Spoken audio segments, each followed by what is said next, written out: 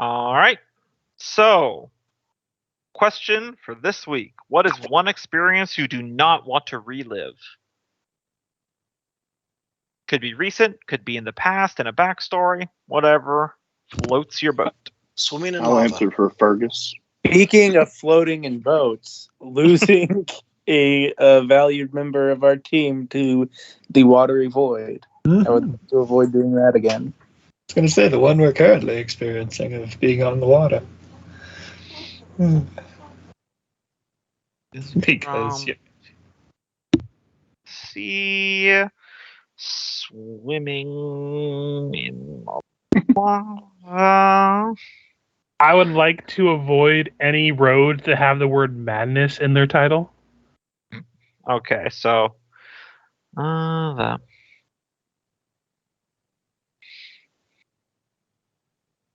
well, good news. It's not a road, it's an ocean.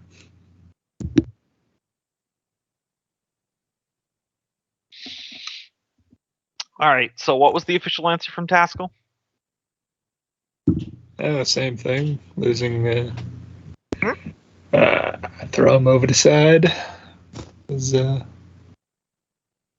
has instilled a not want to be on boats thing.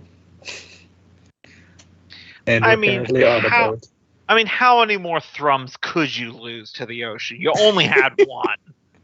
I know, right? It depends on how many children he had with all those wives.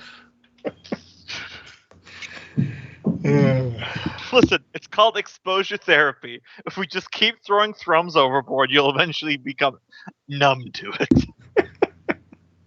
You'll become thrum to it. Yes. I believe that just leaves Jigless. That catfish that swims up your urethra. Up the peace stream, I say, yeah. Mm-hmm. I'm pretty sure it's not a catfish. What the fuck? I mean, you don't know about this world. The candida? Yeah, it's a catfish. It's attracted to urea because other fish gills give that off. Questionable as to if one could actually get up there, but apparently there have been Brazilian medical cases. Oh man, the urban legend is that it'll swim up your pee stream, which isn't a thing. You do it maybe if you are in the water peeing. Yeah, I remember, didn't Mythbusters do an episode about like peeing on an electric fence, and you wouldn't actually get shocked because your pee is not an actual clear stream in which electricity can travel through. Yeah, it looks like it to our eyes, but it's not quite like that. I think it was a third rail experiment, if I recall correctly. Mm-hmm. I just remember a joke video someone made about that, where it's like, yeah, the little fish swim up your pee string and go in your dick, and the guy's like, oh my god, is that real? Hold on, let me go check. And then he comes back carrying a salmon. He goes, oh my god, it's real. What? Mm-hmm. All right, so we put on the dark sailing. We reconnect with the party as you guys are on your ship, the Scrimshaw, outside at the base of the pillar that has Valecroft Manor, which is now currently being swarmed by a circling swarm of blind albino bats. With the exception of your immediate companions, most of the crew is completely passed out drunk at this time. After you had an interesting move us over to that map? Yes. I was adjusting the volume for the music on my end. Apologies for that. After you had a interesting experience in the manor. It looks like we're more or less stranded here until the crew wakes up, eh? Didn't he tell us to leave? He's not going to come kill us, is he? I don't remember exactly how that encounter. He just told you to get out of his house. Was the last thing you knew. I think it's fine as long as we confine ourselves to the boat. You stole his silverware. You brought back his silverware. Oh, you brought back 2 of the 3 people that he took. Man, Jiggles is trying to get keel hauls, huh? Look, when I stole his silverware, I didn't know he was a vampire, okay? That is still one of my favorite interactions from last session, is where you're in the basement with the insane asylum, and you're all talking to him, and Jacob's like, well, to be fair, you kind of did the first thing when you stole the crew, and then he grabs you, lifts you up with vampire strength, and just shakes you, and silverware falls out, and you're like, okay, fair enough. Anyways, I'm going to go into my suit until everyone wakes up. Mm-hmm. Very fair. I've got a spell I'm going to cast on the boat. Tiny hut. Protection from vampires? No, but he can't get in, as far as I know. When you read this, it sounds really powerful. What is it? Yeah, it was on a 10-foot radius. Yeah, and Freya can't be in her suit. So you could all definitely cram together in a 10-foot radius. Despite what the combat grid shows, 5 people can fit within 10 feet. 10-foot radius is 20 feet across, right? Yeah, because it's a 5-foot section and then it's 10 foot around. It's not a 10-foot by 10-foot area. That's plenty big. I think we're probably better off just hanging out on a ship. Yeah, no, on the ship. I could do this on top of the ship. Well, we should also be looking out. And we should pull as many people into this dome as we can. Well, we should at least have someone on watch if we're going to do that. I believe it's clear as well. And besides, your suit can't fit in there anyway. It's clear? Well, it says a dome of force. It doesn't say made of rock. It says the dome is opaque from the outside of any color you choose, but it is transparent from the inside. So he can't see inside what we're doing, but we can see out to keep watch. Well, there you have it. I guess that's cool.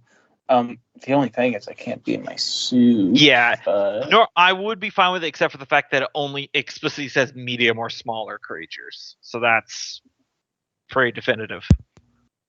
Well, I mean, let's actually think about this. What are we trying to do with this? I'm just trying to keep the vampire out so that we can sleep and take watches and be safe since we can't sail away. Well, Jiggles, if the vampire comes here, we're going to have to fight him. I mean, what? He comes here and say best case scenario, we're able to hide out in your honestly, field? I think he was legit and just wanting to do his. I agree. I think we're probably. I think we're good. I think as long as we stay on the boat, we don't make any more expeditions up towards the house. Bygones are bygones. Let's just hang out, keep watch until everyone's awake again. Well, I'm gonna take a cat nap. All right. Everyone want to just settle in for a long rest? Not everyone's got a dwarven work ethic.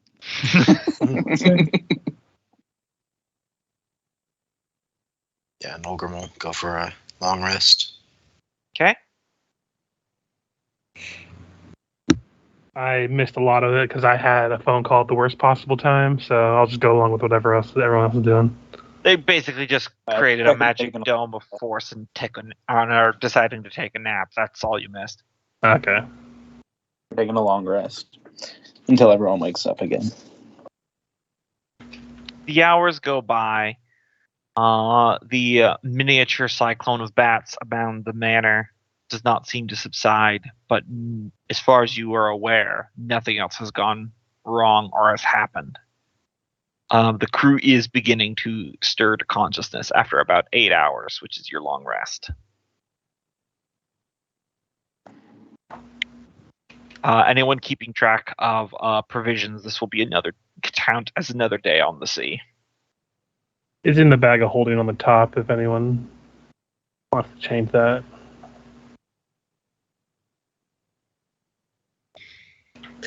Yeah, who wants to do that? I can, if no one else is going to, but I don't want to jump in there if someone's already messing with it.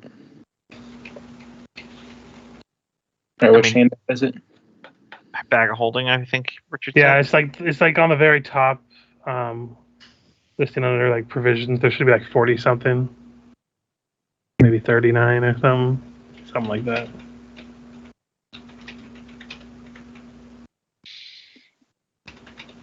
41 days rations, it looks like. Yeah, so it'll be down to 40. All right.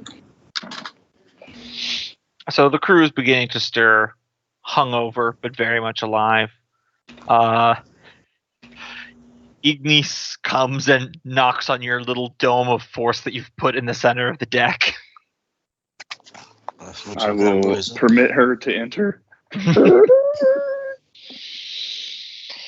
That stuff snuck up on me. Stronger than I thought. What a miss.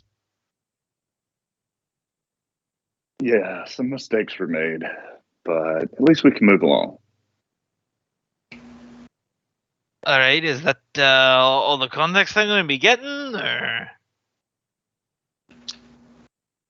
There was a big misunderstanding. Some people got hurt, but we're letting bygones be bygones and we're continuing on. She looks up.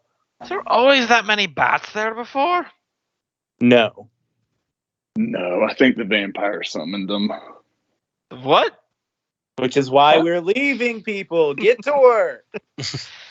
Right, all right. And she starts moving the beleaguered and hungover crew into action for you. All right.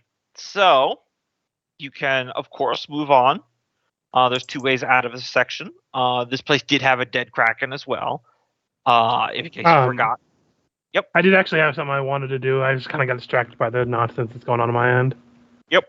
Before we sailed away, I wanted to take out the portable boat and sail closer to the kraken to try to scoop up some of the blood and viscera from the water with as close as I could to it. Yeah, sure. There would have been plenty of time in the long run. Yeah, so I just wanted to do that sometime in the point and just scoop up a bunch into a vial or jar or whatever. I'm sure I have some from all the. Yeah, I'm sure you got something. I'm not gonna bust your balls over it. No skill roll. You do it. You got the boat. You got everything that you need there. It's mainly just stuff mixed with seawater. If you want to get really any good stuff, you need to find a way into the kraken's body. No, it looks like we can go. I just wanted to get some of the blood and some of the like more concentrated rather than what's been diluted by the water, which is why I'm getting close to it. Oh yeah. All right, we can either continue forward or go back the way we came. What do we think?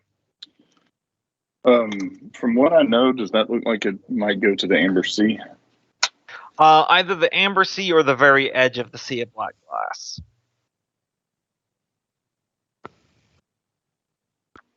Chiglis, you know the locale? Oh yeah, I know it. Reminder, Gumbo, if it goes back to the Sea of Black Glass, is there then a north side entrance to the Amber Sea? Yeah, then there is another entrance to the northeast or just the east that would lead to the Amber Sea. Well, sometimes when you think you know every bit of this sea, you find a new shortcut. So I say we push on this way and see where it leads. Either the Amber Sea or the Gaunt for a little bit, so we should be quiet as we head in. Any dissenting opinions? All right, sounds like that's what we're going to do. So we had a long rest? Yes. You heal up fully after a long rest? Correct.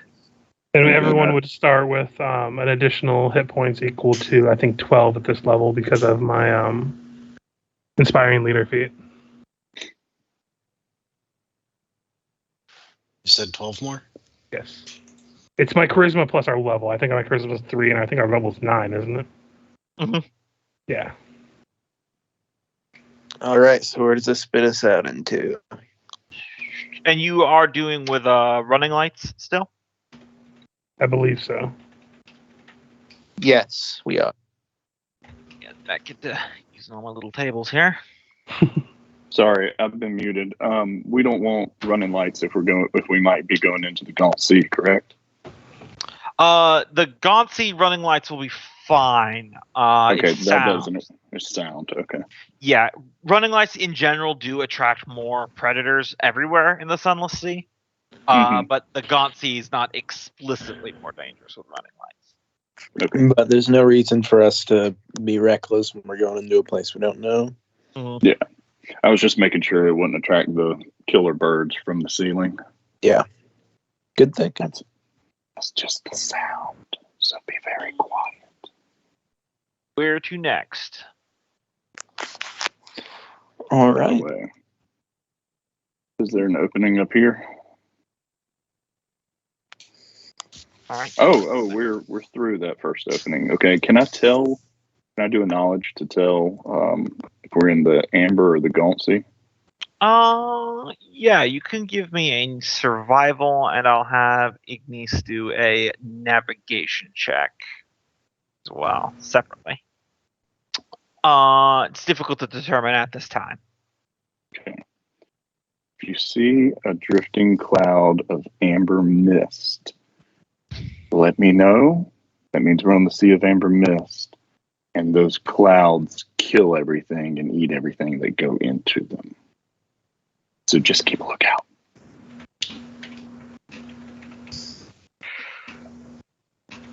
Is it going to be possible to see the Ember Mist without the running lights? You would know that they glow, Jigless. They glow in the dark. Oh, they glow in the dark. So we could cast the lights once we know whether we're on the Gaunt Sea or Amber Mist. All right. But the Gaunt Sea has the jagged rocks. Mm-hmm. Yeah, I would say on a 13, you're very confident that you're not in the Gaunt Sea. All right. Out for now, the whales we're searching for eat the amber mists. So they should be plentiful here. So if we see one, it's good to follow it until we can get a whale. All right, we're looking for whales, people. All right, which direction are you heading? We wanted to head to the north. All right. Let me see here. We see a giant pirate ship.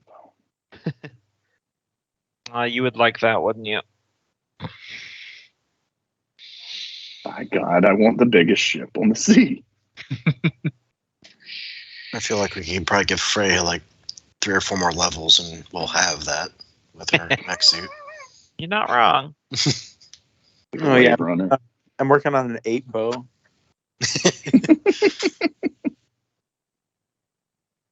Every time I glance over, she's salvaging parts from the ship and putting it onto her mech.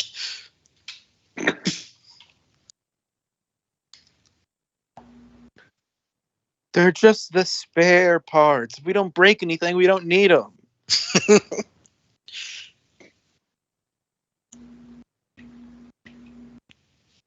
Should your mech suit have an anchor? Are you trying to break things, Nolgrim?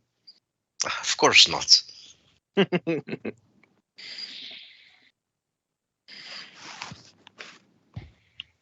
All right. So, as you guys are progressing, you catch sight of the cavern wall. Fergus, who's probably on lookout with the night eye spyglass, sees what looks like a particularly large cave, perhaps on the edge of this. But more importantly, because it's very bad at stealth, you see a large swell of water moving, like something large is swimming beneath the water. I was the one to see this? Yes. Okay, I would let everybody know about it. Does it look like a whale? It's big and it's under the water, I imagine, so. Give me a perception check there. Someone will have to roll for me. Right. That'll be me, because I'm the only one that has access to your sheet right now. Hey, I'd love to be able to do anything right now. I'm still... No, I understand. If you give me access to the sheet, I can probably do it. Okay. I mean, my sheet is pretty basic and stuff, so... Yeah. In player's journal, Freya can be edited by Freya. There you go. You should have access to it now. All right, let me see. Yep, I got it. Find his character background and change the part where he's married to a halfling. You're not playing Thrum anymore. Why are you focused on that? Yeah, I don't care. I'm not even looking at his background.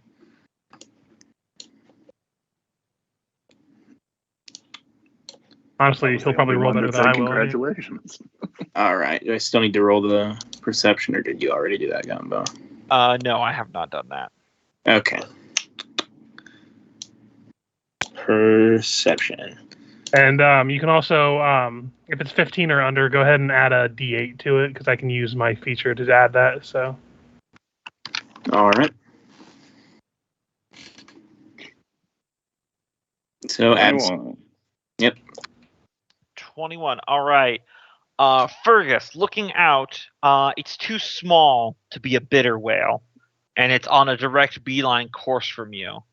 And you see 10 little pinprick glowing eyes in that swell of water. Do we? I would ask Jigless if he knows what the fuck that is.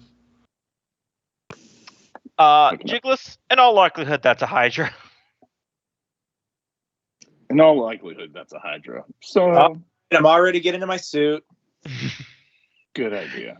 You have just enough time to get into your suit when the Hydra breaks surface on the edge of the ship. While she's doing that, Nolgrim will go ahead and use Armor of Agathis on himself if that's possible. Yep, I'll say you got like 1 round. Yeah. I'll just mage armor up out of reflex. So my AC will be 17, I believe. All right. Actually, real quick, would temporary hit points of Armor of Agathis stack with temporary hit points, or would that just you take the higher one? So if your Armor of Agathis is better, it just replaces the one I give. Okay, in that case, I'll just. It won't deal damage like yours will deal damage if it hits you, but. I think I'll hold off on Armor of Agathis then. Keep a spell slot free. And so we get 12 additional hit points, right? Yes.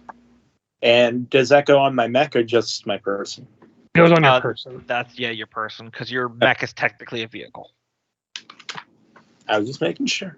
All right.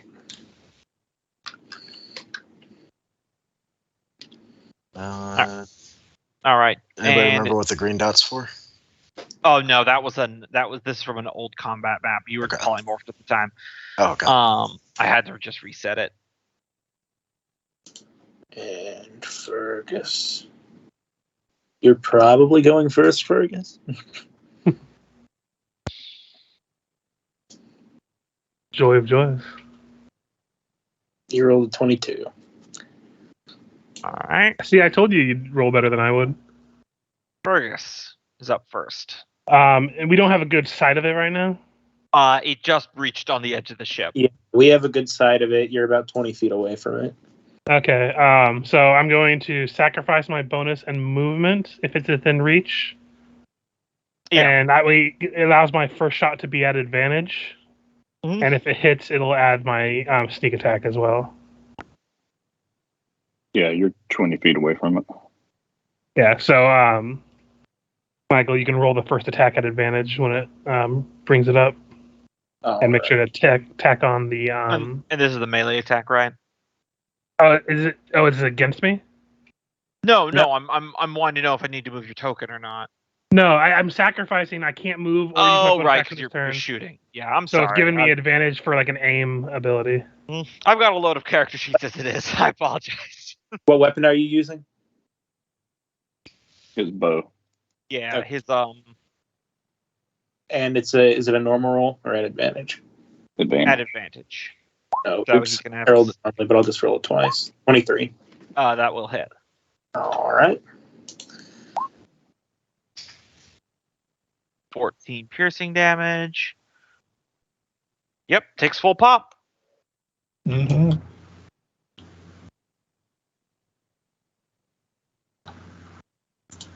Okie dokie. And I believe that's the end of Fergus's turn. Taskell. Well, there's a standard thing of bonus actioning the hammer. Once more, digging through this list of things. That'll hit.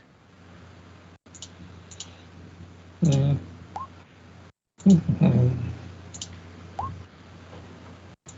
That will miss. All right. Well, that's a full turn. Okie dokie. It is the Hydra's turn. It is going to. I'm back. It is going to make 5 bite attacks. 3 will be at Taskell, and I believe, 2 will be at Nolgrim. So first up, Taskell. 1, 2, 3. So 2 of those will hit. Mm-hmm. On 2.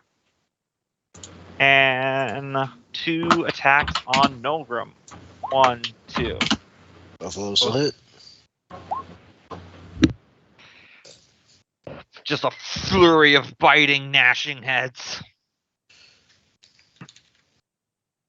Also, fun fact, Hydras do actually, according to the core rulebook, have a swim speed. So I don't know why people don't put them in their ocean encounters more. Yeah, that is that's strange. Then it is going to shift here while it is still very much within Taskell's threatened area, so no AOs. So, Jiggles. Do they have water breathing? Yeah. Before we go on, did he take both my attacks or just the one? Just the one. I thought you said you sacrificed it. Oh, you I sacrificed sacrificed my movement and bonus, but I still get 2 attacks. Okay. Sorry, I got my computer decided to restart right when I was taking my turn. Gotcha. So you could roll that second attack retroactively there, Michael. It'll be a normal roll, not an advantage one. Yeah. With the bow? Yes. With the bow, no sneak attack. Yeah. Bow, no sneak attack. Normal roll. They'll probably still roll the sneak attack. Right? Doesn't matter. The 12 will miss anyway, so no harm, no foul.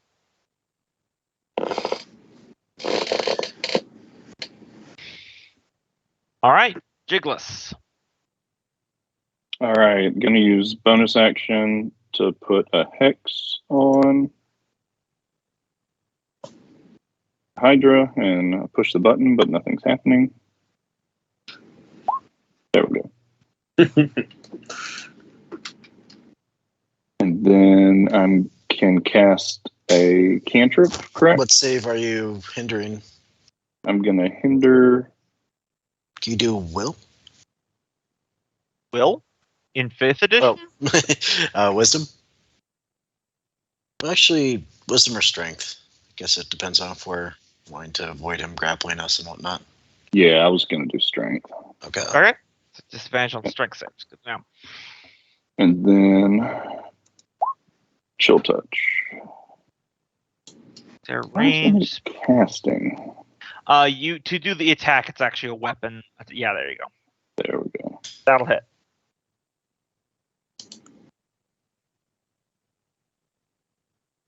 All right. So the first one's the hex damage, and then the necrotic. And with chill touch, he won't regen. Mm-hmm.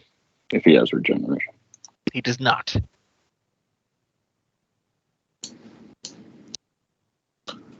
Okay. Freya. All right, so I'm climbing up on here, the edge. Mm-hmm. Then I am going to fire off my Eldritch Volley Cannon at the Hydra. Mm-hmm. So let me roll that. Ooh, that almost certainly hit. And it'll do a nice chunk of damage there. So that would be 49.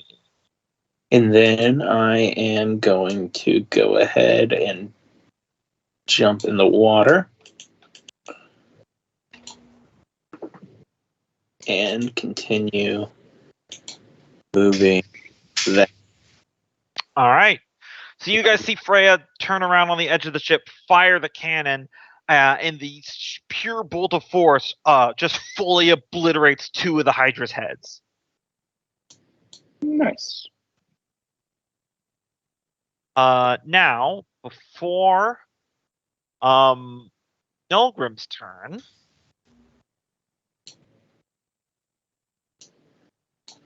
let's see here. One moment. My computer's about to restart. I might. Is this like the 3rd restart?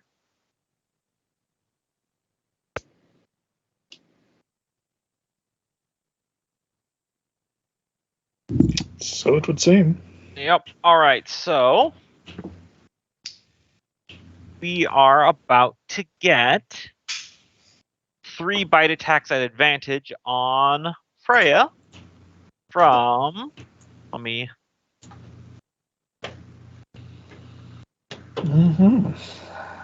Because there was some invisible dire fish in the water. Oh, that's just rude. They'd followed you for a past couple miles. So, and since they had invisible, they get advantage. 1, 2, 3. I think only the last one will miss. Let me check right quick. Yeah, the suit's AC is 15, so yeah, that'll hit. All right. So you take 24 damage as they bite onto you. Let me check one thing really quick. I clicked on the suit on my sheet. Could I? No, that the other one was 19, right? Yeah, so shield wouldn't give me avoid it. So yeah, that won't work. So we're good. So your suit takes 24 points of damage. Thought maybe I could use shield, but it just wouldn't give me enough. Today's not been a good day.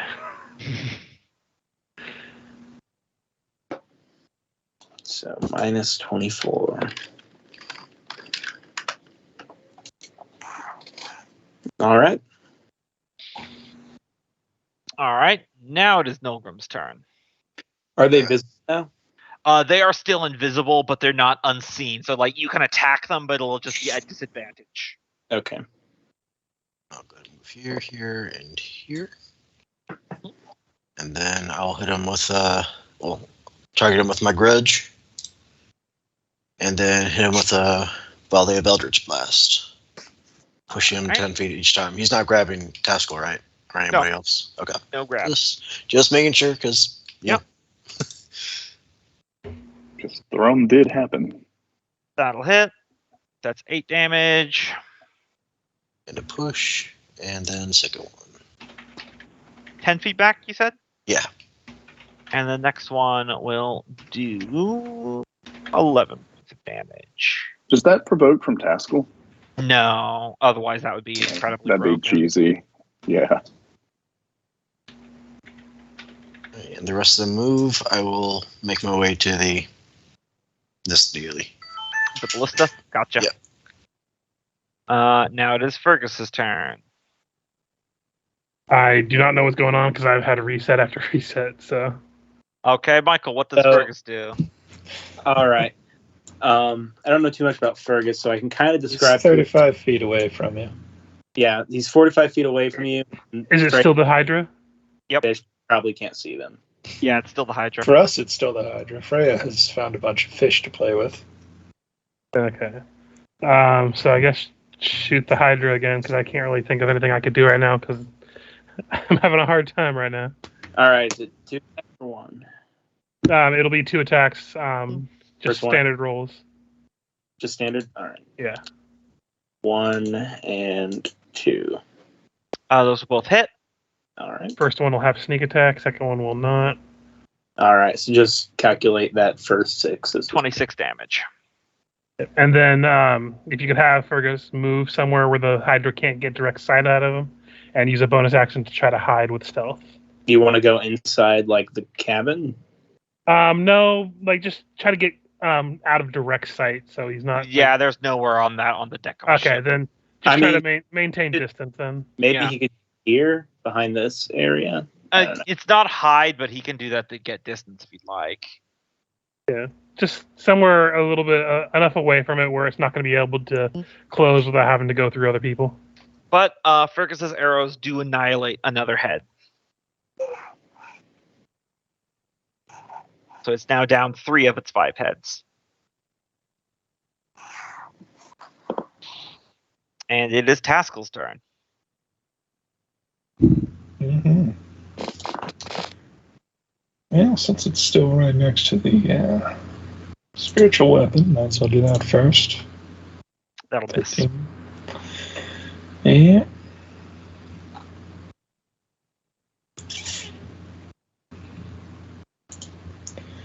Yeah, I could swap to my crossbow, but I don't feel like it, so I'm going to just cure wounds myself.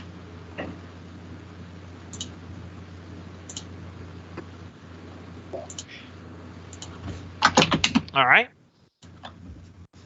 Yep.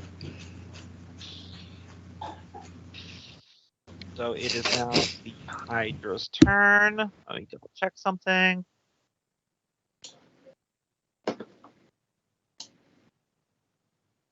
Okay. Cope, how long is that chill touches stopping fast healing last for? 1 moment, please. Let's see. I think it's just for a round, isn't it? Yeah.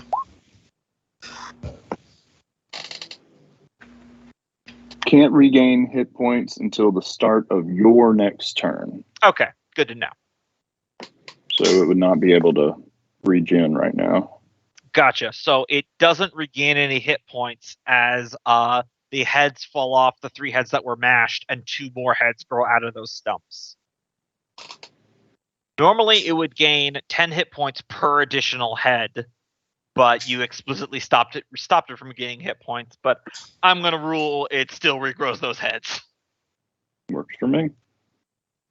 And now it is going to swim back into range. Now that it has, actually, well, I put a 6 there, but it's 8 heads total right now. And it gets 1 bite attack per head.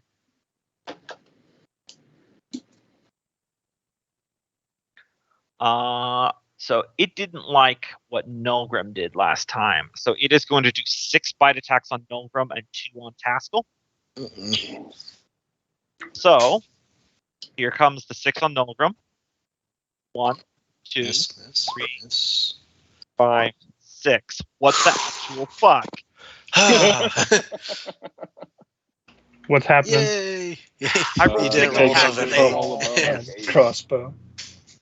And 2 on Taskell. 1 hits.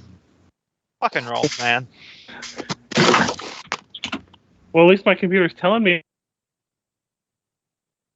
Apparently, he started again. This is not his night. No. Not his week, really, but Bigless. Same verse. That'll hit.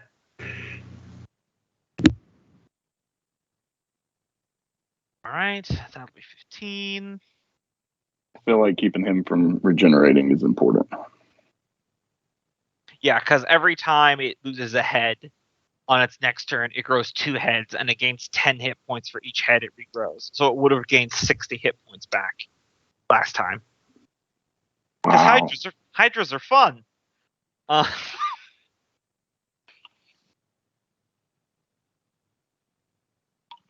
Okay, is that your entire turn? Yeah. Freya, you're surrounded by fishies. All right. Well, first things first, going to be rolling to see if I get that cannon back. D6. Nope, not yet. All right. I think I'm just going to take the attacks and climb up back onto the top of the ship. You are currently grappled by one of the fish, so your speed is 0. So you need to use your action to break the grapple first. All right. And it is your suit will make a strength check. I don't think I wrote down the DC here, but 22 will definitely do it. So. All right. And now you can climb back onto the ship. They will also, just so you know, I think the green bar is your Freya's health and the 72 is your suit. The blue one is your suit. Oh, yeah, you're right. Let me change that. It was 24 damage it took. So. And then I will get 3 dire fish attacks against you. As you provoke an attack opportunity when you leave the threatened area. Go ahead. still at advantage because they are invisible. Miss. Hit.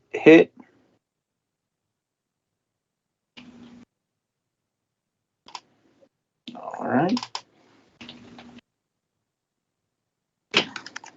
I'm back again, by the way. Are you sure you don't want us to do something that you could participate in with just like your voice chat or something, Richard? Because it sounds like you're having absolutely no fun right now, and then that bums me. I keep getting restarted on my computer and shit. So at this point, it looks like I'm just gonna have to like reset the factory settings, and that means I'm just gonna be gone all day anyway. So I'll probably have to do that tomorrow. Mm-hmm. So this isn't on anything about that. This is just me being frustrated. My computer not working right. Okay.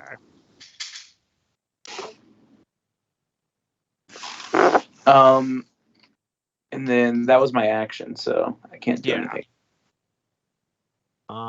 Wolffish are just going to do some stealth checks to disappear again.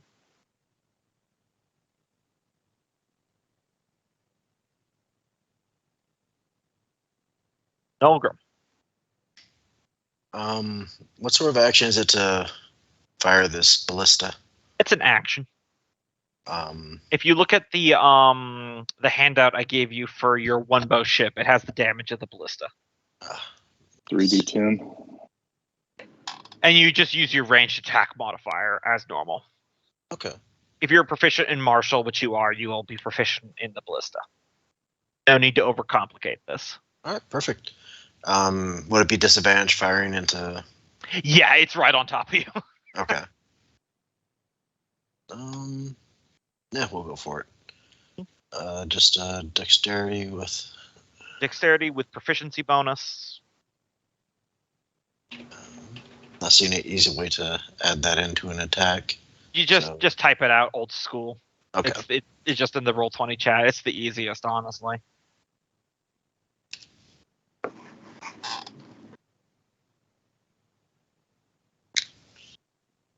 Twice, take the lowest. 11's probably gonna miss.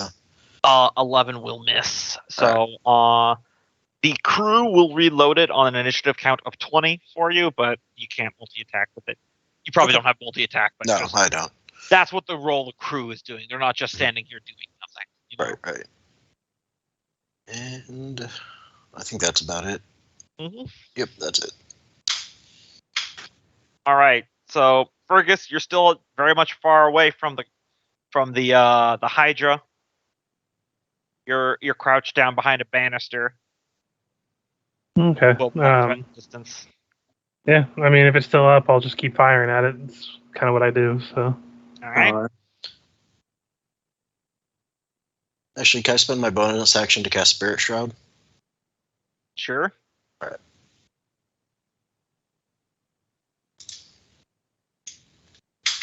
I think that first one. First one will hit. Yes, and that one will have a sneak attack, so it's 16 points of damage.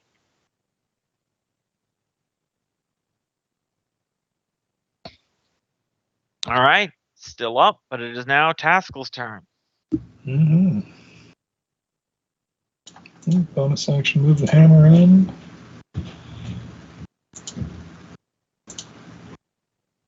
That'll hit. And he's back within action range. That'll miss. Yeah, missing. All right, it is the Hydra's turn. It's going to do what it did last time. 6 attacks on Nulgrim. 2 attacks on Taskel. 1, 2, 3, 4, 5, 6. Good. At least 4 of them were high. So Nulgrim? AC of 19. Okay, so 4 of them hit. Yep. 1, 2, 3, 4. You take that much damage. On the first hit, I would like to hit him with Hellish Rebuke. Okay. So that will deal. I'll upcast it too. So that's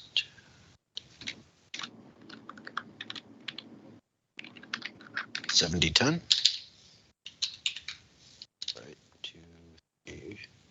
5, 6, 7. Yep, okay. 70-10 fire damage. Let me see if this works with my hex as well. Yeah, because your hex is every time you deal damage. Okay. And then...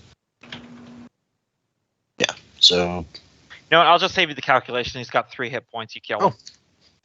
Oh, yeah. So, save myself a lot of hurt. I mean, you still take 12 points of damage. Yeah. But that's a lot less than... It's a lot less than 48. All right. Unless you guys... Are Hydra carcasses worth anything? They're mostly sinew, so you might be... If you take end your day here to harvest it, you might be able to get additional rations. We got plenty of rations. Just didn't know if their teeth were valuable or anything. I mean, certainly that Kraken would have been if you could get it verified, but... Need to invest in some kind of bait to let out so that I can get in the water.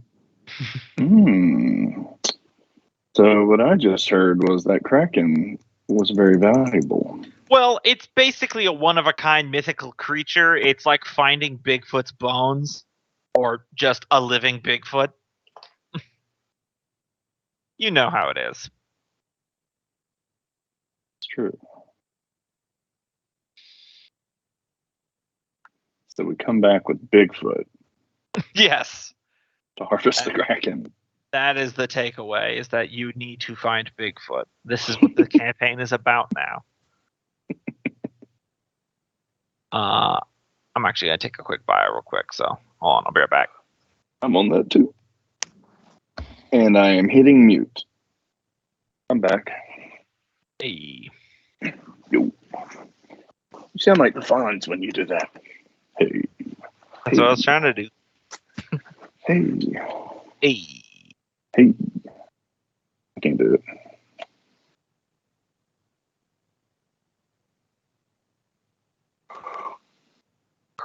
So, we waiting for anyone else to get back? No one else said they were leaving. Speak up if you're not here. Richard just rejoined. Yeah, I'm just here again. You sound like you're completely and utterly miserable, Richard. Sucks, Richard. Not from the game. I wish I could play the game right now. I'm just fucking... Ugh. Well, I hate to report you missed it, and we won. Mm-hmm. Yay. Found Dammerhall, kissed the dragon, killed the girl. Who knew all we had to do was become pirates to do this? Yeah. All right, well, I think we're going to keep on moving. Is Michael back yet? Because he's still muted. I didn't know if he left or not. You and I were the only ones who said we were leaving. Okay. But that being said, everyone's very quiet. Yeah. Mm-hmm. I'm just having time of my life over here. There was a Kenneth. Mm-hmm. Well, I knew Kenneth was here. I can tell the silence of when he's here and when he's not here. I don't even know what that means, but I like it. Well, I'm just going to start downloading the things I need to back up and get prepared to reboot my entire computer tomorrow. Dang, I haven't had to do that in a while, knock on wood. I mean, not to like change gears here, but we could do like my backup when we were missing someone idea, which is all theater of the mind anyway, so at least you could be on equal footing with everyone else, Richard, for playing. Yeah. Because that's all theater of the mind. So that's just a thought. I mean, it's up to you guys. I'm going to just go through trying to do what I can do, but... And it'll probably be what we do 2 weeks from now, because I think Loki's going. Yeah, it's either that or Michael's One Piece. So either way, really. Am I wrong on when you were heading out for something? I know you said you were going to miss a couple weeks at some point. Yeah, I believe next week I'll still be here. It's going to be the day before I leave, so I'll try to get all my packing and stuff done. You said you'd be gone the 15th. Yeah. And Richard's starting his liquid diet. I'm starting that on the 6th. So yeah, and then your surgery is the week after. Surgery is the 20th. Yeah, and so that Wednesday will probably be that Wednesday else. For sure. So like even if I show up, I'm not gonna be. Yeah, between my backup idea and the One Piece thing, I think that's gonna be most of June. Like we could probably get in Richard's thing next week, assuming Roll20 isn't still hating him. If that's the thing, it's working on my wife's computer. Mm-hmm. So by all accounts, it should be working on mine. It's just not. I mean, I would recommend. How old was the computer? I mean, I've had it for a while, but hers is older than mine is. I was just gonna say, Richard, I would recommend before you do the whole factory reset, just like try it tomorrow after turning it off. I know you've already turned it off, but like give it like 24 hours because I've had weird stuff like that as well. And then for some reason I turn off my computer and then I go to work and I come back the next day at like 6 o'clock at night and it's all fixed and nothing happened and I don't know what happened, but it just time expired again. Oh yeah, that happens too. The big problem with Roll20 on a specific device that haven't been present on other devices in my house. So I would say, yeah, give it a hours. The only reason I'm more concerned is because it's also not just Roll20. It's happened to a couple of games of mine today too. Oh yeah. So it's not just exclusive to Roll20. Do they all go through browsers? No. Roll20 was with the browser. I tried to go on Overwatch today and it wouldn't let me connect to that. Do you have enough free disk space? Oh yeah. Okay. Because that happened to me recently. I've had to. Let's see. I still have my games. I still have most of my C drive empty. I'm gonna grab it. I've only used half of my D drive, so. Well, I mean, we're at a good stopping point. Yeah. So if we wanted to like switch gears to the Borderlands thing, because that's all theater of the mind anyway. Like there is in Roll20 character sheets, but they're so simple. Richard could easily just do the exact same thing with a literal piece of binder paper right in front of him now, and it wouldn't really be an issue. So it's just an idea. I mean, we can keep going with this too. I'm just floating it. If Richard actually wants to not just be doing taxes while the rest of us are having a fantasy adventure. Taxes.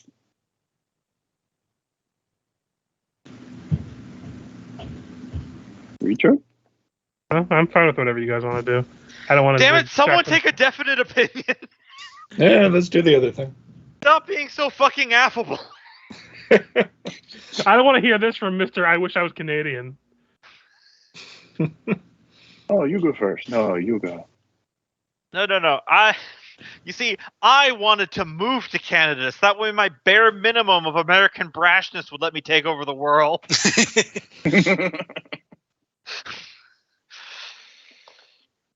No, they told me I was too nice. Anyway. You're really not supposed to build that there. That's not your property. Okay, I guess you've got to help me now. So, all right. Michael, did you hear what we were talking about before? No, what were you saying? I was saying that perhaps since Richard can't get into Roll20, we switch gears from Sons of Dammerhall to the Keep Under Borderlands thing I prepared, because since that's all theater of the mind anyway, Richard could just use an actual pen and paper, like binder sheet, piece of paper to do a character sheet, and he would be at equal footing with everyone, so he could participate as well. All right, sounds good. I'm down.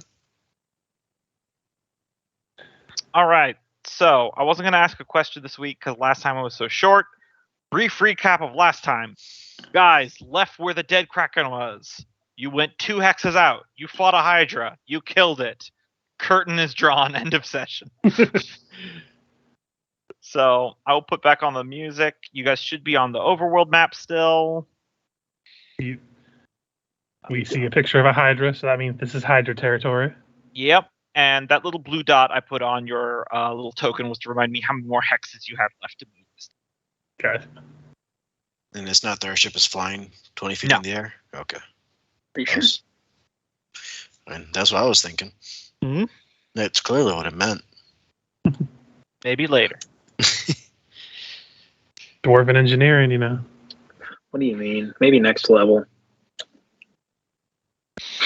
I prefer Soviet super science. Thank you.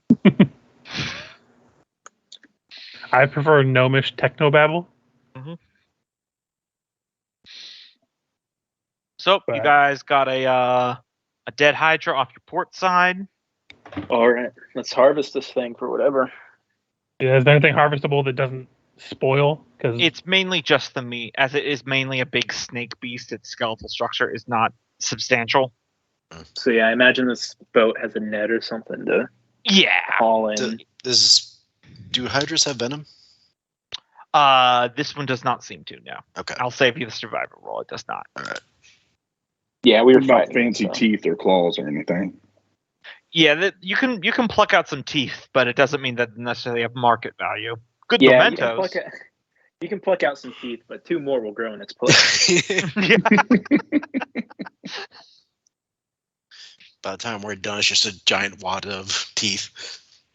God, that'd be horrifying. Right? Just giant one way to kill a wads of just giant wads of undulating teeth on the end of these giant snake bodies. Just oh god. I mean, I know I don't like dentists, but still. At least you never have to worry about cavities if they just keep growing. Yep. All right, so I think what we're doing is we're going to haul this thing in, and then let's get some of the guys a good survival rolls to try and harvest. I can help with that. Yeah. So what are these? I guess we'll talk to our expert on board, which I guess would either be Jigless or was there another dwarf on here with us, or was it a? There's the Duergar. Like I can never remember her name, but I call her El Diablo. Ignis. Yeah. But Jigless is clearly. All right, so I don't talk to Jigless. So yeah, let's ask and see what from the Hydra is the most valuable, and if anything, like what we can. Like I imagine it's a fair few of the organs we can just throw overboard. Yeah, it's mostly the meat to supplement the rations on board the ship. Yeah, these things are pretty worthless.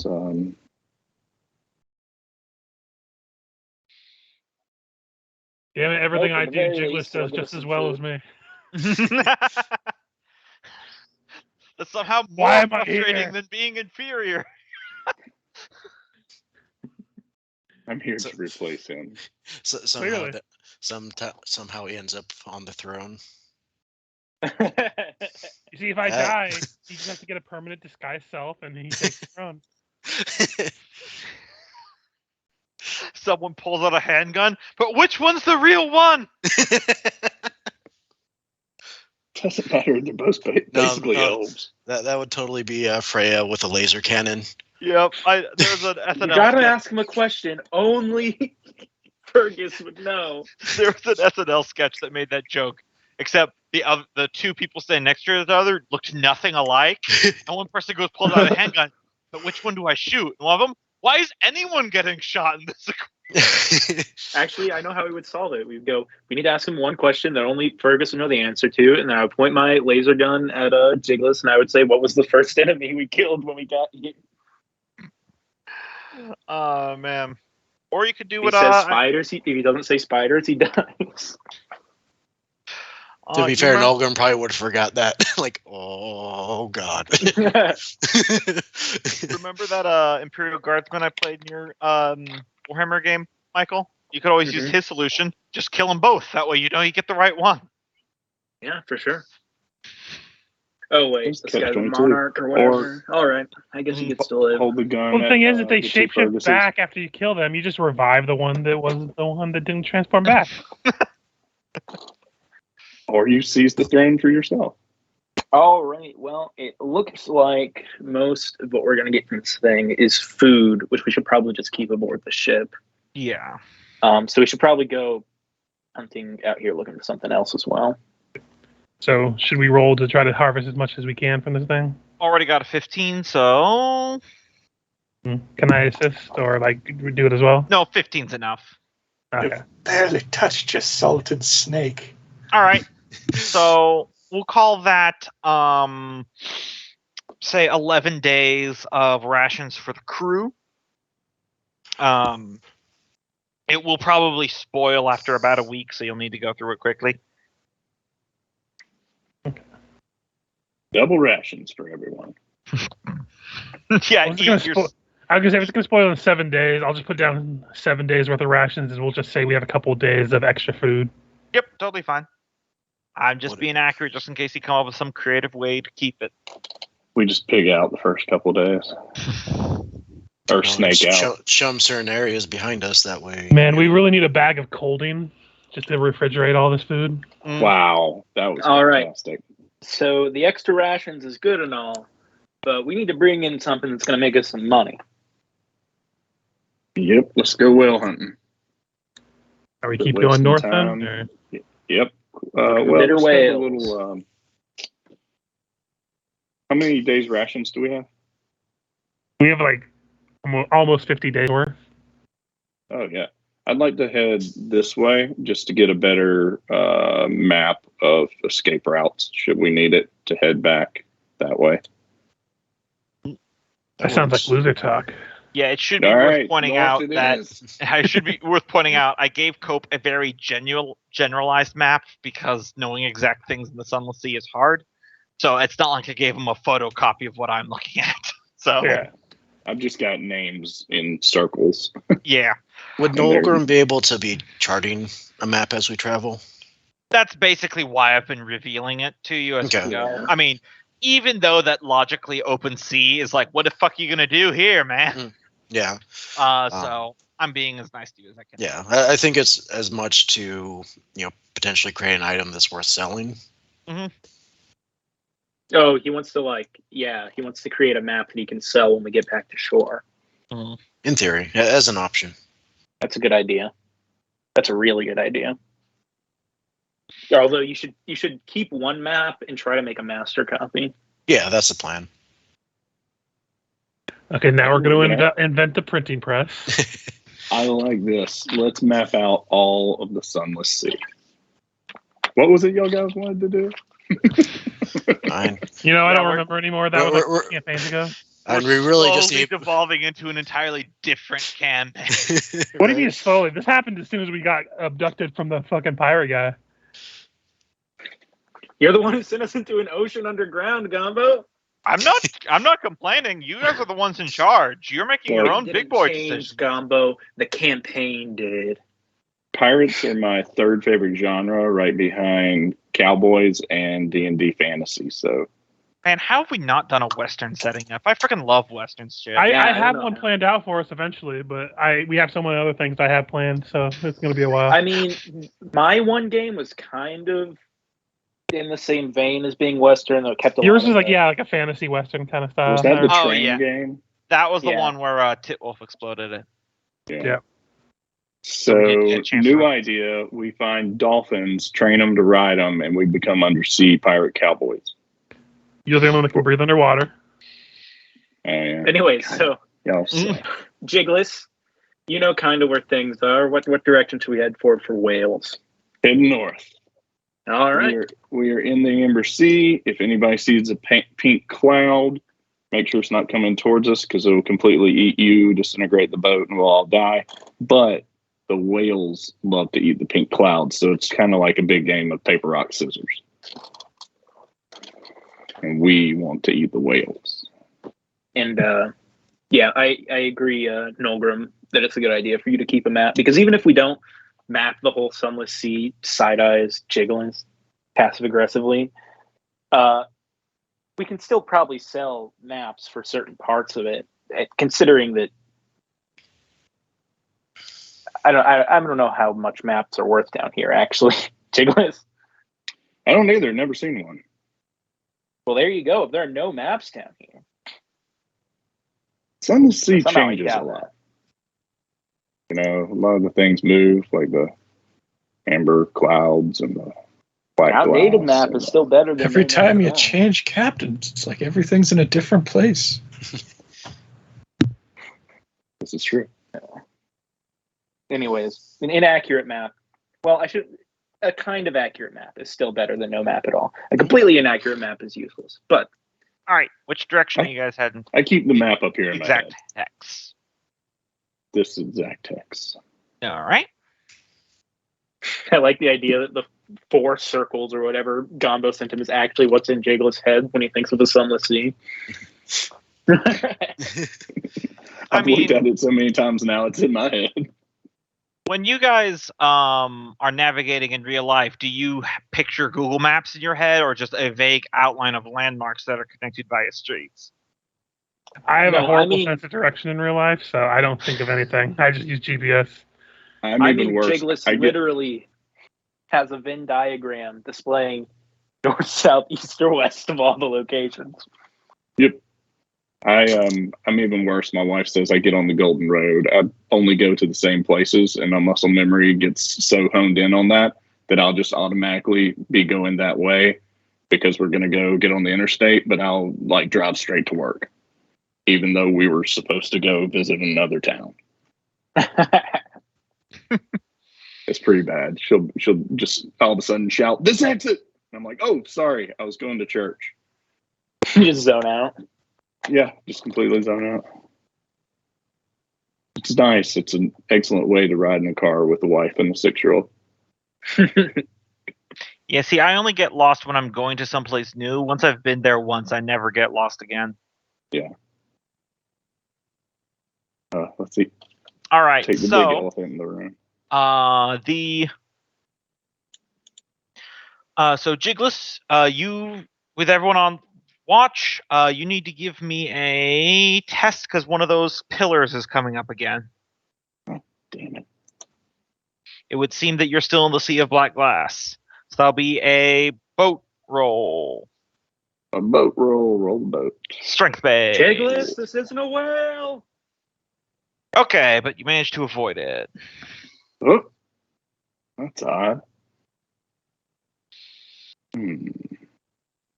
Okay, and then... So we're still in the sea of black glass. So eyes out for black pillars. As you're pulling past the pillar, Fergus, you're on watch, correct? Mm-hmm.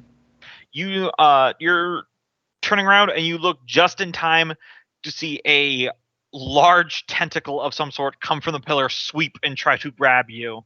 But you Not duck again. it because I rolled a 3 on its attack roll. So that's more than enough to avoid it.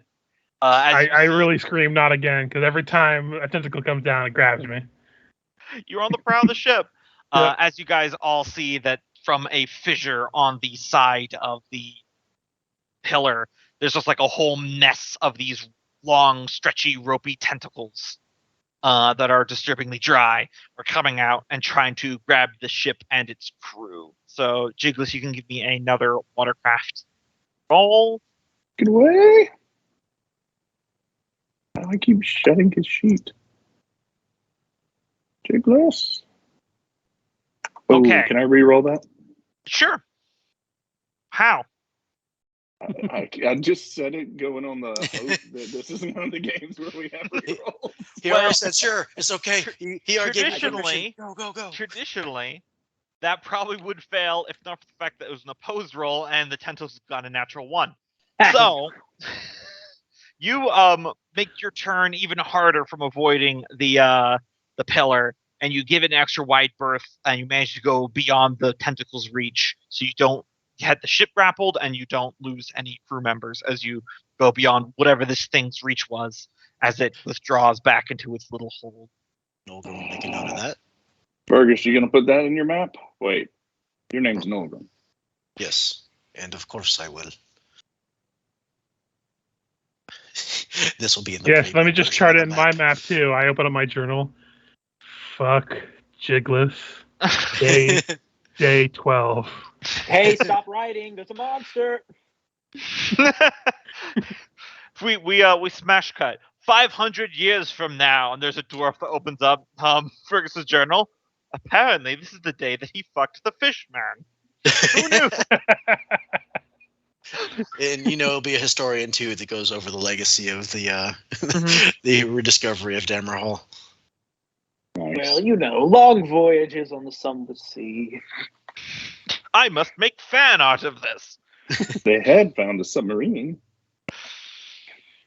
You just see this guy with a monocle that's like a historian. He's like, looks at the journal. I ship it. All right. Get it? They're on a ship? Mm-hmm. Good show. So I did the math. You guys actually don't have 4 more hexes. You have 5 more hexes. Though I'm going to say 4 because you probably took some time harvesting that Hydra. Yeah, sure. So 4 more hexes. Is this a hex right here, or is this like a? Yeah, you can follow the wall if you want to do that. Sure. We can either that, or we can go here if we're looking for like a gape to get through the. We'll get them all. I say this. Just so. All right, this way. Fill that out. Yeah.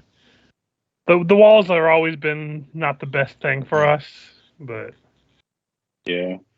Just so y'all know, I've never been in this little cave system back here behind the vampire's house, so we may just be coming back out in a minute. I don't know. Combo's checking the things. All right. Area. Open water.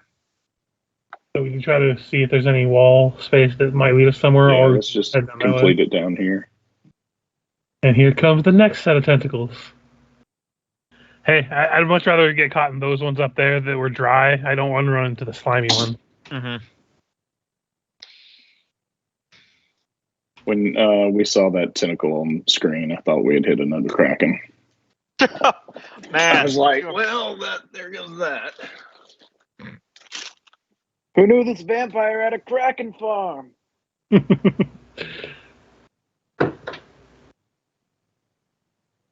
Combo's writing that one down for later. And let's continue. I mean, krakens are like I was going to say primordial super beings. Like, Combo's mad he didn't think of that for Manfred. So yeah, I'm guessing that each square also represents. I'm sorry, I can't hear you over someone really getting into some Halloween candy. Kind of more like a bag of chips to me, but I was opening the mail and I got just something. tearing right into very it. excited. Michael sounds like he was going to make some really good points, and all I hear was. That was mail. I thought for sure someone was just like. I thought you were opening up like a bag of large Doritos Starburst or something. Anyways, what I was going to say is, are we able to see the walls, or is there like a horizon? The darkness goes beyond even what you can see with the Oh yes, it's the spyglass. Okay, I forgot how dark it was. Yeah, let's see. All right, so Jigless, give me another strength check to avoid a glass pillar. And yes, as you can see on the map, there's more tentacles. Oh, and the dark vision of all of our telescopes and stuff. Mm-hmm. Can Nolgrim be helping by just firing his Eldritch Blast to push and deflect the tentacles? Well, this is still the trying to avoid the pillar territory right now. Oh, okay. So we're resolving one thing at a time. Okay. All right, so... Hold on, laddies. I'm going to ram this one. You'll never see it coming. Let's see. Okay, so that is a failure. Let's see. All check for spotted, or all check to avoid or take. Okay. The ship's hull is going to take 14 damage. If anyone has the ship's damage threshold. So the hull?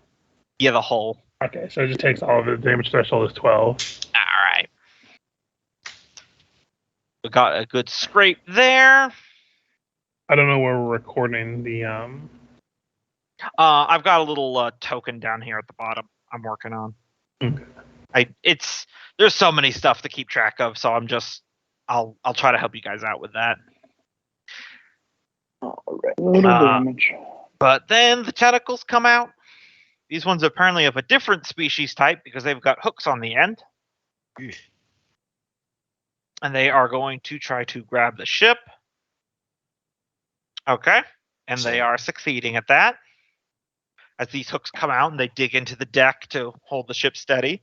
Does he not get a watercraft to try to avoid those, or is that just because? Oh yeah, he can. Sorry, I was getting ahead of myself because I rolled an 18.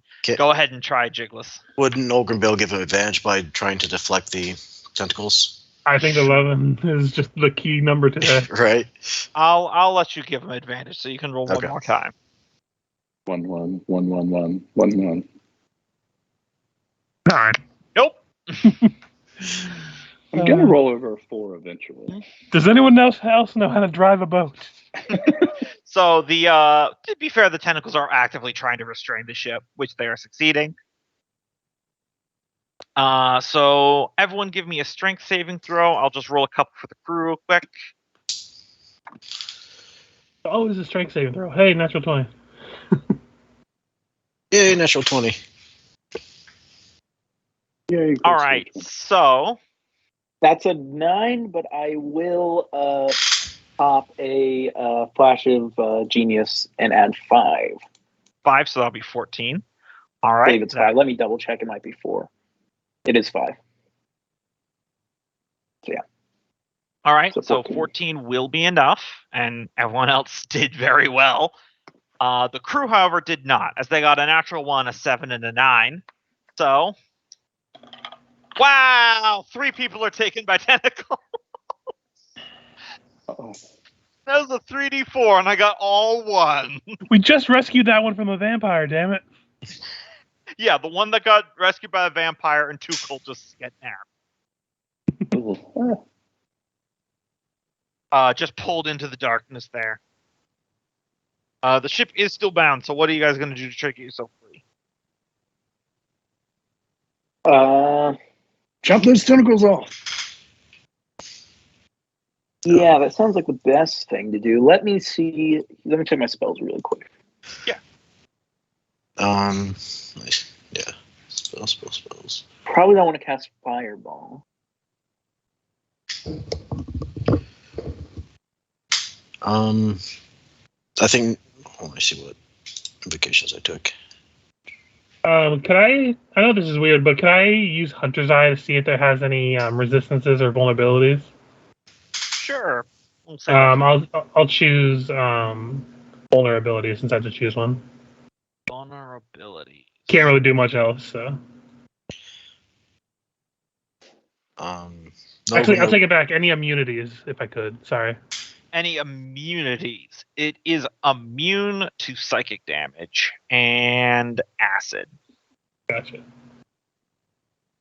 No vicious mockery. Gonna make fun of his hook hands. I would just relay the information that seems like it would be resistant to or immune to those. Which ones? Psychic and acid. Okay. All right. So I think I will open up. I guess we should probably just attack this thing to get it off. Or like it doesn't look like one thing; it just looks like a mass of tentacles that's coming out. Yeah, it's just kind of coming out of a wall. You don't know what its central body is. At this point, it's just trying to get the ship free so you can put distance to it. Yeah, I was gonna say if there's a central area that they seem to be coming out of, when I get a chance to, I'll shoot at it. But that's about as much. There's like a narrow crack into the wall. Since these tentacles are boneless, they kind of just like are able to squish and compress and come out of the wall. Okay. Would Nogrumbil use his Eldritch Blast, the pulling invocation, to keep the tentacles that currently have the crew grabbed, or at least potentially up to 2 of them? It's like a chameleon's tongue. Those 3 crewmen are gone. Okay, so I got you. Yeah. So Gumbo, I have a question. Yes. So my bow can go ethereal as much as I determine it to. Can I have it go intangible until it's like a foot past the wall and shoot into it that way? That way I can ignore like whatever cover it has if it's thinner than that before it appears into where its body is or whatever is in there. You can, but we need to see what everyone else is doing first because after everyone else goes, then the tentacles try to grab more crew. Yeah, no worries. I just wanted to ask before I start. But yeah, since you do know it's there, as per the writing of your bow, you can shoot it. Okay. But I'll leave it everyone else to their devices. Yep. Okay, well, I am probably just going to shoot a cannon at one of these tentacles. All right. Shoot the cannon at not at. So the tentacles are like stretching out from around this pillar to grab us, right? Yes. Which means they've got to be pretty long. Oh yeah, quite long. So yeah, I'm striking obviously at a part of the tentacle which is not on the ship. Yeah. So closer to the base of the tentacle than the tip. Yeah. So let's call it AC 13. All right. Yep. That blows through a hell of a lot of tentacles there. So I would say with that amount of damage, its attempt to keep the ship grappled next time will be at disadvantage. If anyone else is able to lay more hurt, you might just be able to get it free, and Jigless can pull you away. Yeah, I'm going to chill touch one of them. That will miss. The other two. But we still have Nilgrim and Taskell. I just have the image in my head of Freya doing this fucking insane shot with the Eldritch Volley cannon, and Jigless goes up and pokes one. It doesn't do anything. I think Nolgrim will go ahead and cast Shatter. All right. Especially around that opening where they seem to be coming from, see if he could collapse it in on itself. Don't roll damage. I would say that's enough to either cut off the area or make it want to withdraw, as it gives a kind of disturbing screech and pain. Some tentacles are severed and it withdraws others, so you're able to get the ship free with the expenditure of a spell slot. All right, I get a couple of the crewmates and we reel in those tentacles. As the ones that are cut off, they're expelling a great deal of some sort of clear liquid from where you blasted them apart, and they're shriveling up like raisins.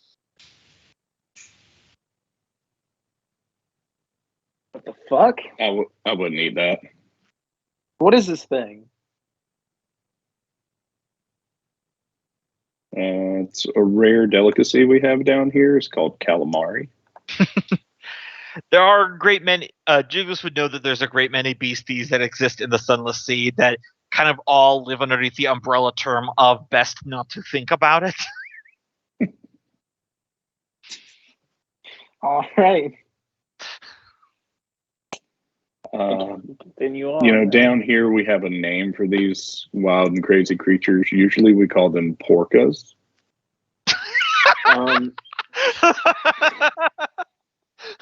Just like all the crews are nodding. Yep, porcas. Yep, it's very much an umbrella term for underdark creatures. Turns out, right. Class? Why is everybody rubbing their eyebrows? Anyways, well, if we can't harvest anything from this, then we are probably going to continue on. I will grab Taskell and see if he wants to help me repair some of the damage on the ship as we go. Yeah, Nolgrim will try to help. Oh, can Nolgrim cast me? No, sorry. Yeah, no. Yeah, I mean, yeah, we got the spell, so there's no reason to actually put some elbow grease into it. Well, you guys are rolling that. Which direction do you want to go so I can do all my rolls? Jigless? Yep, keep on moving. That's fine. All right. We might find some lost underground city. I think we're just going to get more tentacles. More tentacles. I'm surprised the crew hasn't mutinied yet. Actually, this is pretty standard for a Sunless Sea voyage. The fact that they've only lost 3 people is a pretty good rate for this deep into it. Jigless would explain it as this is his best voyage so far. I imagine Jigless has also gotten shit on a lot less compared to most crews. And that's kind of sad. Trying to see, would mending actually work here? I wonder, will we actually need to get this fixed? Because it does say the breaker tear is no longer than 1 foot in any dimension, but it also says the spell can... Oh, yeah, I guess it wouldn't be able to then. I don't know. Well, what does our damage look like? It's It's very 14 damage. Yeah, it's very minor. So I would say, of 250, I would say it's low enough that mending could still work. If you were at like half of 250, then it would probably be beyond that. But it's still pretty minor at this stage. Mm-hmm. And yeah, that's cool. What was I? Did the suit has its own ability to heal? What was I doing before? Oh, you know what it was? The other robot I had, the companion one. Mm-hmm. It had an ability to let you use mending, I think, to heal it for 2d6 or something like that. But yeah. All right. You guys have one more hex for the day? Oh, no long tentacly thing. Where do you want to go? No pillars, no counters. I think up here, because if we're going to rest, or we're gonna. If we're going to rest for the night, let's avoid being close to a wall. It is worth pointing out you don't rest for the night. This is 24 hours trap. Okay, I got you. Yeah, so if you wanted to rest, hold still for a night, then you would be moving half the speed you are. Gotcha. Yeah, that's once again, that's the point of having a crew. That makes sense. So keep on trucking. Yeah, I just kind of be nice by assuming that you guys are awake for all these encounters. All right, so north. Yep. And I say we just move up, try and see if we can get into the Amber Sea. So keep heading north, and 3-hour tour. All right. So as you guys are coming along here, continuing through open waters, there is a sound kind of coming up from the water that's like this high-pitched, inane gibberishy, like a bunch of voices overlapping. And it starts kind of giving you a headache until the voices start kind of turning into like a shrill screaming sound, and you hear splashing in the water. What's anyone doing? Steering the boat. Make sure they're not eating the wheels. What creatures? What is it? Yeah. I mean, I just described what you know. So I'm going to. Oh, go ahead. I'm going to go to the rim of the boat and pull out of the bag of holding that hand mirror to kind of look over the edge with the mirror. Mm-hmm. See if I can see anything that way. Mm-hmm. I don't want to get line of sight if someone's going to try to pull me under. You see what looks like a goopy layer of lumps of pale flesh with eyes, mouths, and tongues, like oil on top of the water. But it is being absolutely savagely pulled apart by giant 8 to 10 foot long leeches and several razor-toothed fish. And you were pulling away from it as it is being devoured. I just look at everyone. Guys, I have no fucking clue what I'm looking at. Well, what is that you said, Jigglis? Try to forget about it? I gotta look. He's gonna look over. Does he recognize it? That is a gibbering mouther being absolutely murdered by dire leeches and wolffish. Yeah, that's a forget about her. So, a little clarity for you guys. I have been rolling random encounters, and you guys had a school of dire leeches and these invisible wolffish following you, and then some gibbering mouthers showed up, and I'm like, they'd probably just eat that. So it's being swarmed. Nature's fun like that. I like it. Sometimes random encounters can happen to other people while you're in their vicinity. And note to self, don't jump off the boat. Sunless Sea's an unkind place. All right, let me move up the time tracker one more day. I hope you guys are keeping track because it's one more day of food. Hey, happy anniversary, guys. It's day 300 of your expedition for Dammerhall. It's been 300 days since you went underground. Loved every minute of it. Wait. I've always been underground. Not you, Jiggles. Someone light a candle for Fergus for him to be crying over. We're like having. God, the day having a Jiggles sees celebration. somebody, he's gonna shit bricks. We're like having a celebration on the ship, and Jiggles comes by and he's like, it really didn't feel like that.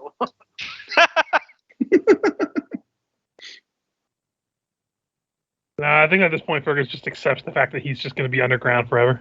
Mm-hmm. I mean, you already died once. All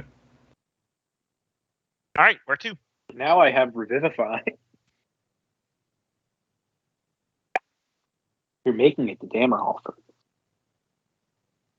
Is that the agreed upon heading with everyone? I'm fine with it. We don't really have any set goal here, so I'm just letting Cope take over the reins since he's piloting. Doing my best to try and get us up there to the Amber Sea, which I understand is this floating bubble here. It's squishy. I can touch it in my brain. All I can imagine is you just pointing to a vague spot that's empty in the room around you, Cope. Oh, can I use this? Detect ocean. The spell. They exist for there. You can name a major landmark. Yeah, you can do that. All right, I'm gonna pop a guiding hand and get us where we're going. Guiding hand. Let's see. Let me see if it'll take into account paths or just direct. Vision, phone map, the landmark. Otherwise, whenever you moved in the same speed, you moved. It moves in the direct point. Okay, in the most direct path to where you're going is what it looks like. Yeah. So the landmark I'm looking for is the Sea of Amber Mist. The entrance to the Sea of Amber Mist. Entrance to the Sea of. Entrance to the sea. Arrow points this direction. Okay. Because I don't want it to point to the wall where I know that Amber Mist is on the other side of it. Yeah. So it points this direction. All right, let's follow it. All right. So do you want to move? I assume not through the tentacle and Hydra hexes. Sorry, which way did it point? Yeah, we'll be avoiding the walls. We'll slalom right through there. All right. So, give me 2 strength checks for the pillars. Do I get a bonus since we've encountered them? Nope. These are 12-mile areas. You're absolutely not going past your same path. Yeah. All right. 1 fails, 1 succeeds. So the ship takes 16 points of damage. I feel like in our first few days, this ship never took any damage when I'd bump them. Well, it's because you were rolling under the DR. Yeah, because it's a 3d10 and then it's 12, so there is every possibility it's just not high enough to damage. Yeah, there's a really decent chance it doesn't do any damage. Yeah. All right. So we're down, I believe, what is that, 30 points? Mm-hmm. Or did they heal up that damage? Well, they never rolled. All right. Not getting our deposit back. There you go. Speaking of which, where to probably next? Just to this one or this one. I vote this top one. Sure. All right. First off, could you give me another strength check for pillar there? For the ship. Damn it. All right. Check for pillar. Funny part is he's actually still good at this.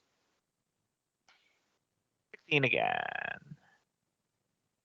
All right, boys. You might want to start touching it up over there on the corners. Okay, did I prepare somebody? What do they need to roll? Like a 1d8 for healing? Whatever the mending cantrip says. Well, the mending cantrip fixes an object. It was just because of that other one that we had it doing the 2d6 to heal the other construct. And I don't. That's what I was asking about. If we were still. Oh, okay. Then then it would have undone what we had before. So I'll set it back up to So it would be 250, and then it would be minus 32. So you're at 218 out of 250 now, because I undid the previous day's damage. And mending assumes you have all the parts, and I'm sure some boards or something got thrown into the sea. No. We haven't lost our supplies. They're down in the hole. Well, you might lose some of the supplies. We don't want to be out here without our supplies. Well, yeah, but for mending, you need the original piece. Mm-hmm. Like you can't. Like if I had a broken magnifying glass, I would need the glass and the handle in order to mend. I picture damage to the hole from a rock is like it just kind of gets scraped in. Or that's why I'm doing a damage severity thing. If you're like at 50% on your whole strength, then it's like no, you need replacement parts. But if it's just like 15 damage or something like that, you can dip into your supplies.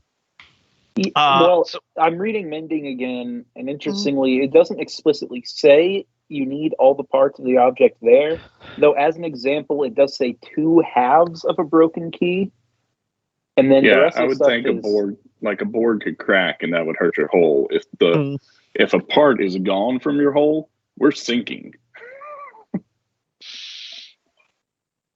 So as you guys are coming along to this hex here, I believe it was Fergus who was on watch. I will need to give you need to give me a perception check.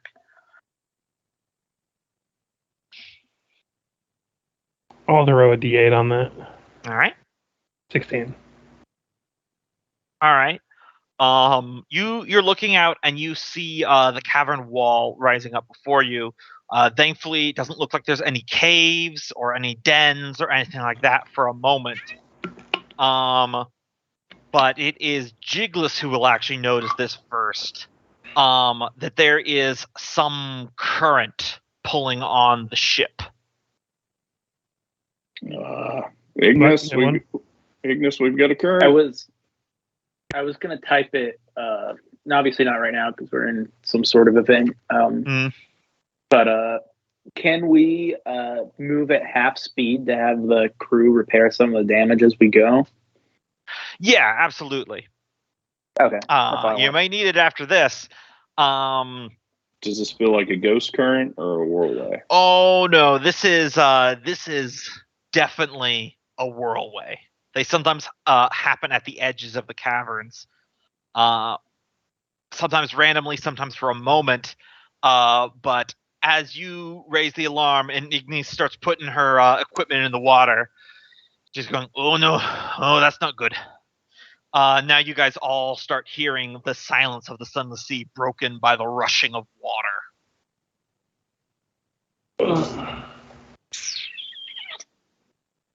And Fergus, sorry, fill me in. Light him if you got him. As Fergus, as you're scanning the cavern wall now that you're closer, and Jigless is probably trying to spin the wheel like mad to turn the ship around. You hear lots of hustle from below deck as they're trying to turn the wheels even faster. You start seeing the splashing of white foam. There is a whirlpool, very large enough for your ship to be pulled into, right on the edge of the cavern walls, and you are being pulled into it. Can they paddle harder, please?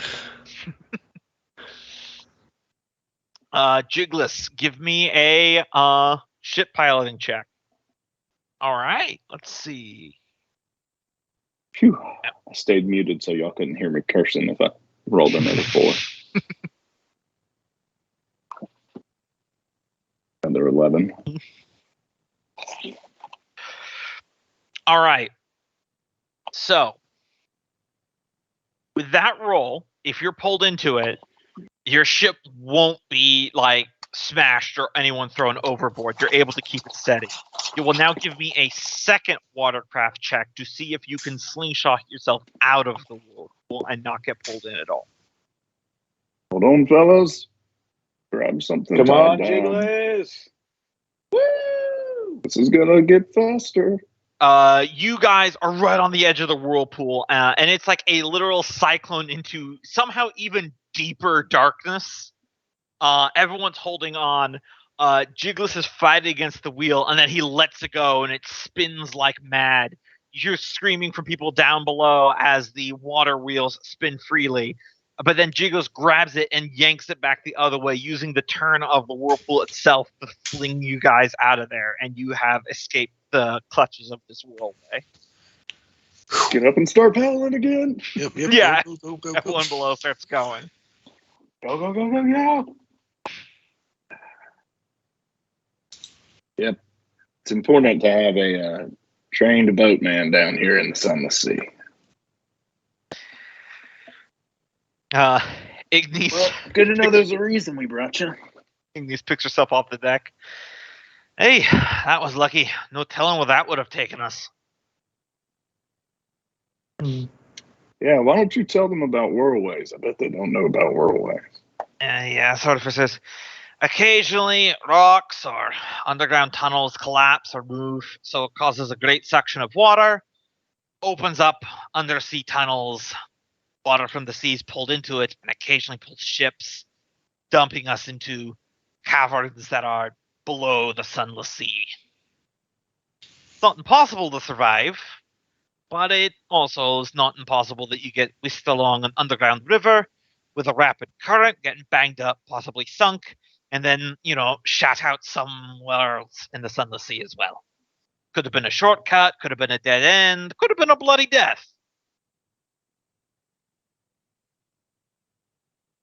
Well, thank you for getting us out of that, Jiggles. That was some fancy piloting there. Mm-hmm. All right, Captain. I'm not the captain. I point to Freya. I kind of look alike. Well, I guess I am the only other one without a full beard here. What did Jiggles just go? Captaining's a man's job, Fergus. Wait, there's a woman on board? Why do all of your characters, why are none of them able to tell the difference between men and women, Cope? Only dwarves. And gnomes. Because I just like the running gag of there are no female dwarves. That's a operator issue. Mm-hmm. All right, well. Did we take any damage from that? Nope. You actually managed to, he got both rolls successful, so you didn't even take any hurt from it. Well, good job, Jiggles. I think we're gonna take a hit to our move speed so we can heal up this ship, repair it some. If you move at half speed, then you'll only get one more hex today. What do you guys think of that? Sounds good. Let's not do any more damage before we don't have the choice to slow down. Should probably leave this hex just in case that whirlway moves, but Yeah. So I think the only direction we can go is this way. So No, we gotta go down. yeah, you can move down. oh, is there? Okay. Yeah. We think the exit is somewhere down here. Okay, got it. So maybe stay to the wall. Since we're going All right. slow. Lo and behold, a tunnel appears. Well, behold, the There secret she tunnel. is. Secret tunnel. Through the mountain, secret tunnel. I'm Right. going to take a bio real quick. I'll be right back, but I'll just bump up the date tracker. Definitely pee off the back of the boat. Mm-hmm. Why not pee off the front of the boat? Get it all over your legs. Clearly, you don't know the water pressure of my piss. We all know the water pressure of Cope's. Yeah, well, your fucking water pressure is public knowledge, Cope. It's well documented. It's literally on the internet. Me peeing is on the internet. That's something I haven't thought about. I think Kenneth probably cut that part out. Just gonna, or will cut that part out. I don't even think that part's even up yet.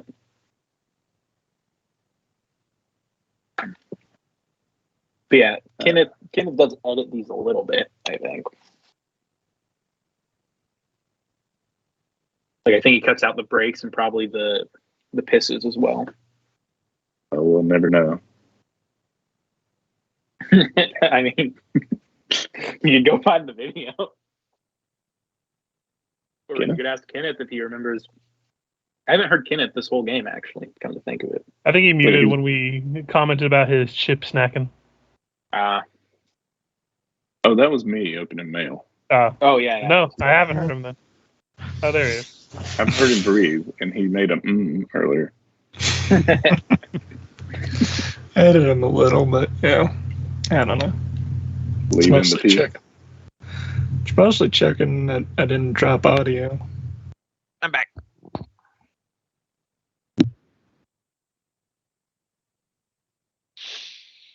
And then everyone went silent. Yeah, Gumbo, I had a question for when you got back, but I wanted to wait. Since I clearly cannot help out with the repairs of the ship, could I spend the other half of the day working on my alchemist studies? No, because you technically the 4 hexes are the full day of travel, and you were on watch for that. So on this next day, if you want to not be on watch, you can do alchemist studies. No, that's fine. I just have 4 days. I'm trying to get through them. No, I understand. I'm 31 out of 35. I'm like, God. You guys can drop anchor and just camp out for 4 days, and we can fast forward anytime. That went last time.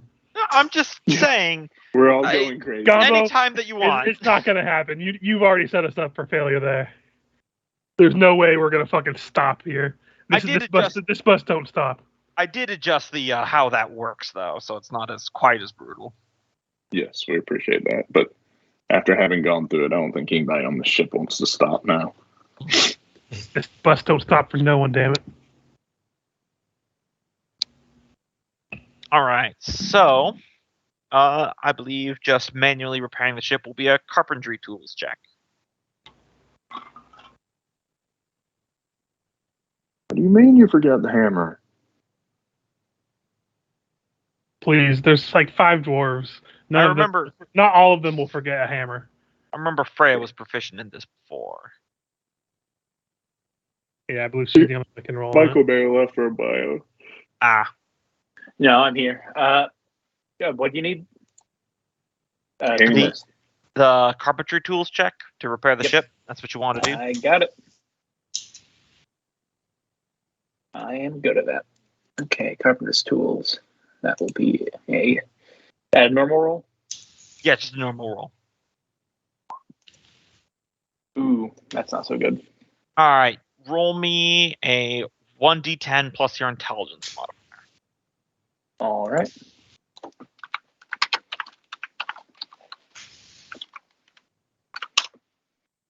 All right, you heal 13 hit points because, you would still be able to heal some, just not as much as you'd like.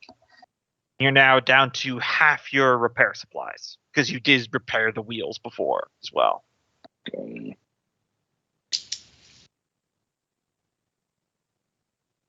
Again, like I said, we need to bring something in worth a little bit of money so we can buy some more supplies. Yeah.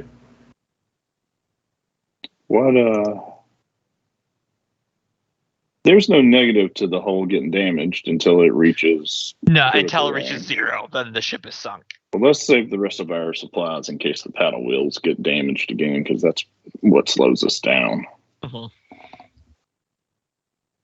Y'all okay with that? Sounds good. All right, then tally ho into the crack in the wall.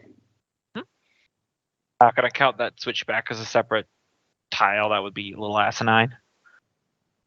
Right. Okay, now we need to keep eyes out for any amber fogs. Or whales. Or boats. Yeah, as you guys come out onto the sea, though they are flickery little dots on the distance, Fergus can see them with a spyglass. there are small motes of amber light far in the distance across this wide expanse of otherwise dark water. So those are what we're trying to avoid, or we need to get kind of close to them to find whales. Is that how it works? Second. I think the second. DM, would he be blowing steam out of his asshole, or would you tell us that? Yeah, it's you need to get kind of close to them. Okay. I know the whales eat them. I'm not much of a whaler. I would imagine the whales would be close to them. So I'll just point out where I can see them, but it's expansive, so there's probably a lot of them. Yep. Let me see here.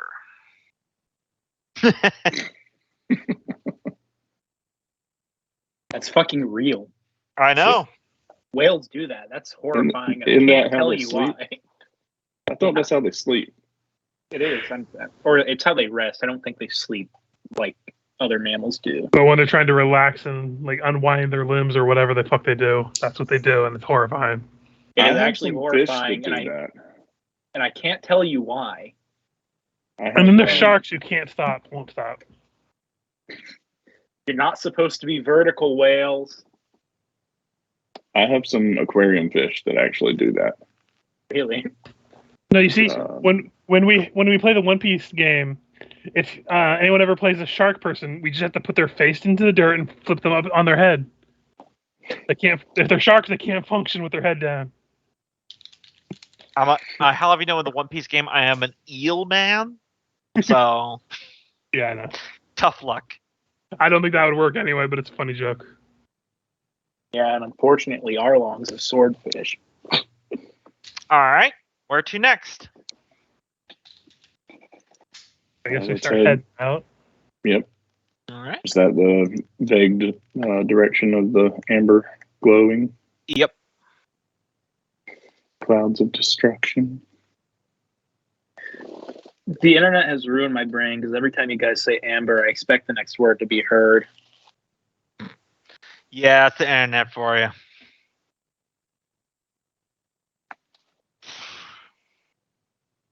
I would head east at this point. What do y'all think? East. Do we want to stick near the walls, or do we want to go to proper open ocean? What about like southeast, like down here? Yeah, I'd probably head that way so we can find the hole that leads back into the sea that we came from originally. Yep. That way we have a bearing of where to go after we catch something. Do we want to go here, then here? Stagger our way down? I'm fine with whatever.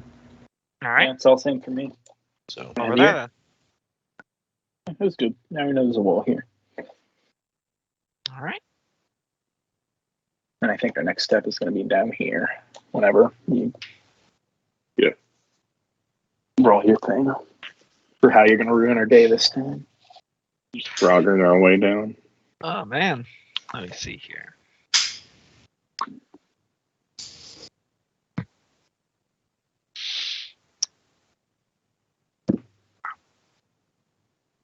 Okay, I'm gonna need a minute to set this up.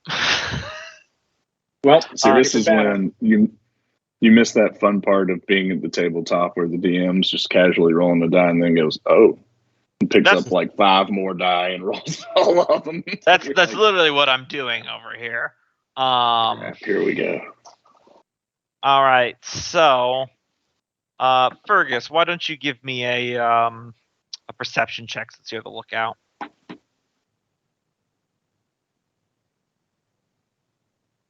Oh yeah, that'll do it. I was gonna say I can't get much better. All right, so this one in front of the board. Okie dokie then. Great, we've got 3 of them.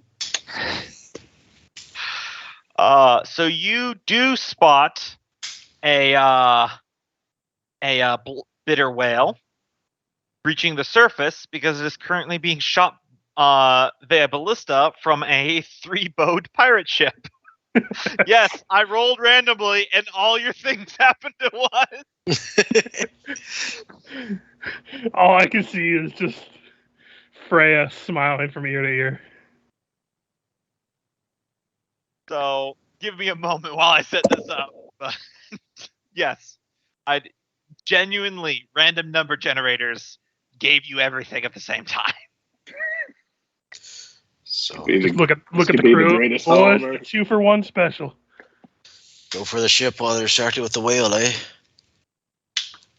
Oh, we could help them take the whale and then take them.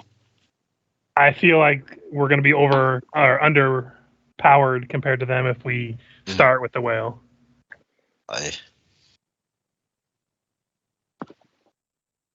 Yeah, let's attack the ship. Ship's more important. The whale may get away. Or it may eat both ships while we fight. Ship will make us more money. Well, I'm rolling this. Could someone roll me, let's say 5d10? Not it. Okay, there you go, Richard. All right. Thank you. I'm not sure if that's a good or a bad thing that I rolled high, and I'm really upset if it's a bad thing because I never roll high. It's how damaged the whale is. So it's like a neutral thing. I was gonna say that's a pretty good roll for a 5d10. 7, 10, 9, 8, 8. That's a really good roll for a 5d10. 8 shy of max. Below 5. You didn't roll 5 or below. Did 84% of your maximum damage. You didn't roll 6 or below, actually. Well, this is exciting. I'm going to go pee. Because whenever I'm waiting for something, I always have to go pee. Yeah, I'm going to go take a bio as well. While you're setting up. Yeah, I think actually I'm going to go make myself a cup of tea. I'll be back. All right. Now, while we wait for people, I'll just start rolling all the initiatives. I imagine we're at full health. Yeah. All right. Okay. That's everyone's initiatives except for yours. So anyone who's not on a bio or making tea, you can go ahead and roll initiative if you want.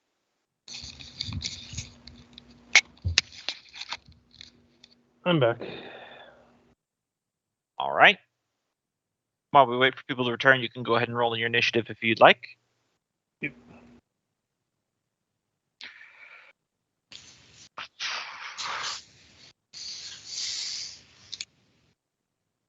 This will be a humdinger. Are we bringing cohorts with us or no? Yeah, might as well bring one cohort. And okay, I'll bring Ivy since she is ranged. Mm-hmm. And Richard, how much temporary hit points do we get with your 12? 12. All right. Yeah, because basically every time we take a rest of any kind, I just start spouting inspiring shit, apparently. Probably not all just inspiring shit, more like just shit that trying to keep the mood positive a little bit. Fergus is trying, okay? Mm-hmm. Just puts on leg warmers. Ironic coming from Fergus. Right. Maybe that makes it comical and it lightens the mood because it sounds so absurd coming from him. He's just doing one of those really peppy 80s workout routines while crying. You can go ahead and roll initiative if you're back. So Does Ivy still only have 23 hit points?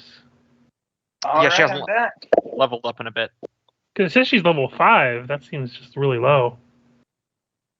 Even if she's just taking 5 at each level. Maybe there was a misroll somewhere.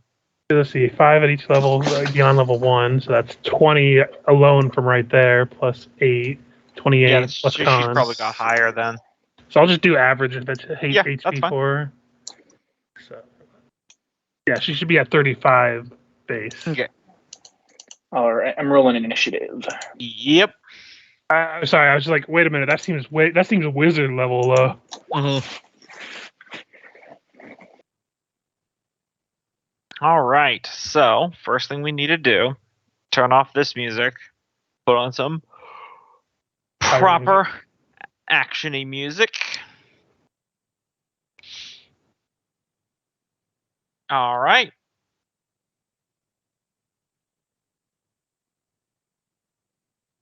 Oh, So- I'm feeling the Pirates of the Caribbean now. Bugbear pirates, they are going to fire their ship's ballista at the bitter whale.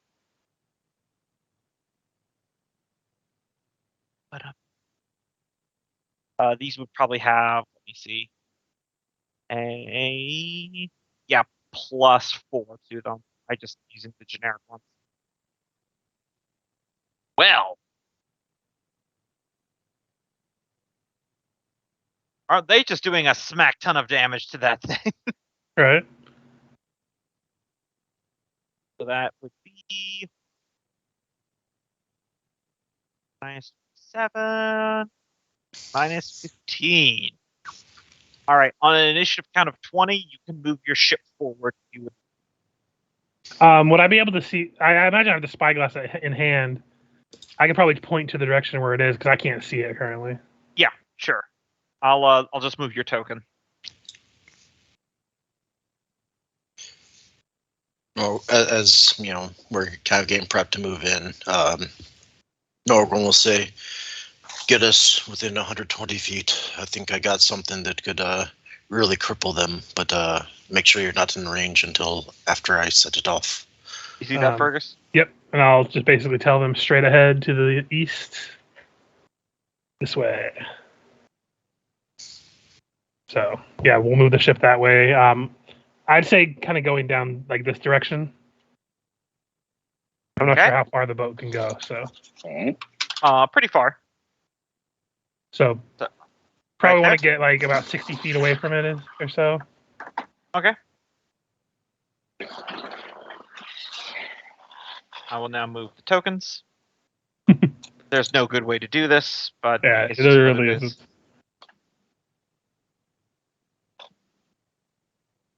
I'm impressed the ship can move. Yep, I have it on a map layer, so. Yep. Oh, yeah, damn, I forgot how the vision works. You guys do hear shouting from the other ship. Yeah. And I would call out the ship that they think another crew is going to try to poach their kill. Yeah, their ship is right around this direction. Can I say we move like maybe 20 feet closer? Yeah, sure. I believe it's got like a movement speed of like 90 or something, so. Yeah, so about 20 more feet.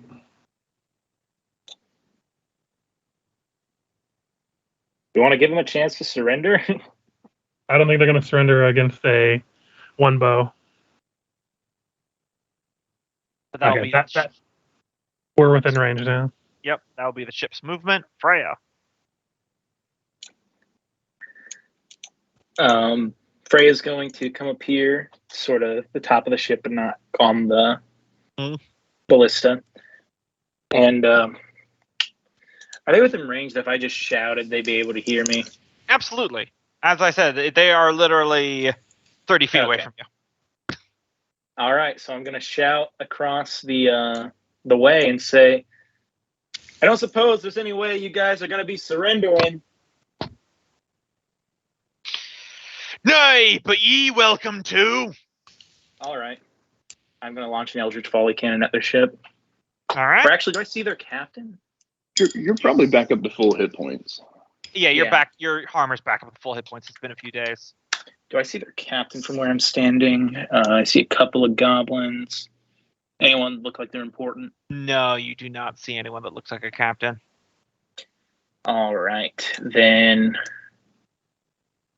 Or should I shoot at one of their bows and try to disable that? Probably also that. An idea. Yeah, I will then shoot at this bow right here with my Eldritch Volley Cannon. All right, give me an attack roll. Pretty damn low AC. Let me see.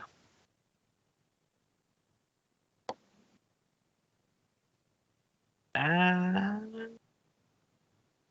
man, it's just one shy of hitting. Not gonna lie. It was a 12. Flash of Genius can't add to hits. No, only to saves, unfortunately. Let me see. I don't think there's anything I can do. In that case, I will then submerge. Or actually, bitter whale leaves acid around where it is. Can I see that in the water? It's like oil where it's sort of floating above you the can water? kind of see the fizzing on the water. I think you should be able to see the green aura to the north. Nope. I know green aura. Okay, hold on. Let me see if I. Yeah, you just have to enable it. It was supposed to be visible, but then.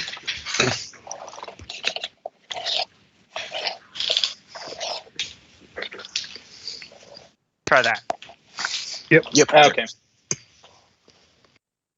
In that case, I am going to submerge myself this way so that I am under their ship.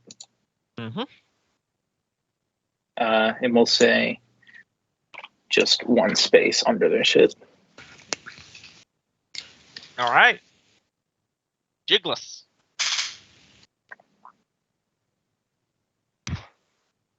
All right. I can't see anything from back here. Have we stopped the ship, or do I need to keep steering? You don't need to keep steering. There's other crew and stuff too, so you can. So remember, there's people down below deck turning the wheels. So if you just say "don't move," they don't move. Hold. Now that we kind of let the cat out of the bag, he's going to move up to here, and might as well fire a ballista bolt if you want. I was going to try and he's going to cast this. Oh. See if I can put it. So I imagine you're going to shatter from a 30-foot cube. Yeah, so you can just draw that out with the drawing tools. All right.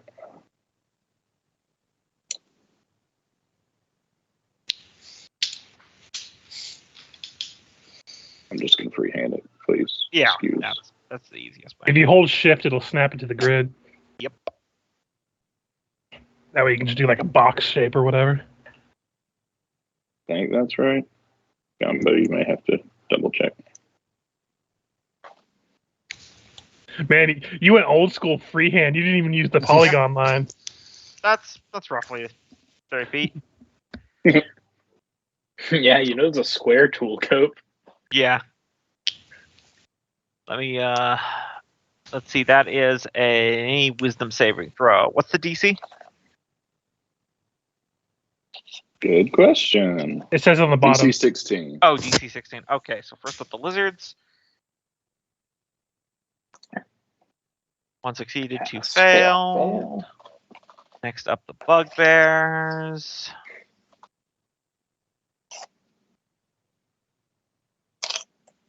Pass fail. Oh, there was one more lizard I didn't see there.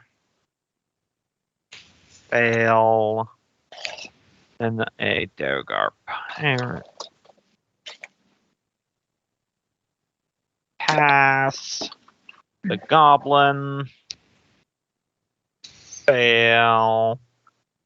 And then finally the bowswain. Pass. All right, so, and they are charmed. They're incapacitated until they're either woken or harmed. It's different from the normal charm. Yeah. Can't do anything and has a speed of 0. Yep.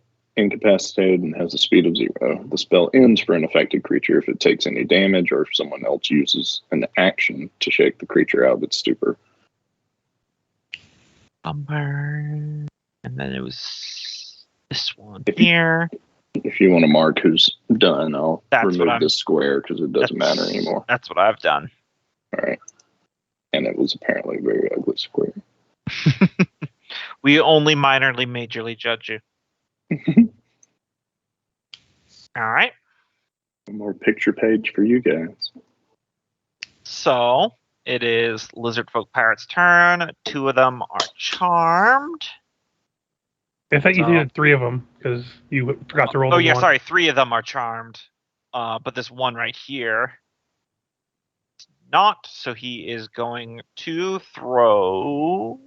I believe. Hold on, I'm sorry. I've got like 8 sheets in front of me. Hold on. Yeah, he's going to fire his light crossbow at Jigless. 20. I believe that hits That'll Jigless. hit. Yep, and I need to make a 1 damage.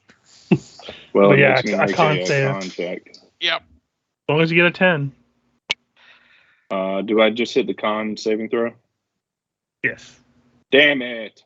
Well, it wasted the lizard folks' turn, at least. Yeah, those other ones didn't get to attack. So I'll go back to removing all these. Is she within range of Flash of Insight? Or he within range of Flash Freya's of Insight? underwater, I believe. Underwater, under the ship, out of perception range easily. That's fair. Yeah. If they're not allowed to shoot you, you're not allowed to dispense free buffs. Yeah.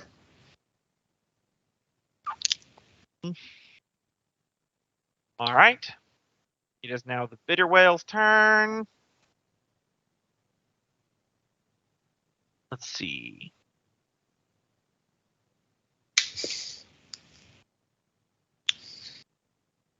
All right, so it is going to move here, dive down 10 feet.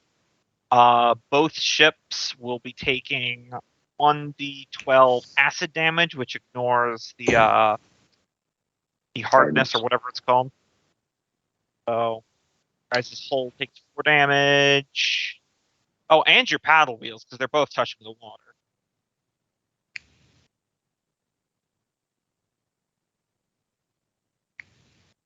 All right, and their ship will similarly take that damage. And that's not even its action. It's just. It's the aura. Yep. It's a small amount, but it'll add up because there's no save. And Freya would also take that damage too, but only at the start of her turn. Yeah.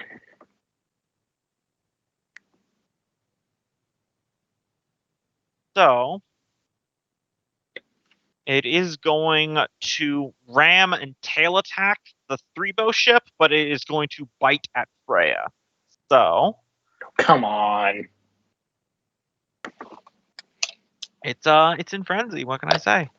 Also, you're a tiny, tiny thing that could probably swallow a hole. So it is going to ram the ship, which will hit. Deal that much damage. Tail will hit. Deal that much damage to the other ship. Like those both attacks were at the big ship and not ours? Yeah, that was at the big ship, not yours. Don't hurt our future ship. They were the ones shooting arrows and shit at it. Mm. So that would be minus 18, and then 42, and now it is going to bite at Freya. Come at me, bro. The bite. I'll go ahead and use shield to avoid getting bitten. Yes. you throw up a magical shield to buffer yourself back.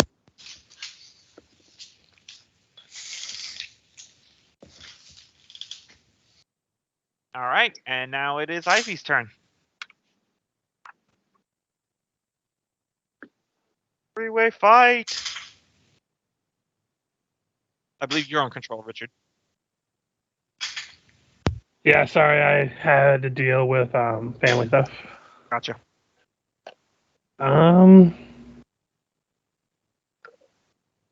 Okay, Ivy's gonna fire the harpoon at the other harpoon.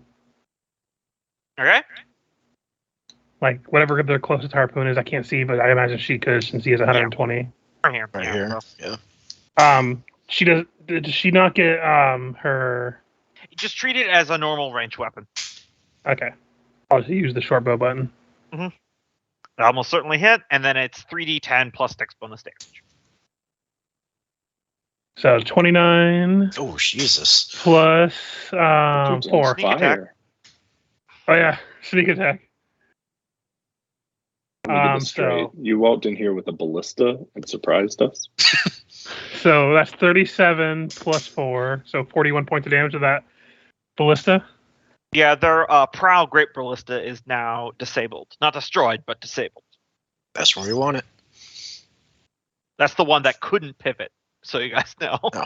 Well, this one we could easily see. Yeah. All right, Fergus. Going to come over here to the edge so I can get a better look. I'm going to use an insight versus this guy's deception, and if it succeeds, I can get sneak attack on him at range. Yeah, probably is going to succeed. Not great to roll on my part, but he was bad one on his part, so I will get sneak attack. So I will shoot him a couple times. So first shot. Hit. For 22 points of damage. Okay. And then I will fire on him a second time without sneak attack. That will hit. Okay. For another 12 points. All right. And I will use my movement to get up to here. And call for somebody to turn the ship and head northward. Trying to basically get out of the acid pool, essentially. Okay. Milgram will move up beside Fergus. You have the spyglass, right? Yes. Mind if I borrow that for a sec? Yeah. I imagine you can just grab it from me. Yeah. Item interaction. Yep. Can I see the population on the deck looking at that? Yeah, you could probably see them. I'm wanting to find a concentration of people. I'm about to do an AoE. Yeah, I know what Shatter is. It's not Shatter. Ooh, sexy. Well, this is what you see. Ooh, okay. Let me size things up. Is it the grasping thing? Nope, it is this one. Oh, nice. I don't see this one used much. Yeah, he'll focus towards the back, try to get as many people as he can within that 20-foot radius. All right. Make me do about 1 million saving throws, don't you? Oof, 8d6 psychic damage. Mm-hmm. And those that fail also take a -6 from all rolls. Oh, d6, not just 6. Well, yeah. Oh god, D6. that's such a pain in the ass to factor in on these sheets. Yeah, they're muddled thoughts broken in. Then every time they roll, it's a 1d6. Yeah. All right, so okay, so 2 Buccaneers. You can make Nolgrim roll the 1d6 for you each time. DC is 16. Yeah. Yep, I see that. So Okay. 1 succeeds, 1 fails, and 1, 2. Okay, so 2 Lizard Folk Pirates. Succeeds, 1 fails. 2, 3, 4 kobolds.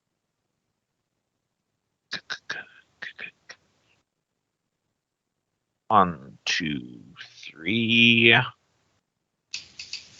1 saves. Yep. Seems to be the pattern. And then yeah, looks like then it'll just be 1 succeeds and 1 fail out there. Succeeds. Okay. Well, your psychic damage. 21.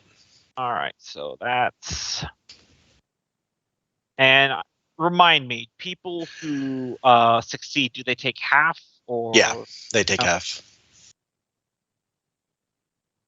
Okay, so Oh, that's the poor rolling there. Yeah. I think I took all the good ones earlier. That you did. I was about to ask if Taskell was on this turn order, but I'm like, oh wait, he's all the way down there. yeah, it's just a lot of moving pieces. Yep. Okay, so now I go through here and give everyone who succeeded. All right, that's everyone. All right. And rest of the move, he'll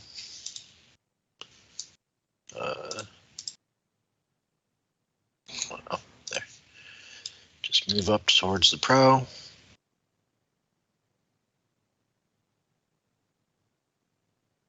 That might slow some of them down if we want to strafe a little bit and try to hit them some more before we try boarding.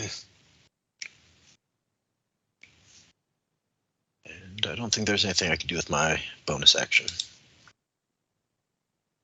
Yeah. Right.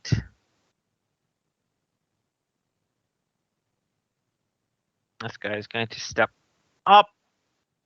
And did you mark the ones that are under the effect of the static? Sure. I feel your pain, Gamba. You guys just want to sit here in absolute silence while I just mark tokens. We have music soundtrack. Yep, that's the plan. If we don't want to do this, we wouldn't have built them this way, Gamba. Yep. I just cut the lights off.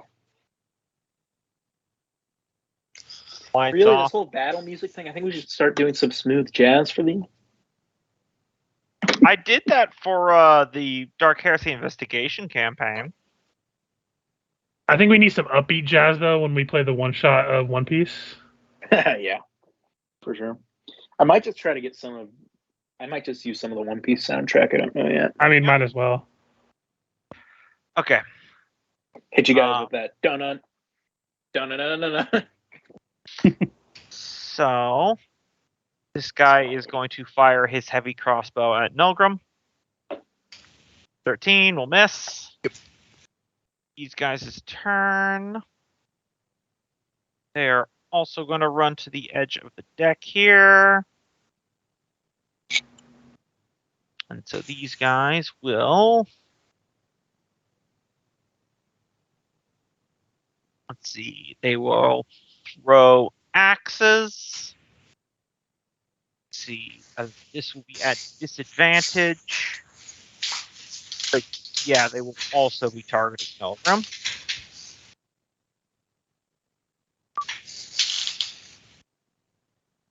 So throw. Miss. Okay. Kobold Cutthroat. There's not many left. Okay. Gumbo, you're telling me the kobolds aren't faring well right now? Well, have we already killed some? the spell did. They're not exactly durable, and I know you guys on the boat don't have as much of a good idea as what's going on right now, but Cascal. Mm-hmm. Well,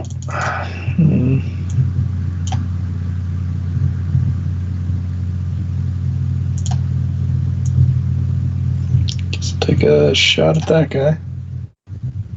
Which one? Sorry. I was getting distracted by the orange arrow. Okay, cool. If I can find it. Yeah, there it is. It's a dumb question, but this aura doesn't affect us on top of the boat, right? No, it does not. Only in the water. Your ship's taking auto damage, but you guys are fine. Alright, that hit him. Does damage. That's pretty much all I can do at the moment. Alright. I had an idea, but I think we destroyed one of them, and I can't see the others. If you want, you could take the spyglass from me. You can move up. Once you get closer, you can see better. Alright, Goblin Pirate. This guy's going, since the ballista is disabled, this guy's going to run over here. Alright, so this one, he is in range. He is going to take a disadvantaged attack against your guys' ship. I believe the AC will be 15, as he is going to throw a firebomb at it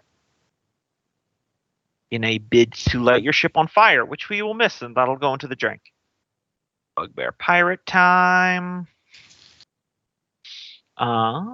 These guys actually are within range, so will not be disadvantage. So they are going to throw flaming javelins at your guys' ship. One will hit. And deal a nice 13 points of damage to your ship.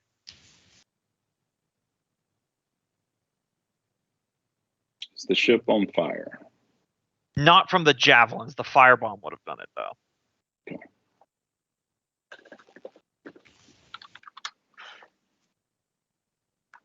All right. Freya. First things first, your suit will take 1d12 points of acid damage. Oh, yeah. 9 points of acid. There's no save, but it's only a single d12. It's just meant to be like a passive thing. All right, I will roll for my Eldritch Volley Cannon. 1d6. I get it back. So nice. Then I am going to cast from inside of the suit. While I'm underwater, I'm going to cast Fly on the suit. Mm-hmm. She has reached her final form. She comes bursting out of the water. And I come bursting out of the water like a breaching whale, ironically enough. Okay. And float above their ship. That will provoke an AOO from the whale. Oh, no. Let's see. I believe that would be its tail attack. No, actually, that would be its bite. All right, give it to me. I'm sorry. I'm just looking because the different attacks have different ranges. Yeah, it would be its bite. 17? 17 will miss. All right. Or actually, the battle suit, it will barely hit, actually. And I don't think I can cast another spell, even if it is a different... I don't know, Yeah, actually. not on the same turn. Yeah, even if it's a shield? Oh, it's because you can't cast a... Yeah, shield is a reaction, but I don't think you can cast twice in a... Okay, but Jiggles just used silvery barbs. So... the 17 was the lower. He's hoping. Uh-huh. So... But yeah, you can't cast two spells, even if it's a reaction? Yeah, it's a weird niche, but it's a thing. So that's 22 points of piercing damage. And you are grappled and restrained as it leaps out of the air, in the air up for you, and it fully bites and swallows your suit. Before you go under, I'm going to give the bonus to you because you might need it. That most certainly does hit the inside of the suit, though. Inside of the whale, however. Mm-hmm. So it takes 19 points. So you guys see, as Freya breaches from the water, the whale is shortly thereafter. You see it swallow her, and then you just see smoke start to bellow from inside the whale's mouth. It crashes back down as pirates are throwing javelins, arrows, and firebombs between ships. Man, this fight went 0 to 100. Mm-hmm. Also, I forgot that your ship was supposed to go on an initiative count of 20. Both ships were technically. So, where do you guys want to move your ship? And then I will. I want it to be up here, just past the green zone. All right. Though, assuming this works like in real life, which is a mistake, this acid in the water is, I'm assuming, some sort of gland or coating maybe on the skin. Mm-hmm. Meaning that its hide is probably just resistant to it, and I'm probably good inside the whale. Yeah, you won't take damage from the aura of the whale with inside, but you're still going to take the 4d10 of its stomach acid. Mm-hmm.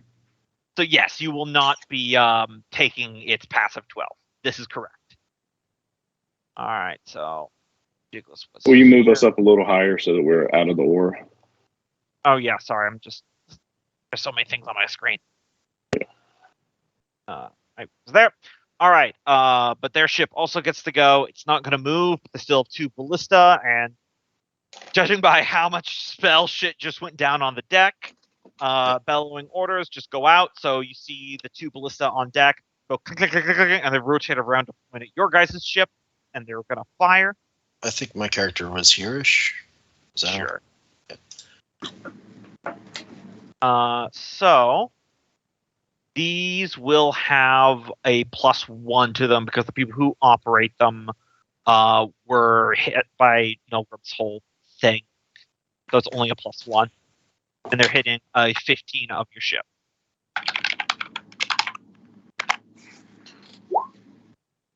Both will hit. So did they take Nilgrim's 1d6 minus? Yeah, I was rounding the 3 so I didn't have to make it a headache, but if you'd like, you can just do roll 1d6 because they got a +4. So I was going to say +1, so it's a +4 to all those things on top of that. I didn't know you already had it. If you want to just make it easy by rounding, I'm fine with that. If we could do a 1d6 if you would prefer, because then that would be a 19 and a 23 is what I just rolled there then. Like I said, for ease, I'd be fine with just rounding. Either way, those will hit. Yeah. Okay. So, one ballista bolt gets an absolutely piss poor roll and glances off the side of your ship. The other one strikes true for 20 points of damage. Oh, that's right. The first one doesn't pass the hardness. Yep. Siege weapons still play by the same rules. I'm going to go ahead and just retroactively roll that concentration for fly to see if I still have the spell because I took 22 damage. Sure. So I believe the DC will be 32, which isn't entirely impossible. So let's see. Why is it so high? Took a lot of damage. I believe. I didn't know you added damage to it. Oh, 10 plus half the damage. So it'll be just the 22. Yeah, 22. All right. Well, 21. 21. Got it. Did that roll? No. It hasn't appeared on my end yet. Nope, you lost fly. Yeah, I was hoping that I'd be able to get it with a flash of genius, but Jigless. Wait, actually, you have to make a con save. It's the armor. Yeah, as I was going to say that is Freya didn't get damaged. The armor did. So maintain it. It's a funny loophole with your archetype, but it's very much intentional. Nice. Jigless, now it's your turn. Jigless is going to sing a little limerick as he plays his harp to give himself greater invisibility. Actually, nope, that's not a harp spell. That's just a regular spell. Okie doke. Give yourself the little invisibility icon. He's going to move kind of out of view. I assume those are raised. Yep. Right there. So that would. I mean, you're invisible, so you're naturally out of view. Okay. I still don't capture how it works on 5e, but. Basically, what it is it's disadvantage, and then you can do a stealth roll to then have them no longer know where you are. So can I do that? Do a stealth roll, even though I'm not. Because you're not a rogue, that would be an action, and it takes an action to cast the spell. Okay. You could probably take cover somewhere so you don't get shot being in between. Yeah, and they will have disadvantage against shooting. Okay. But I can, if I do a stealth and I'm invisible, then when I cast a spell, can they see me? No, because it's greater invisibility. Yeah. Not for greater invisibility. It doesn't go away if I attack. That's the whole point of greater invisibility. Yes. Okay. Okie dokie. I believe that's all I can do. All right. Not gonna lie, if you ever want to cast out on me, I'd be so stoked. Because you would just get permanent sneak attack all the time. Sneak attack. Did you just say that to me? No, but he'll probably address it after this fight. Yeah. Yeah, I cast before I move. To be fair, he doesn't know what you're capable of. So the one time he saw you fight was at a bar brawl, and you didn't do so hot. Oh, he didn't get credit for turning Nilgrim into a T-Rex? Well, that was Nilgrim doing the fighting. So, first one will have a -3. That'll miss. And now we have 1, 2, 3, 4. Oh, there's one more with a -3. Hold on. Okay, that'll also miss. And then 4 of these, and these are all directed at your ship. Right? Why are they doing that? They are D8. Never mind. These will all be directed at Nilgrim, because you just unleashed a big spell. All right. So the 9 and the 10 would have missed anyway. So 1, 2, 3, 4. 21 and 23 hit. So that'd be 10 points of damage. All right. Just have 2 temporary hit points left. All right. Whale's turn.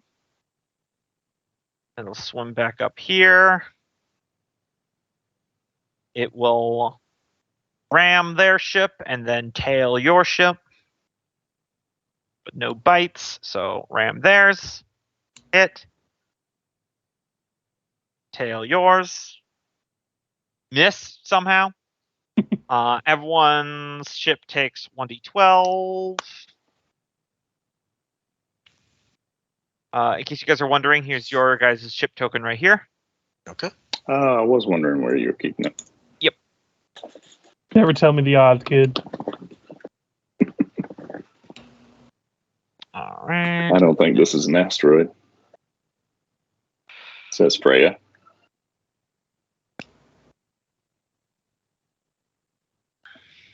Okay. It is now Ivy's turn.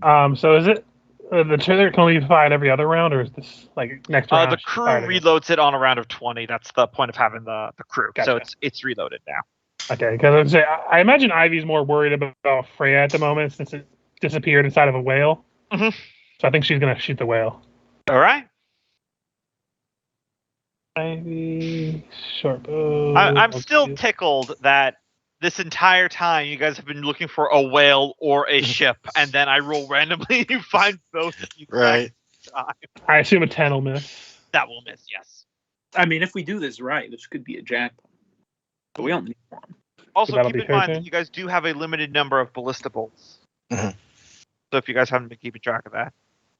We fired 2. I'll have to go find where. I'll have to go find where we have them written down. All right, Fergus. Okay, I am going to see that it says how many we started with.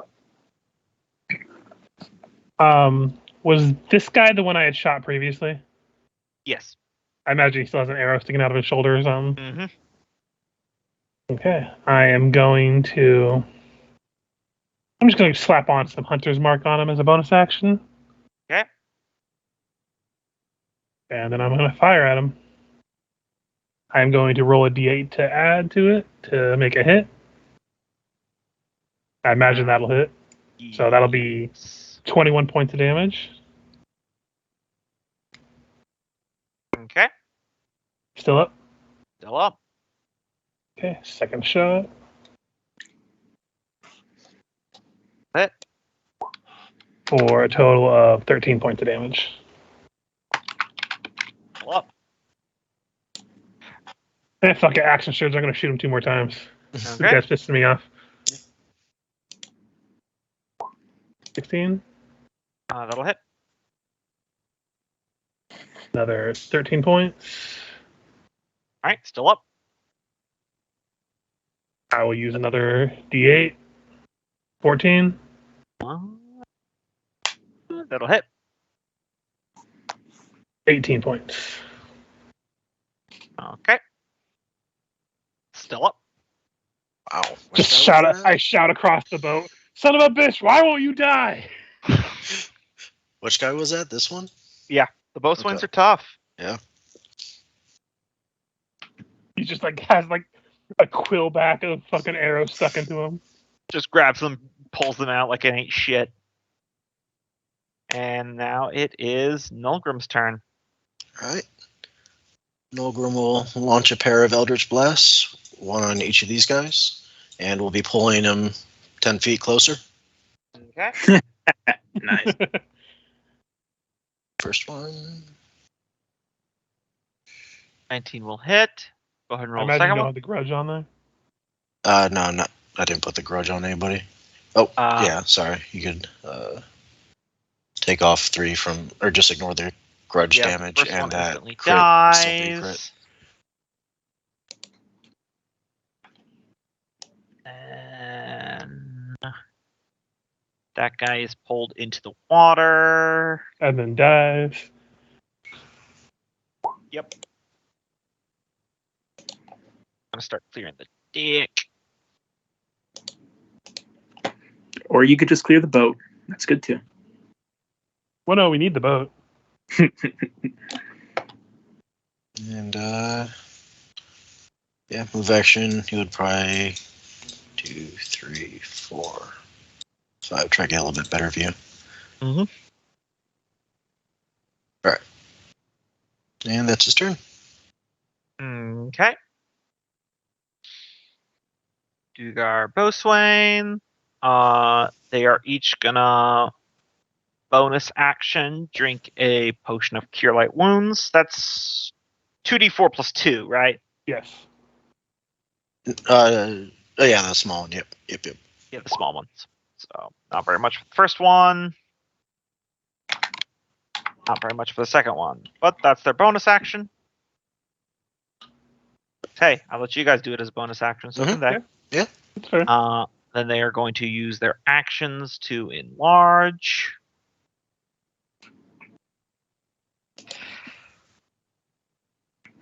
Fucking Duergar just having the best spell-like ability for fighters. Yeah, they get to have a good time of it. All right. But that's their turn. Meanwhile, one dwarf just gets proficiency in medium armor. I believe mountain dwarves are heavy armor, aren't they? And all martials? I thought it was medium, but I could be wrong. Either way, as I proved with my dwarf wizard, free armor proficiency and weapon proficiency can make a rather mean character. Oh no, it's a niche thing that can work, but yeah, you have proficiency with light and medium armor. All right. These kobold cutthroats are going to take the dodge action as the call is getting up, and you see the wheels on the other ship begin to turn as they are going to be moving themselves soon. Taskell.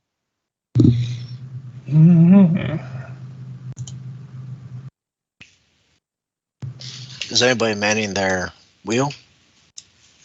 I mean, presumably there's more going on than just what we see on this map. No, I was just curious, just so if I because could this is targeting. way too few people. Like, this ship requires like 80 people to run, and I don't feel like being here till next week running 80 individual pirates. That's very true.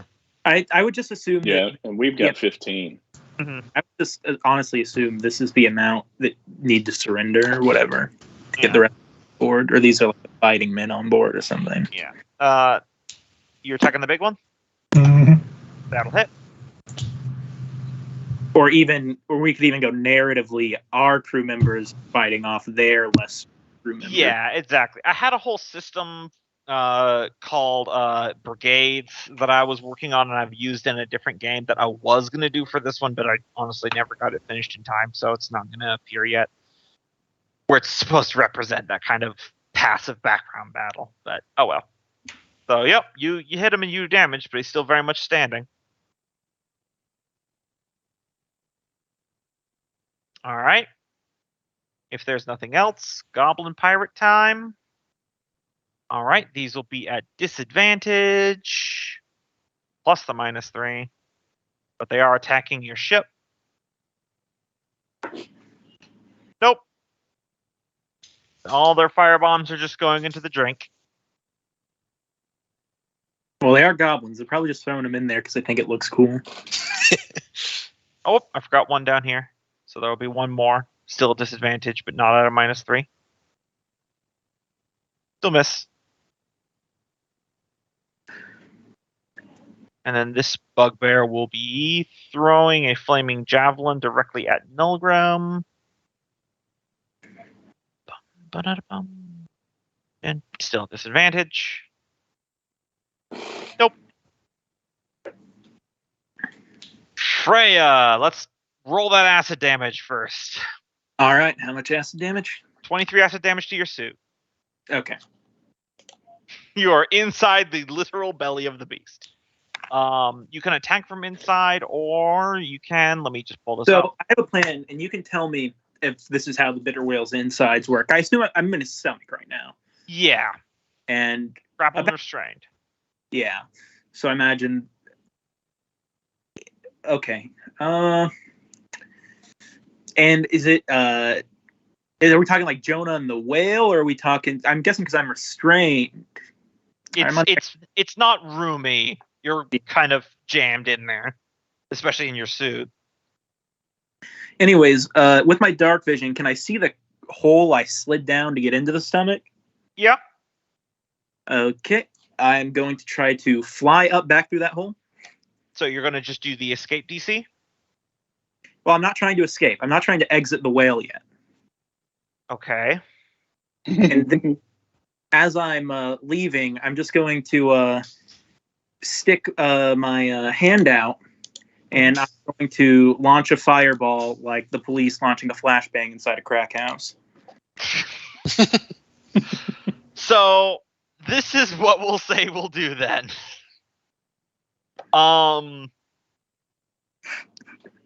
This will be a fireball that it will automatically fail the saving throw again, so it'll take maximum damage. You will, since you're leaving the area of it, but it's still in confined space, you will take half damage, and you can do a saving throw against your own DC for a fourth of the damage. Is that fair? No, I'm not going to do it then, because if I lose the suit in here, then it's all done. Let me roll to see if I get my Eldritch Volley Cannon. Yeah. Yeah, so that'll recharge, and I'll just launch that. All right. I'll do it at advantage because you're literally inside the fucking thing. There's a chance that you hit something non-vital, but it should be a higher chance of hitting something vital. All right.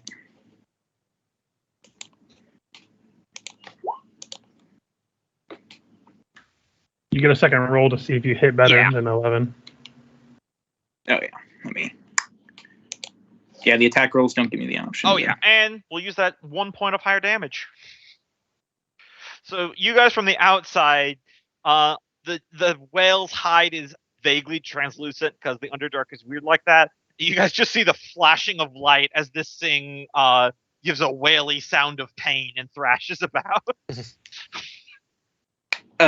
Cool.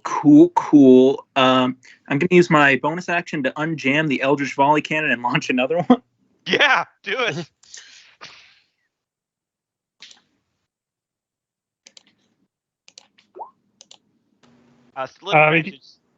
You should be able to go into the configuration of that sheet, by the way, and toggle either advantage toggle or Curie toggle. Let me see. It's an NPC, so it's different than a character sheet. It should. I should have already turned that on for you. Honestly. Yeah, if it's the toggle on the top of the NPC sheet, it'll have red buttons that say normal, advantage, or advantage. Yep. Yeah. Okay. Well, I'll just roll again for now. Oh damn! Oh. Nice. So does a bitter whale fucking explode? No, but it's looking really, really bad. Yeah, so the small streams of ambient smoke leaking out of this thing's mouth have now become entire plumes. Yeah, as you guys just see the flashing, the muffled sound of cannon fire from inside this thing's stomach. This thing probably won't survive even if it gets away. Mm-hmm. And now the ship is going to move because I forgot to do that again. Yep. I want to have it go up and then point the front of the ship this way. Well, they're doing this first. Okay. So I'll back up and then go that way. Someone roll me just a flat 1d20 because we're going to see if you guys ships get hooked together. And since... Okay. So your ships are not hooked together.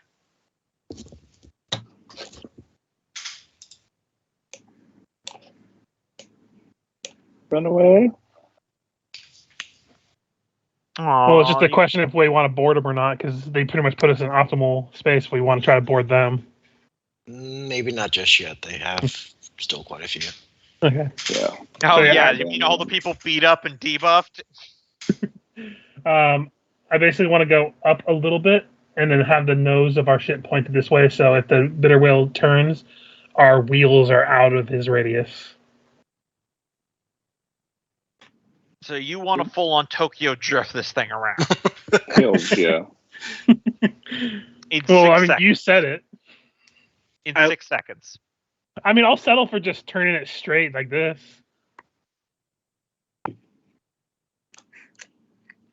I'm just trying to figure out the physics of how that would work visually. Could be spin this wheel, and as this thing is about halfway. I don't know how do they have rotation. wheels go this way and this way, but yet they went this way. Well, it's because they kind of wiggled back and forth towards you. That doesn't seem logical in 6 seconds either, Garbo. Fine, jeez, Tokyo Jim, jeez. Excuse me for trying to have a pirate boarding action, you needy children. What I'm thinking is the wheel could spin this way, and then as it gets there, the other wheel could spin around. I'm moving. Here's your Tokyo Drift movie. You guys put where you're supposed to be on the tokens. Jiggles screams running in the 90s, which means something completely different, of course, in this context.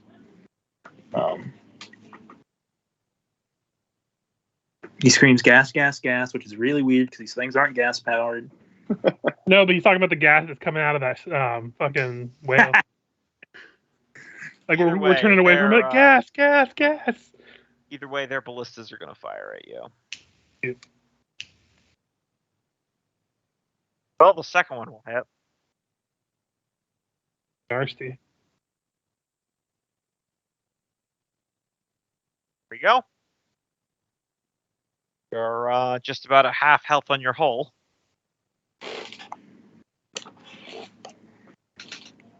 Pilgrim, do you have a shatter to get rid of one of their ballista? I do, or I could do another one of those AoEs or another one of those static blasts. My vote is to shatter one of their ballista and whatever's near it. All right. That's a much smaller area. That's a hurt. Well, let me see. I think it might be. Let me see. Cope's muted if he's talking. Sorry. That wasn't crew shooting that ballista. It was these two guys? Yeah. Okay. Then I'm going to put hypnotic pattern again. That will break your invisibility, by the way, because they're both concentration. Oh. Yeah, this is true. You can cast spells, you just can't do other concentration spells. Barge. Okay, then I'm going to stay back where I was and do the hypnotic pattern. Okay. Don't think it'll make a lot of difference, but go ahead. I won't be in the front. 5, 10, 15, right. 20, 25. So that'll 30. be a bugbear wisdom saving throw. Oh. 16. Can I move that down one?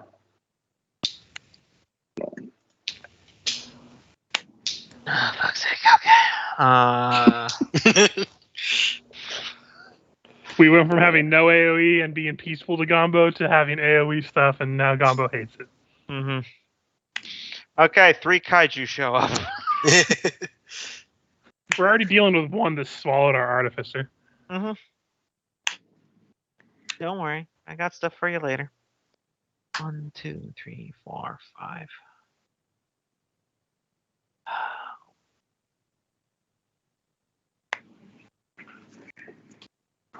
Okay, 2 succeed. So, you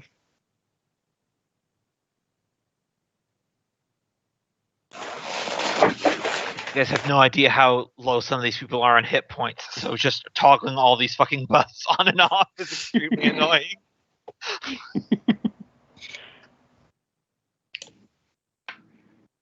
Okay, and then 2 goblins. Oh, 3 goblins. Okay, they all fail. I'm the board. Funny part is like freaking someone else is going to do damage on their next turn, and all this stuff is just going to go away anyway. Just damage the same ones. Taskell's drowning. Oh yeah, because Kenneth never moved it. And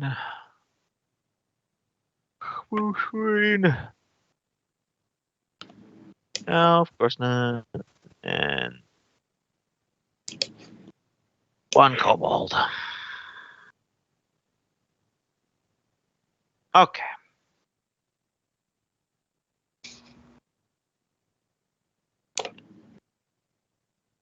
Oh, 1 more bow swing because he was on the edge.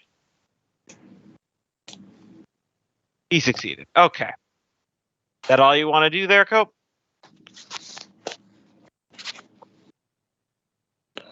He'll do that and then move back to the helm. If he's at the helm and takes an action, can we move on the 20 and on his turn? No. I can't do it this round, but okay. Yeah. Ship's double moving because realistically the propulsion isn't coming from the wheel that you're hanging onto, it's coming from the guys on the hamster wheel down below deck. You're telling me these ships don't have gas pedals? This is what I am saying. It has a gas pedal, just the more you press down, the faster the whips down below get. So the full one active lizard folk here will fire his light crossbow at. And yes. Bitter whale time.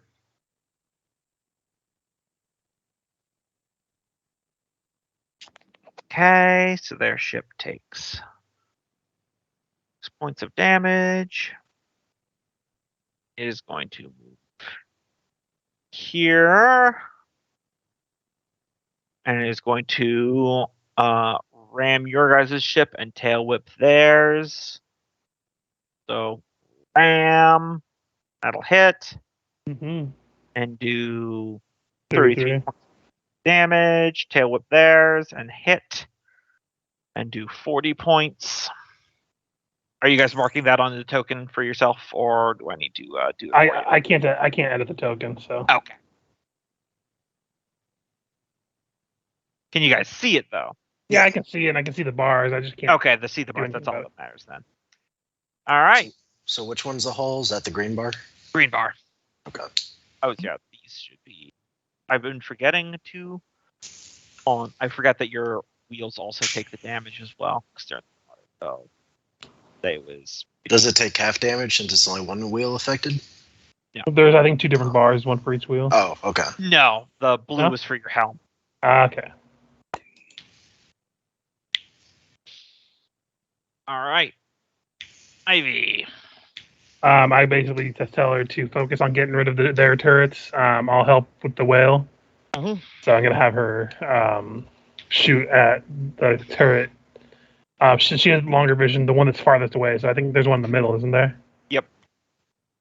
So she'll shoot that way. 13. That will hit. So it's 3d10 plus 3d6 sneak, and then plus 4. So 29, 33. 33. That'll be enough to disable it. I'll yell at Nolgrim that there's just one more to the north if we can disable that. Otherwise, if you have a better idea, you can do whatever you want. But I'm going to try to deal with the whale. I'm going to move over here so I can get side of the whale in the water.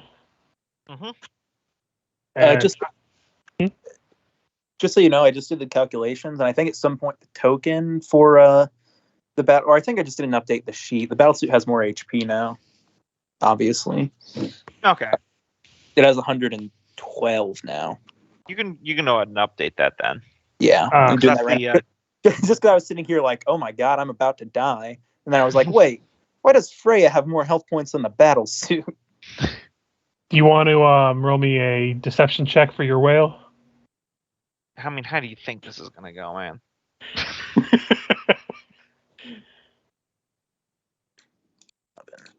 That'll leave me with actually. Shoot at it. That'll hit. 16 points of damage. 16 points of damage. And then I will shoot it again. I will use a D8. All right. Oh, still miss. Yep. Down to 1 superiority die. And that'll be my turn. All right. Milgram. All right. Milgram will make his way over, try to get So there's one there. Looks like there's 2 people over there. How far away are they from the edge? I mean, two guys. This is one of those things where they look pretty close. Yeah, this is one of those things I'm not going to tell you because your dark vision is literally seeing what you're seeing right now. Well, so. I do have the spyglass, or would that? Okay, yeah, but you're not like wearing it on your face. There has to be some action. Okay, that's fair. You guys are decimating this anyway. Don't get too. I'll target one of each with a Eldritch Blast. All right, so you're just going to Eldritch Blast these of them. Yep, and push them back. All right, that. Oh yeah, you have to push and pull. I forgot about that. Yeah. The bugbear will be normal, but that was a natural one. The goblin will be at disadvantage because it's a dim light. Okay. So 13. So 13 will miss. Okay. Slippery little buggers. Yep. Yep. That's my turn.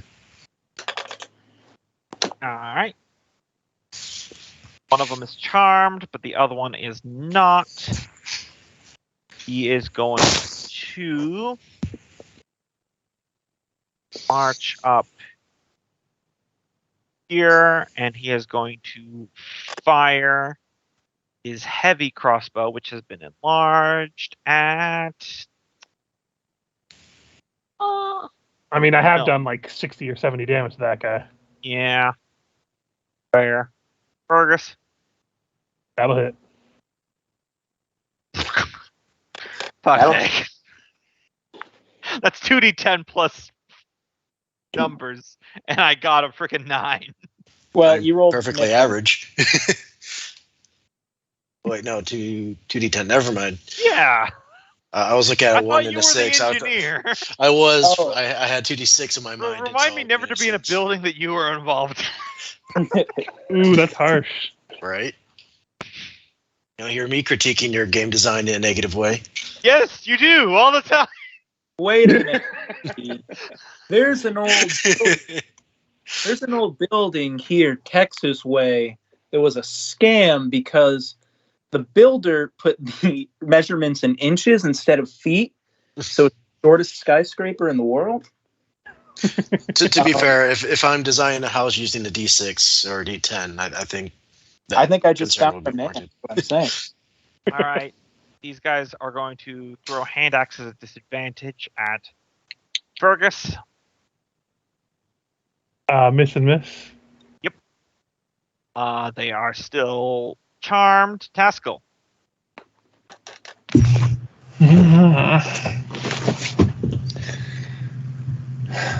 Well, we're nowhere near. That's a hell of a gap to try to. Actually, what were the jumping rules then? Well, I was gonna have a boarding. Yeah, well, they keep moving the ships away from each other. Don't look at me. Yeah. I mean, you make it happy next round. We could ram forward. I mean, you just never told us that you wanted us to ram them, so I just been going with what I've been thinking. Yeah, guess I'll shoot the north one. When you make a long jump, you can cover a number of feet up to your strength score. Which one were you targeting there? The north of the two big guys. Gotcha. So if you have a strength score of plus 4, really you could do 20 feet.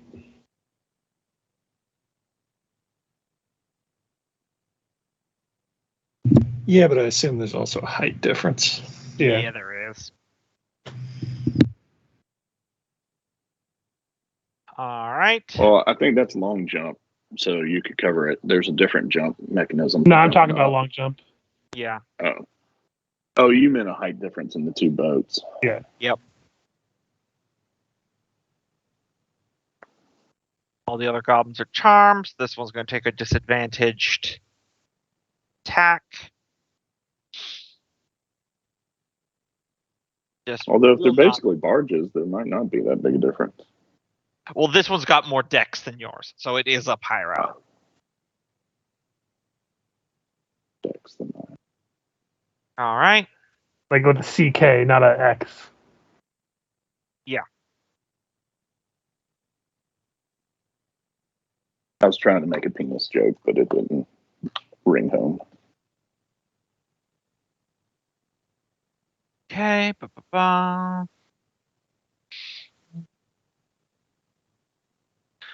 There we go. All right. Flaming Javelin against Nulgrim. Nope. There was one more. Still miss. Freya. Next up, Acid.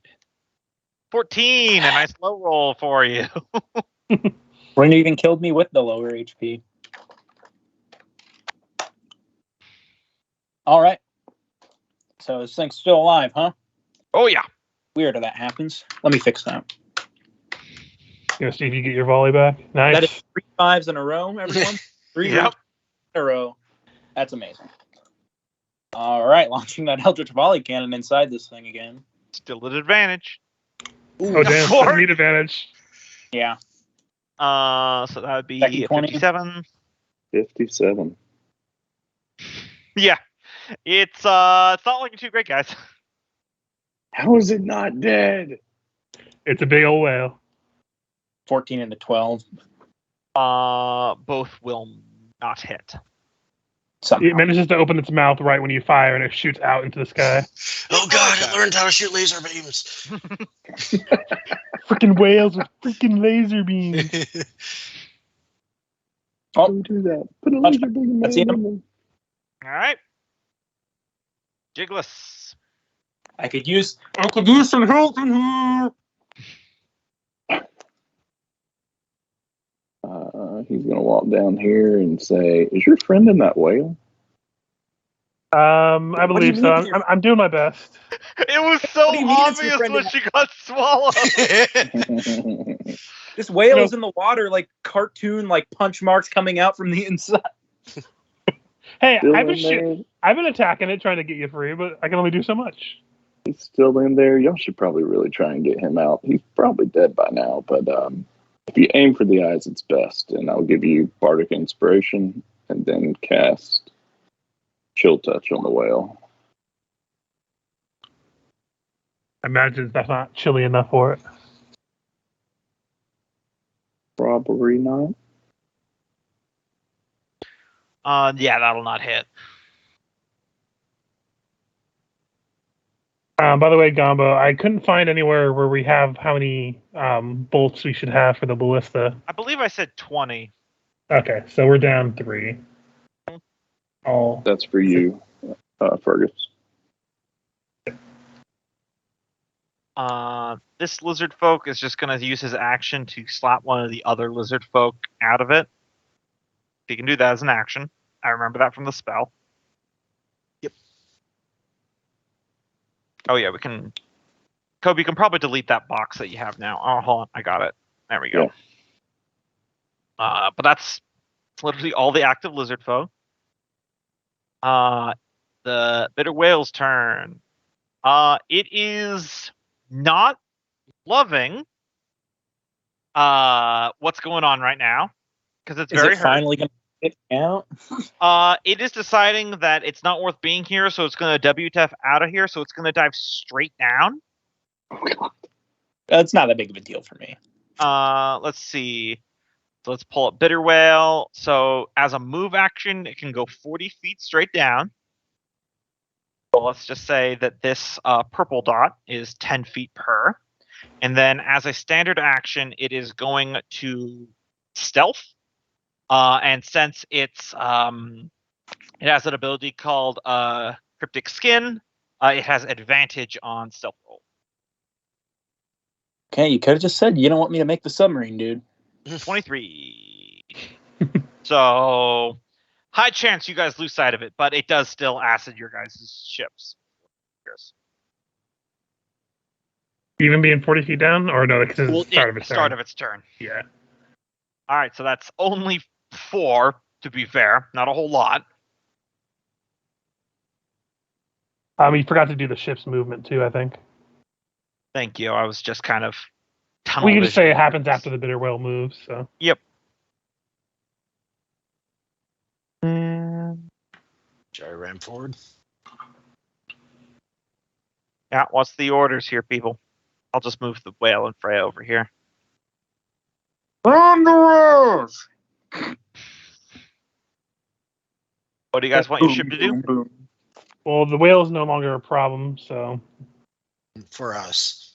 for us. I mean, Frank will probably kill this thing next turn. But I usually try and avoid the ships that are 3 times our size. That means they've got probably about 4 times as many people. yes, but they seemed intent on ramming us, and if we want to keep our distance, it's not going to work out well for us. Do we want to try getting up close and boarding their ship before they have a chance to board ours, or what? Sounds good to me. I'd say keep our range, and if they have to board, let them board us so that they have less people on board. I enjoy this fact that you guys are able to have this leisurely strategy conversation because literally 80% of the people on deck are just staring off in the middle distance. Like you could walk up and there's like 6 people that can fight you. I was just asking because I'm fine with just staying where we are right now, maybe just turning it sideways, but otherwise. I'd keep our distance as long as possible. Let them come to us. All right. So turn it sideways. Yeah. You guys can adjust your tokens while I do a I thought you were going to turn it that angle. Oh God, you're giving them more boarding room. Their ballista, one functioning ballista still gets to make an attack. There's only going to be at a +0 because it's general crew now. So it's going to attack your ship again. That'll hit. 17 points. Yep. Your hull is taking a pounding. Yeah, this is why I'm not really keen on staying at range at this point. God, we probably could have already been up there, but Frey's been in this fucking whale the whole time. Imagine if get into a fight between those Eldritch Blast would have killed 1 crew member each for the Eldritch Volley Cannon. Good job taking the big bad, Freya. I was going to shoot the ballista at the remaining ballista. All right. That'll hit. 35 points of damage. That'll disable it. Gives a big old thumbs up. Well done. Sorry, I have the movement to get up there. I just kind of did it in a weird direction. I understand. Going to target this guy. So I can still get sneak attack on him. The big one? Yep. The one to the north, because I remember he was south before. Yep. So I still have Hunter's Mark on him, and actually I did get hit. Let me roll the Constitution save to see if I would have lost that. Nope. Okay, so 1 shot. Hit. 19. That'll deal 19 points of damage to him. He's dead. Okay. So bonus action, I will move my Hunter's Mark over to this guy and fire at him.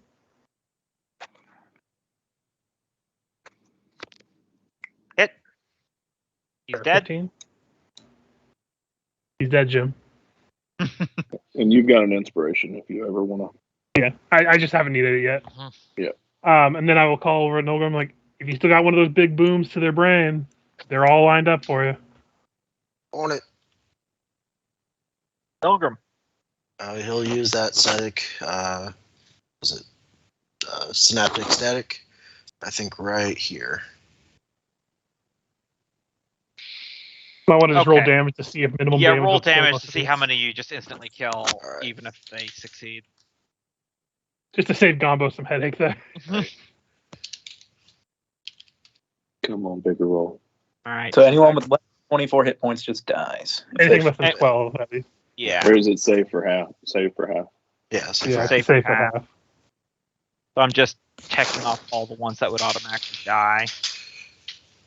Yeah, this is honestly just the best way to do it. So it reduces how many times you have to roll. All right. Let me move this. No, there's got to be some morale loss going on that ship now. Well, we also need to worry about getting on board because if they try to retreat at this point. I'm all with you. I got to get out of the whale, man. I would help you, but they kind of ran away with you. We wouldn't even have to bring our ship over because I have fly active. I could carry like 2 or 3 of you over. So it's intelligence safe? Yes. Okay, so 1 lizard folk succeeds. The other 2 die. Or the other 3 die.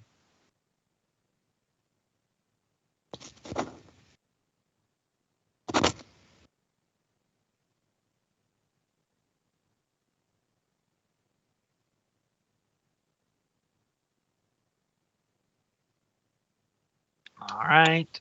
No, that one should be at N.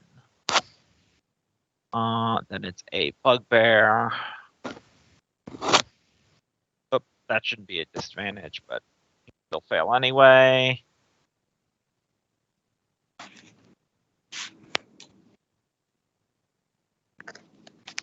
All right, and then bow swing.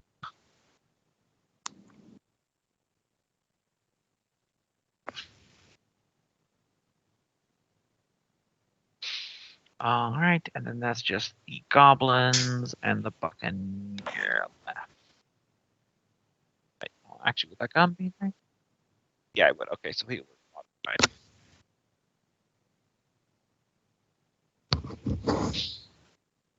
All right, so 1 goblin. Fail, and the buccaneer. Fail. Oh god, I just scrolled back over to the ship and everyone's gone. Yep.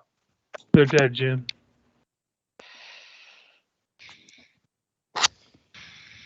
All right. And were any of those qualified as humanoid? Most of them. All of them. I will choose 1 to rise as a cursed specter. Okay, so you go ahead and plop down your dwarf ghost somewhere as one of your cursed ancestors arrive. All right.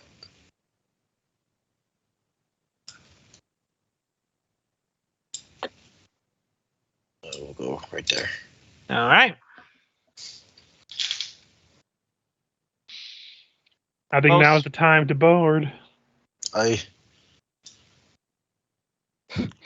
Getting a little concerning how long Frey has been under the wall. So this guy is going to anchor the ghost that just appeared next to him. 14. Let's see, what's it say? Yep, that'll hit. All right. 28 damage, halved because it's not magical. All right. So. Yeah, because he's no longer charmed.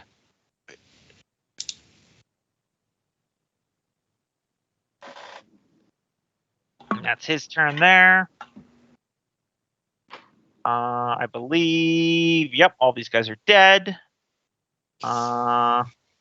This guy's still alive. So he'll run over here.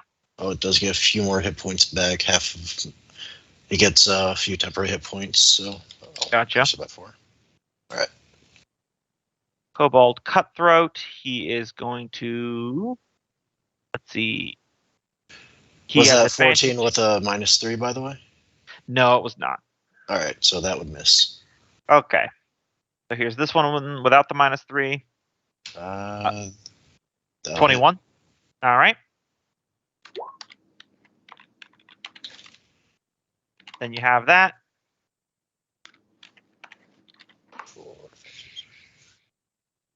-5. All right, there we go. All right. Taskell.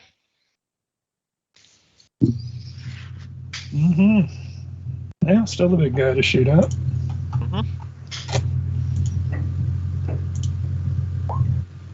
That'll hit. Just 14 damage.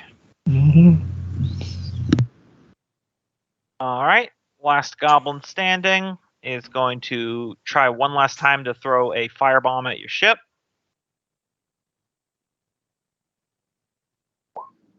Hey, it finally hits.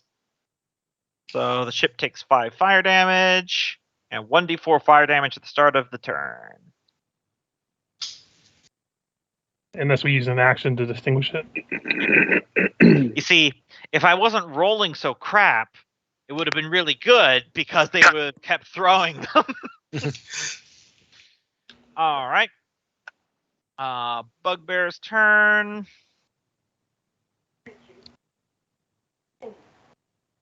These guys here are going to gang up on the Spectre, but then these two over here are going to throw at Nulgrim. First up, the ones at Nulgrim at disadvantage. Miss. And miss. Okay. Now the ones against the fella, the Spectre. Yep. Hit. And have it for not being magical. All right. So what happens next is very important because it's the ship's time. You're going to roll one person is going to roll an unmodified d20, and I will do the same thing to determine which ship gets to act first. Okay. What are you going to do? Ram the ship so we can board. We don't want them to get away. Can we try to get caught in the wheel? I mean, and destroy your wheel, sure. I mean, we have a replacement wheel. No, you have parts to fix a wheel. Yeah. Fair point. Why don't we just throw a harpoon at it? It's up to you. Whatever you want to do, just decide. We want to be able to get this ship back, though. Yeah. So once you're let's. our crew will be here. Let's board. Yeah.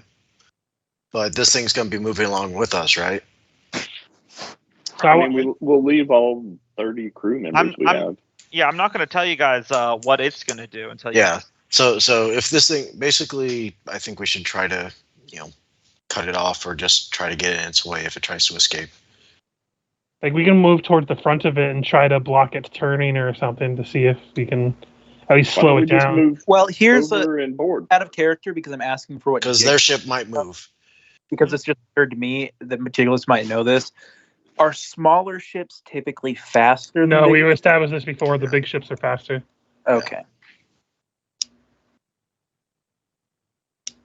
So I think we need to try to just try to cut it off and take advantage of it. Go forward and get as close as possible to it. Because we're gonna need to try to board. So.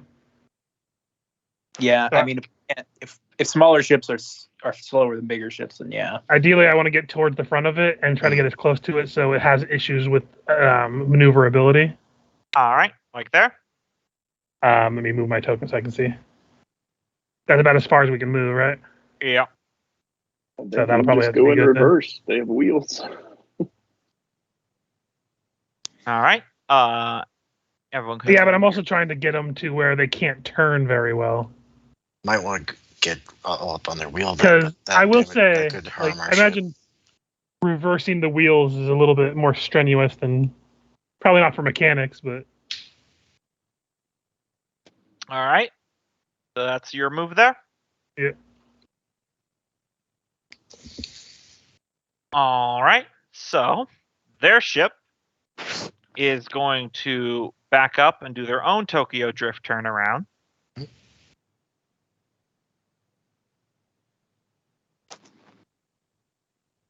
Like so. So I move the tokens to where they're supposed to be.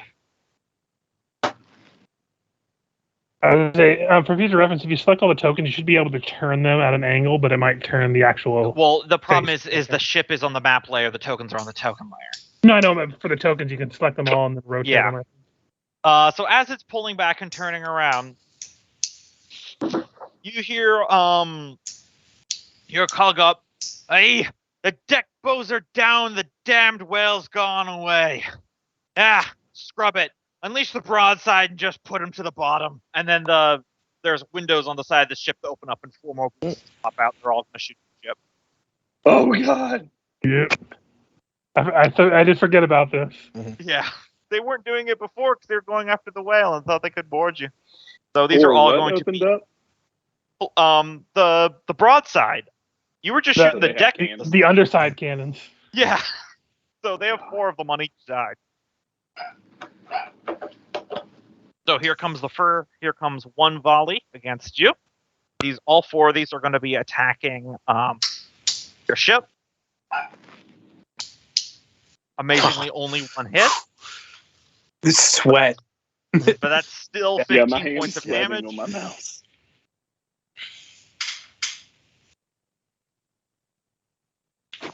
And they will begin the process of reloading.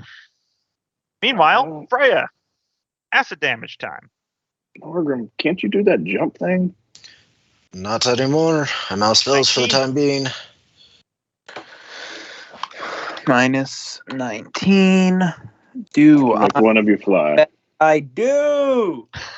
Also, I will let you know this, Jiggles, you know this, is that if they have someone who has a familiar on board with dark vision, they can put more distance from you, and their ballistic can fire up a couple hundred feet away from you.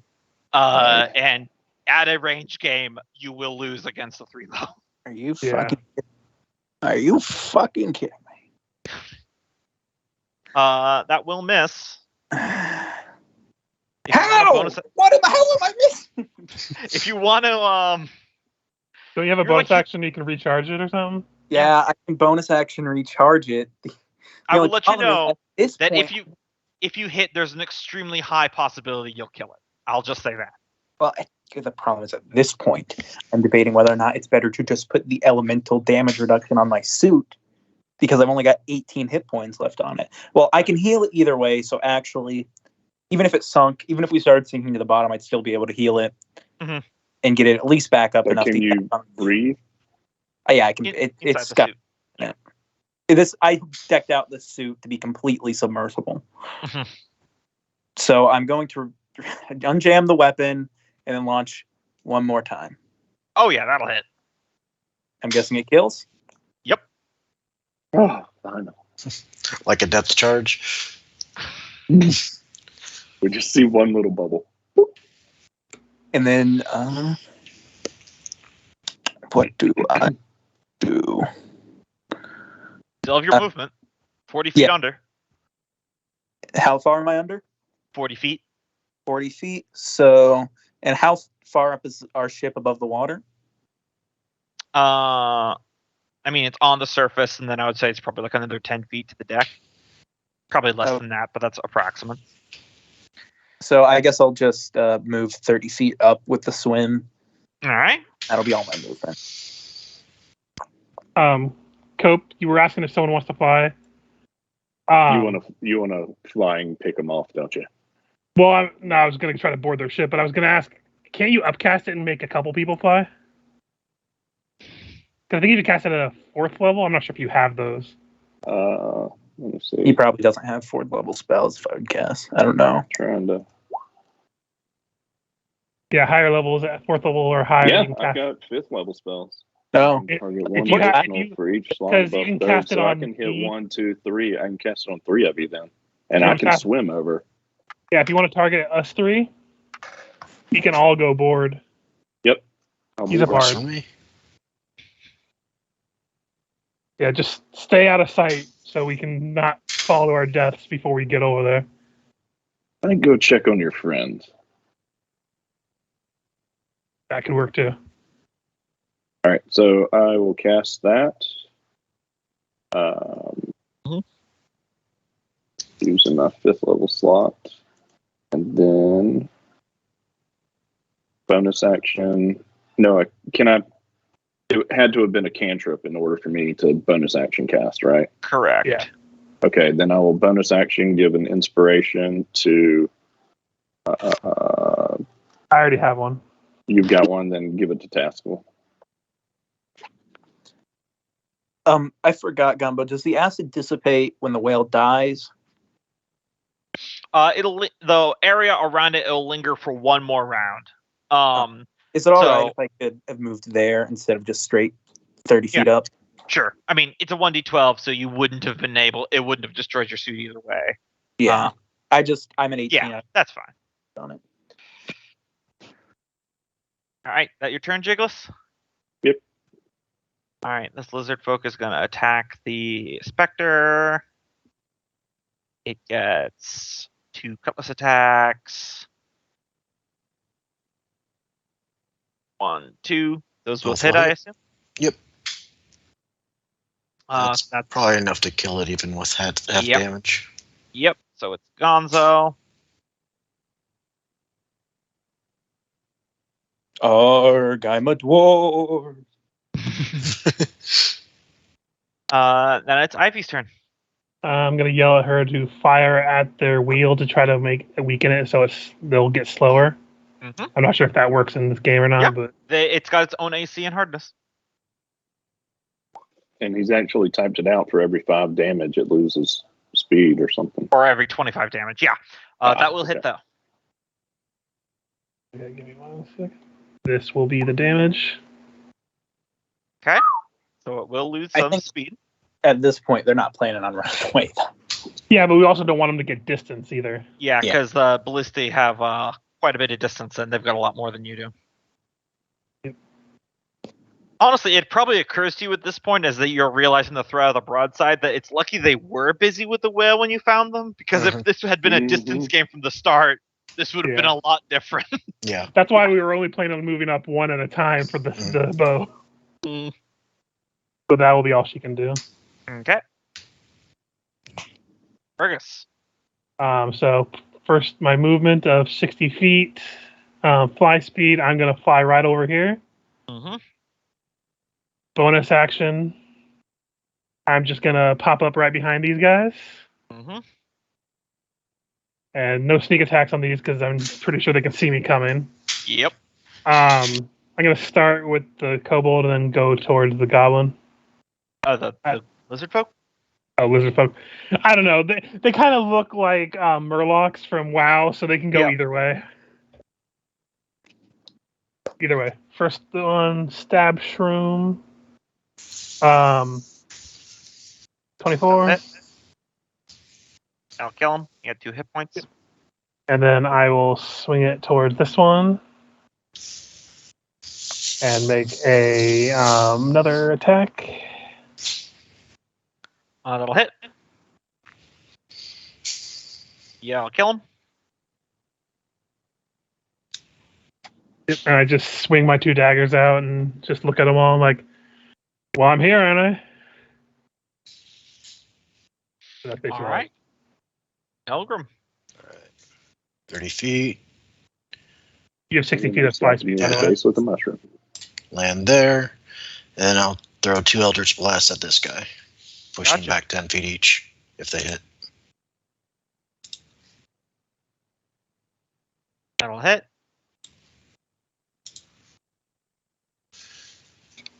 I mean, technically speaking, you can't target him with the second Eldritch Blast because he already falls overboard. Oh, okay. Then I'll target this guy. All right. That'll hit. And I'll kill him. He just splits in 2 as he goes overboard. I like that. I don't like that you in Pathfinder so many spells are like you can push them until they would be injured. Mm-hmm. Or you have to get past their spell resistance, and then they have a saving throw to not get pushed. It's like, well, why am I even bothering to do anything at all? All right, and that's my turn. You say that as you guys repeatedly get through all those spell resistances most of the time. I make martial characters so I can ignore those. So I stand by my own feelings. I took 2 feats just to get spell pen twice. So. Yeah, as I said, like I stand by my own feelings. I play martials to ignore it. It just bothers me. All right. All right. So Mr. Boatswain. He's in the water. Can swim, so you don't see what he's doing. Kobold time. I believe they are all dead. They are all dead. Taskel. There's only one pirate, goblin pirate left over here. Yep. This will go 60 feet. Yeah, just the goblins. Surprised you haven't brought down your hammer yet. Yeah. These people aren't worthy of his hammer. Apparently. Which one are you targeting? Turns with the fact that his daughter was probably eaten by that whale. That'll hit. Still up. All right. Got pirate time. He's gonna run up to the rail and he's gonna throw a firebomb on his own ship. Not at disadvantage. No, at you. Yeah, but if it misses, it hits his own ship. Yeah, but didn't say it was smart. So there you go. You're on fire, Fergus.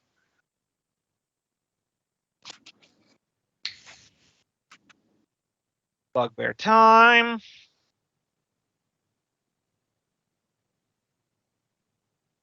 Guy's going to hop, but it's yeah, no, actually you can do that.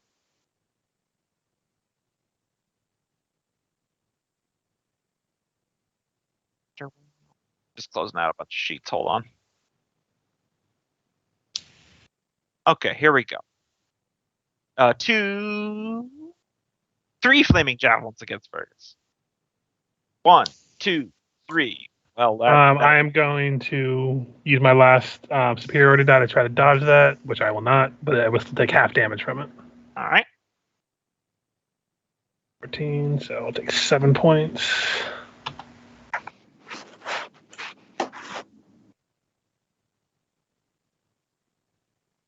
All right. Freya. Oh, wait, sorry. Before Freya's turn, the ship is going to fire.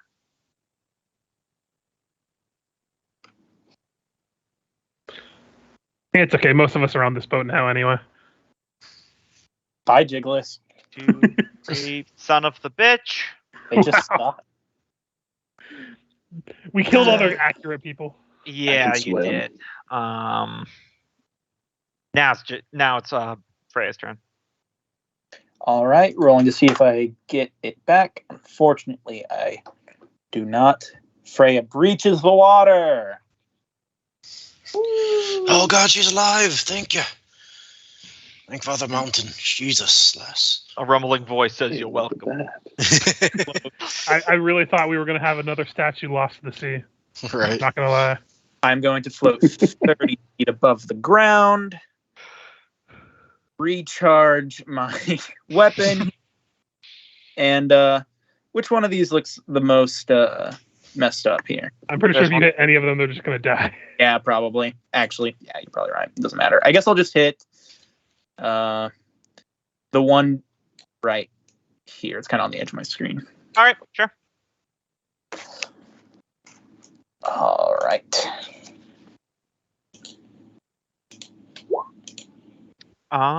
Pretty sure. Oh, wow, that misses. Damn. And even though that you rolled an advantage when you weren't supposed to, that still misses. Well, I figured because of the adrenaline, yeah, advantage was warranted. Can we move the boat? Sure. We missed the boat move. I'd like to move it closer. Okay. Because theirs is also moving away from you now. Yeah. So I imagine since we're kind of at the edge of the map, we can probably keep a similar distance and just say the whole map moved. It would be more like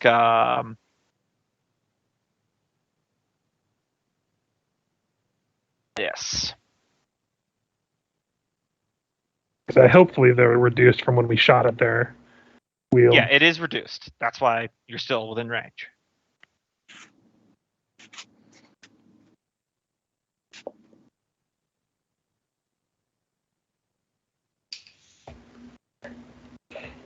And then it'll be Jigglesworth. Yep, so it is Jiggles' turn. All right. Jiggies is going to, if you'll let me gumbo, he's going to take a step out right as it's turning and cast bonus action, use Misty Step. So he just kind of jumps off the wheel. Yep. Got a 30-foot distance. That was a smart call because I was probably going to have you do an athletics check to see if you could swim up fast enough on that other ship. A lot of folks over here. Are you joking? Sorry, I just see all the dead bodies that come up off screen, and you're like, No, wow, there's a lot of see them on people. screen, too. There's like 4 people. I see all those things over here. Oh my gosh, that is a lot. Oh yeah, I'm gonna calculate all that up. XP up. That's gonna be great. Alright. He's gonna move over 5, 10, 15, 20. And attack with his rapier because pirate. Yep, that'll hit. 9 damage, still up. He's got 2 attacks. Hit. What's the other one coming from? Oh, Hex. I don't think you have Hex on him, do you? No, he does not. Oh, I do not have Hex on him. So that first damage was only 8, and then it would be 15 for the natural 20. Yep, 23 damage is pretty good though. Oh yeah. Yeah, buddy. It's not the pushover. Everyone Is just anybody still flying? We're all flying, but we're on the. I think I've stepped on the ground. Milgrim's landed. Yeah. Freya's still flying, but she's not on I the. like to think Taskel's just staying 1 foot off the ground. Yep. No, he's flying with the Captain Morgan pose. Cover like a dead. Ivy. Do we want Ivy to put out the fire? Yeah. Oh yeah. Put out the fire on the ship. I'll roll the fire damage real quick. Both Hey. these back. Your ship is looking very beat up now. Yeah, that'll do it. Puts out the fire. Fire's out there. And that's an action. So Yep. That's all she can do. Burgess. I believe at the start of my turn I take 1d4 points of fire damage. Yep, I'll roll that. 4. And I'm going to choose to ignore it as I'm screaming at these guys. Like, shit, I'm on fire. I'm just going to stab at this one. We noticed. I want a hug. That'll hit. Who are you attacking? The one next to Jiggler so I can get sneak attack. All right, it's dead. Bonus action, I'm going to move my Hex that I still have to him. Actually, let me see if I have it. I forgot to roll the Constitution for both of those. I'm gonna roll advantage because I had to do it twice. I'm fine. So yeah, the one to the north, I'm gonna switch my Hex to that one. All right. Or not Hex, Hunter's Mark rather. I was gonna say that's my shtick. And Jiggler's stick. That's true. 12 points. And that'll be my turn. All right. Milgram. Milgram will fly up here. Fire a pair of Eldritch Blasts at this guy. Okay. First one. And push him back with the intent of sending him over. Okay. If he survives it. He's over. Water breaks a fall. And then I would use the rest of my movement to get here. And can I use the item interaction to kind of steer the wheel? Steering the ship is an action, and also it is worth pointing out there are people physically pushing it downstairs, so it's not like you can stop the ship. Right. He's just wanting to get our ship out of their broadside. So. I mean, on your next turn, you can item interaction start steering it that direction. Yeah. It'll be a bit because the ballista range is like 200 feet. So it's not the ballista he's worried. Making it go sideways. So basically, our ship is directly behind it. Mm-hmm. So that way, there's no line of shot for the blind side. Well, maybe on your next turn. Yeah. Okay. That's fine. This guy finally crawls back up on deck. It's just enough movement to get here, and he's going to take a swing at Fergus. That'll hit. 23 points of bludgeoning damage. Ooh, that hurts.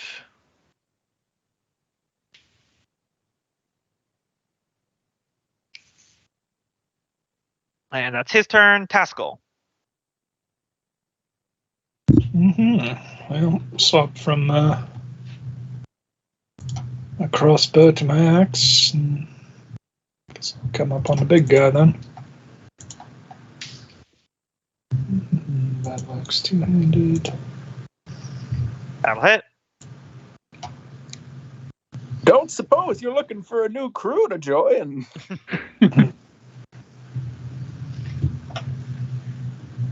All right. Is that everything? Yep. All right. Let me see here. Okay, the goblin doesn't drown. Bugbear time. They're going to continue attacking Fergus. 1, 2. Second one will hit. Now you're rolling those rocks on me. They were very good at melee fighting. That's why they kept trying to board you until they got frustrated and started using broadsides. Speaking of I'm which, gonna make one of those miss. Are we able to? Can Olgrim shout out, "Get directly behind the ship"? And I feel like that may just be something Chickless would do. I don't know. Well, he's calling out to Ivy to direct the orders because I don't think any of us are left on our ship. But we'll just see. But 2, 3, 4. Of course, none of them hit, so it doesn't matter. Freya. All right. Just gonna shout out one more time. Sure, we're still a no-go on that surrender thing. At least the last few on the deck seem to still be fighting. All right. Let me see if I recharge this round. I do not.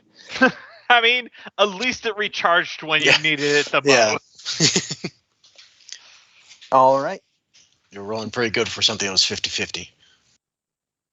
If you sink, I'll pick you up, Ivy. I mean, Mikko and a bunch of other people are... Okay, she's gone. By the way, the Hopefully boat... Does the whale eventually float back upwards since it's dead? Well, I mean, it's only been about 20 seconds, so you'll have to see. Okay. All right, don't say I didn't give you a chance. I'm going to launch an Eldritch Volley Cannon at this one. All right, I assume you bonus action reloaded it. Yep. All right, go ahead. Damn. Well, yeah, he's dead.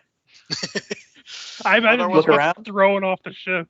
Once a torso, there was no longer. And we'll say the last 2 bugbears surrender at that. Just blows this guy's dome off and goes, I did not like being inside of that whale. Hey, 2 new recruits. Well, there's more people on this ship as well. Yeah. And all you other business. Anyways, welcome aboard. Why don't you guys help us come retrieve our ship? I was gonna say, while y'all do that, why don't I polymorph into a great shark, head down there and pull that whale up? The whale is floating back up to the surface. I was just being coy because you wouldn't know in time. Yeah. Okay. Yeah, I did want to lead with, after like the fighting dies down, I kind of stick my head under deck. And I'm not sure how I would word it, but basically along the lines You are under new management. Well, that and like, if you are willing to paddle this thing back to shore, or like, to the place that we're going to, because we don't have enough people to pilot a 3-boat, even with the extra crew we have. If they're willing to paddle it, we will in turn not sell them when we get back to port. I feel that's a very good deal. Okay. I imagine. Yeah, let's see what Gombo says. Yeah, hold on. I need to look at some numbers real quick. You can give me a persuasion while I'm checking this out, because that's going to be needed no matter what. Hey, Tassel, you want to help me try to... Okay, so theoretically, this should be a good roll. Talking about how bad they know some of the ladies are that can purchase them or ransom them. All right. Assume we're mending 27. The suit. Yeah, but I was going to say, even before we mend the suit, why don't you help me, Taskful, try to rig up some sort of mechanism to tow the other ship along with us? Well, they're still going to need to paddle it, so I don't think we're going to be able to tow the ship. Oh, okay. Yeah. Let me see. Yeah, because you're not a tug. You would require the people on your wheels to be pulling the weight of 2 ships. Also, someone roll me 2d8.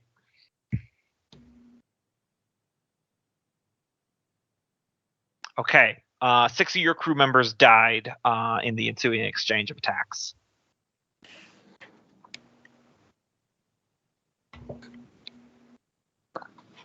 All right. In that case, then just help me get this bitter whale aboard Jiggles. The entire bulk of the bitter whale will not fit on a one bow. We'll have to bring it on. Yeah, you're not going to want to bring it on. Don't they usually leave it in the water and just strap it to the side and take it back? Well, either way, we'll probably set that up on the 3 bow, so that's going to be our new ship. And then we're going to go back to port and sell our 1 bow, and then, provided they go along with the just paddling and staying below deck, we will let them go without being ransomed off when we get back to port. Okay, so they lost 20 of their 60 crew. So they are able to still function, but it is a skeleton crew.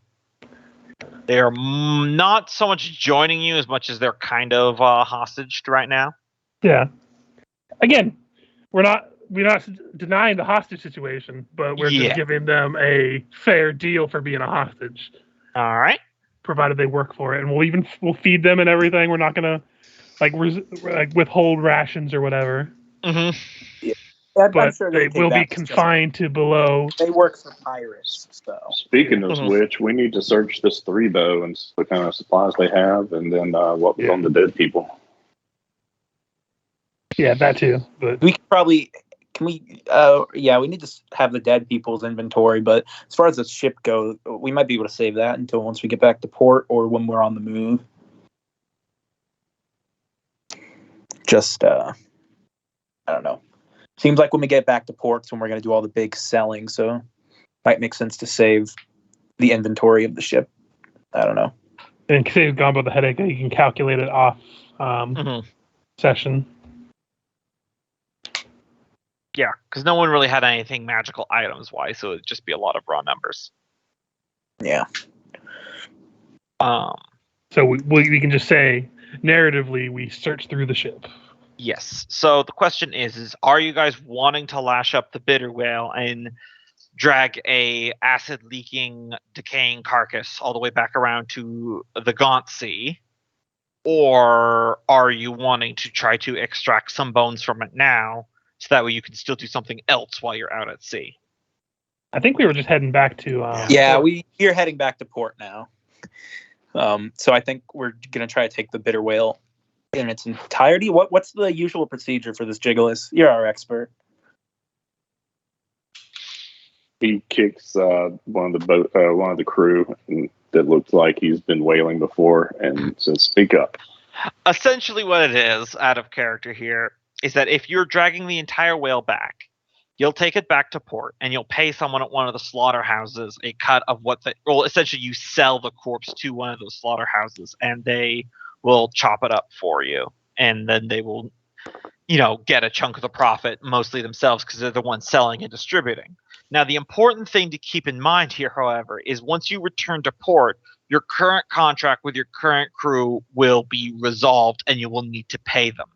And then if you want to go back out again, you're going to need to pay them a second time for when you come back, meaning that there's literally this entire endeavor you did just to get money. You will need to do the entire thing all over again next time. Well, it's also to get the 3 bow so we can actually go to the place we're trying to get to. Okay, I mean... Yeah. We've got... Now that we have the 3 bow, our whole goal has been resolved. And the crew takes a flat rate, right? They take a cut, yes. Yeah. So now I think we've got loot. No matter how much gold we end up bringing in, they're always going to take the same cut. So we might as well go back now. So we go back now. We can stock up and prepare the 3 bow for the departure to the Ghost Sea or whatever it was called, to go towards the destination we were aiming for.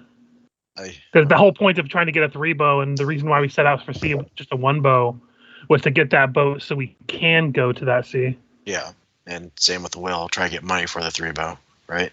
Yeah. So we've got money and a 3 bow. So let's just go selling back. the 1 bow. Yeah, the crew will take portions of profits from that, but we should be able to have enough money to stock the crew, stock supplies, probably some extra supplies because we don't know how long we're going to be at the Ghost Sea and begin our adventure there. Yeah, it's especially carrying around 2 boats and a whale. Going back to port's the best thing to do until we can offload this boat, offload this whale, and get back out there. And plus, now that we've had a really successful, this has basically been a very successful job. There's a good chance that the people who are competent at their job are going to want to stick with us because they've seen the profit they can get with us. And I'm sure in a traditional pirate fashion, we offer everyone that we kidnapped a contract aboard. And are we also repairing the ships while we're on our return trip? Yeah, we'd probably have to stop for a minute. They're so severely damaged to this point, you couldn't do it while in motion, not easily. Because the Tubo you successfully damaged one of its wheels enough, it's moving at half speed. Well, while we're loading up the whale, I think while we're getting that squared away, it'll probably be good to start issuing at least some repairs. And then see where things stand. Because it's going to take the rest of the day to. Yeah. But we're going to keep. We need to get those repairs done before we can set off at least a little bit. Day to repair is not as bad as it was when we first did it, so that might also be something to take into account that we could do. Spending a day to repair, it would do some psychological toll on the crew. Well, it's also we have to take into consideration we don't want to go out onto the sea how we are with our damaged ships and have the one bow sustain too much damage and lose every member of that crew. Right. Then we also run into the issue of the whale probably eating away at the hull while we're trying to repair. It's not going to be actively secreting the acid, but it's going to leak it for another couple days. But both of the ships at least were outside of the acid's range, but I don't know how. I guess that might just be the strong acid. It's tapering. It's tapering off now.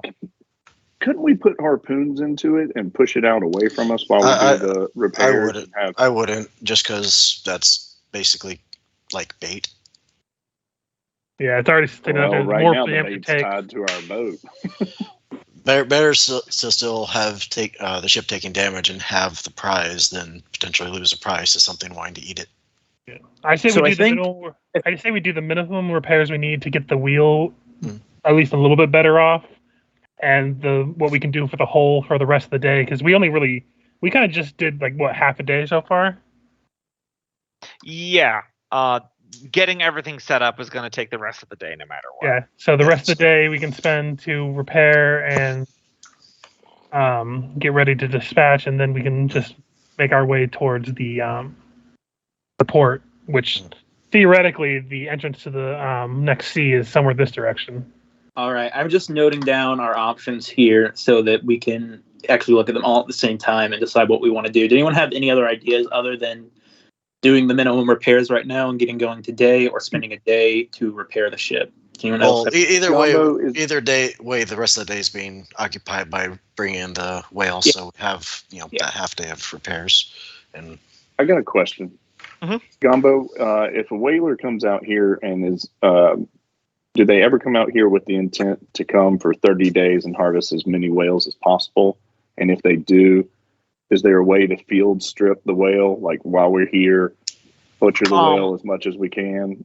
Only if you're removing its bones, its blubber, its oil, and its acid, and its other more biological components.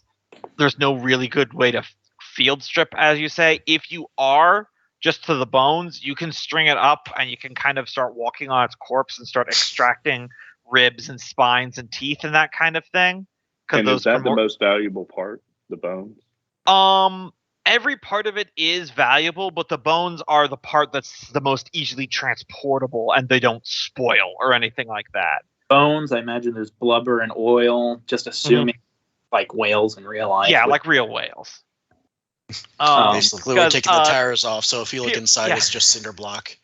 So, from a out-of-character standpoint, real life whaling is terrible, but from a fictional standpoint, it's a super interesting process. It's a very interesting thing to think about. Yeah. I don't condone it, but I do recommend reading about it because it's amazing. I mean, it's especially like old like fucking old whaling. That shit's badass. Yeah, they literally went out in like rowboats and they freaking fought this thing with a spear. Anyways, so I got writing down things for tomorrow. I said we can move along tomorrow, spend tomorrow doing repairs. Anyone have any other ideas for what to do with tomorrow? I think we just start making a beeline to the port. Yeah, that's what I said. Move along tomorrow. Yeah. So those are the options we have on the table as of right now. I don't know if we just want to vote on those. And then that Duergar boatswain kills me because Jiggles never informed us of that. But Freya is going to be on the spending tomorrow's doing repairs team. We voting? I mean, I just put those there if you guys wanted to vote on them. I don't know. Oh. It seems pirate vote, you know. Mm-hmm.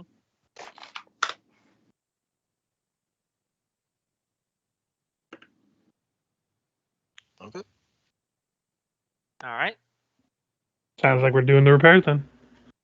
All right. So, let me ask you this: where do you guys regularly post up between the two ships?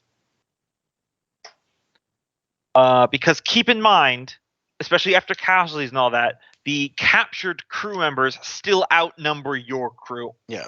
Quite significantly. Yeah. I would say we sleep on the one bow, and then when we're on watches and stuff, we stick to the two bow or the three bow. I mean, like we rotate out who of us are in charge. Like we'll watch in shifts.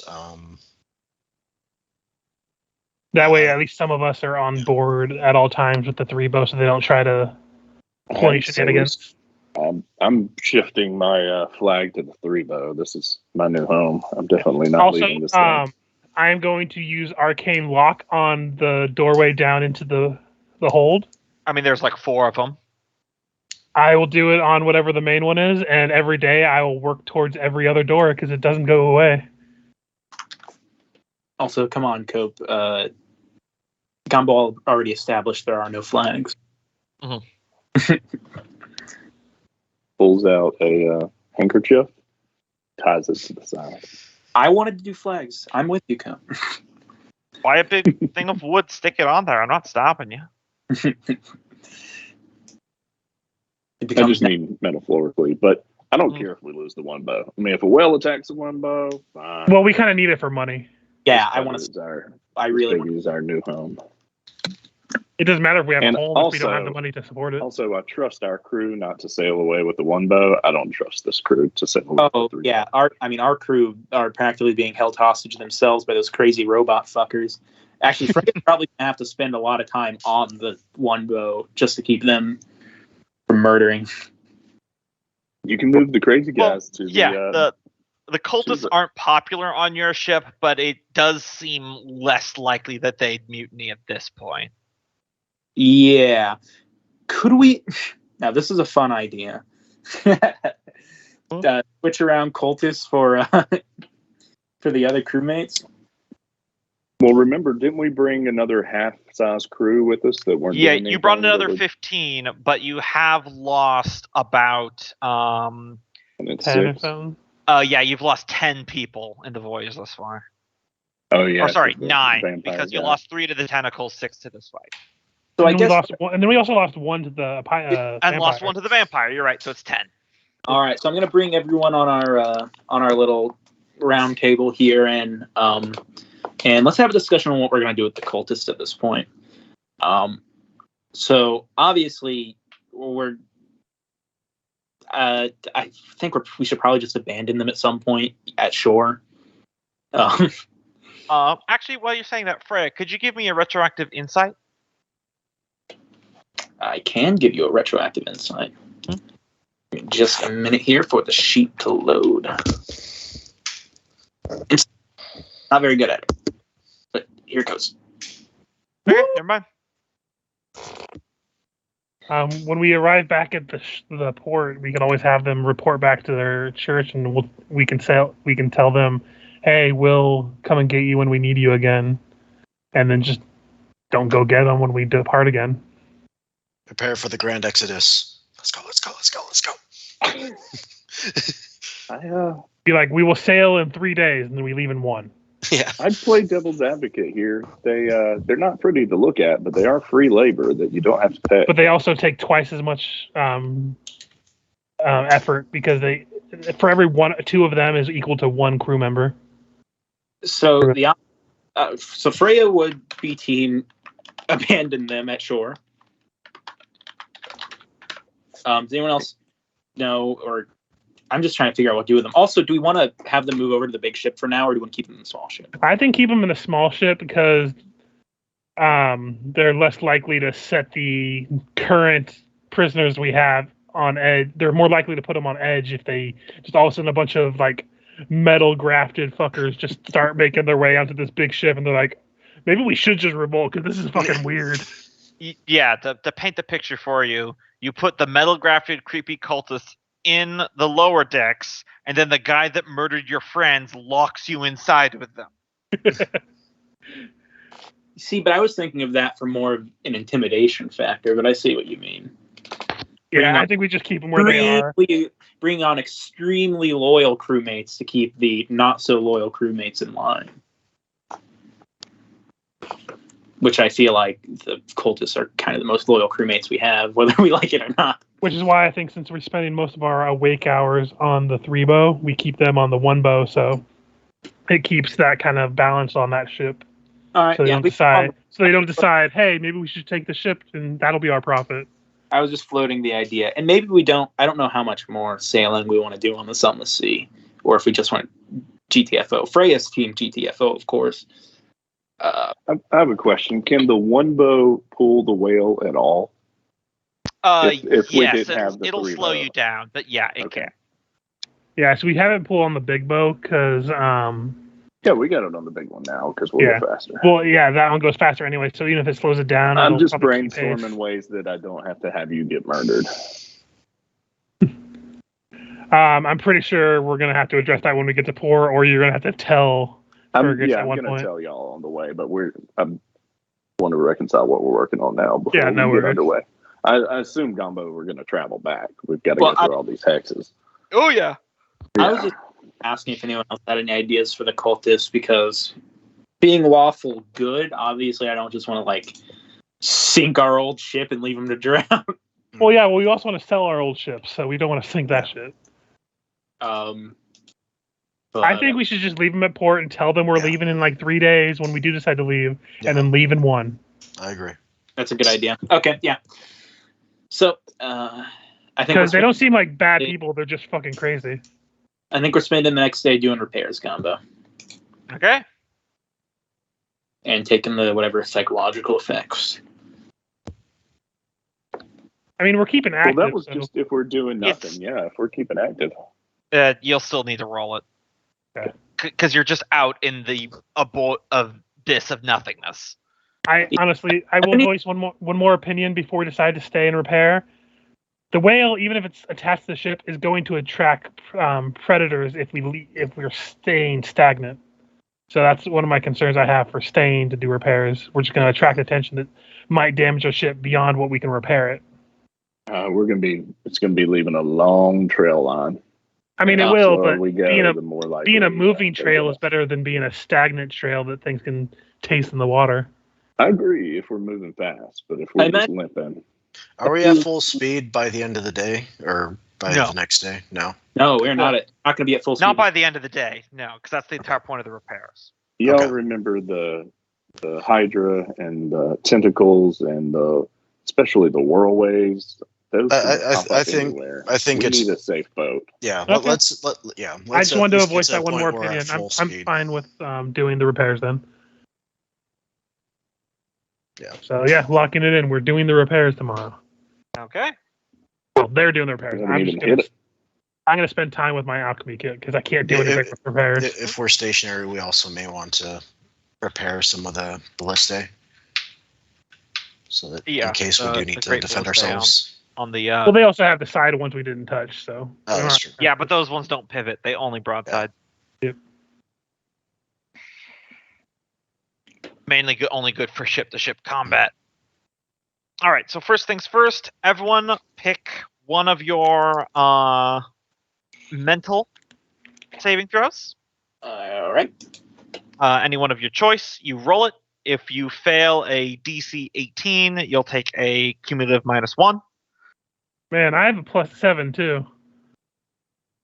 But it's only that one save that takes the -1 now.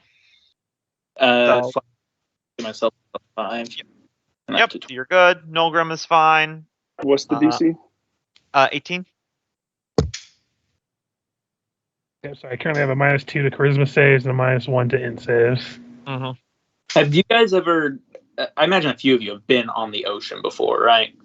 Mm-hmm. Nope. Well, when you do, you just look out and it's endless blue, and then it was just completely dark. And also, occasionally, you hear the sound of bitter whales gurgling to the surface to eat you. I imagine it is quite psychological. Yeah. And this has like an abjuration or not aberration theme. I've known. Mm-hmm. Have you ever been on a lake in night in real life? It's also just like, well, that's a whole lot of nothing. Mm-hmm. I remember when I was younger, there was a lake that we would go to occasionally with my family, and once or twice I got out and I started swimming around in the middle of the lake because we had like a boat, so I just got out. And I was having fun until I looked down. And then I really started thinking about it. Yeah. Because it was one of those really murky lakes, so you definitely couldn't see the bottom. So you're like, oh, I'm getting back in the boat. Yeah. I went with friends one time, and they stopped and wanted to go to this. He called it the swimming spot, and we'd ride in his boat, and it's his gig. We're there visiting him, and it's his boat, so I don't say anything, and go all the way out there. And his quote swimming spot is next to the hydroelectric dam, where I know for a fact it's like 100 feet deep, and they catch 100-pound, 160-pound catfish. Yeah. And I was like, yeah, I'm good. I'm just going to stay in the water, man. That short I put in there on YouTube. It's sad it's a short since you can't skip around with it, but eventually it shows like the outside of this oil rig. Mm-hmm. And what it looks like during pitch black night. To give kind of a perspective to pitch black night in the ocean. Yeah. Yeah, I like how it shines out the flashlight and it does nothing. It hits the darkness and nothing. Granted, that's also due to the lights that are on the ship itself. Yeah, light pollution does it. But still. I mean, in this Underdark, you don't even have the night sky or anything like that. So exactly. It would be applicable.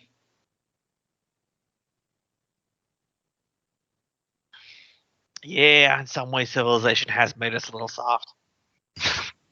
It's also, sorry, this is a side note that we'll get back to the game. I like how there's all these people that make jokes about like old, like medieval era humanity and saying how superstitious they were and everything like that.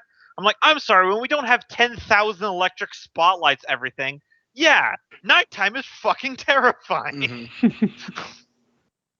When it's like, I have one campfire, it creates 8 feet of light. Look around. Oh no. Yeah.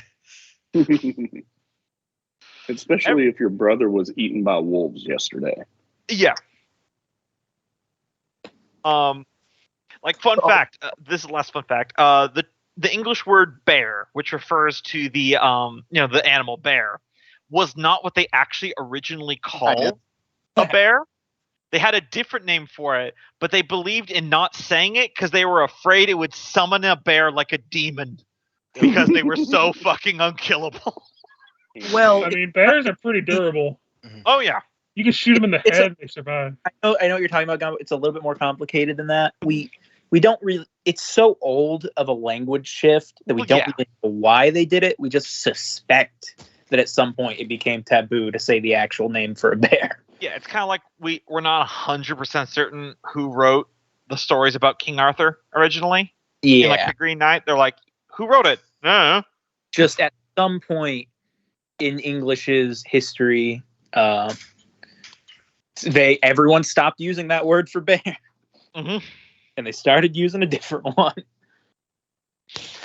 All right, so since we're almost out of time, Freya, why don't you give me those carpenter tool roll? See how far you get on repairing this wheel. How many rolls? Just one for now. Just one. Gotcha. Here you go. Boom. All right. So let's see. You guys had gotten it down to let me pop over to the map. I still have it on the token here because you guys got it really low. Yeah, you got it down to 59 out of 100. So why don't you roll me let's say 8d10.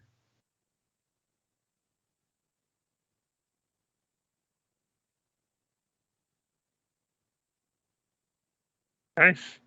Yeah. All right. So it will be fully repaired by the end of the day. There's definitely more repair parts on this other ship, but this is still taking most of the stock. So you've kind of got like it detached from the main hinge, and you're working on it. You got a few of the crew from the Tubo helping you out. What's everyone else doing and where? I assume Fergus is somewhere working on his alchemy tools because that's absolutely something you can do right now. Yep. Which ship? What ship am I on? Mm-hmm. Probably the one bow. All right, on the one bow.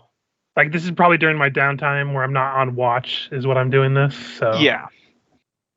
Milgrim will be on the 3 bow, just being guard. All right. I'm probably taking the captain's quarters of the one bow to do this. Jiggles will be on the 3. Yeah, helping Taskell. Jiggles has mend as well, so he can chip in, but also kind of keeping guard, keeping an eye on what all's unfolding. Mm-hmm. Very suspicious of the new crew trying to revolt. Yep. So, let's see who's got behind us right now.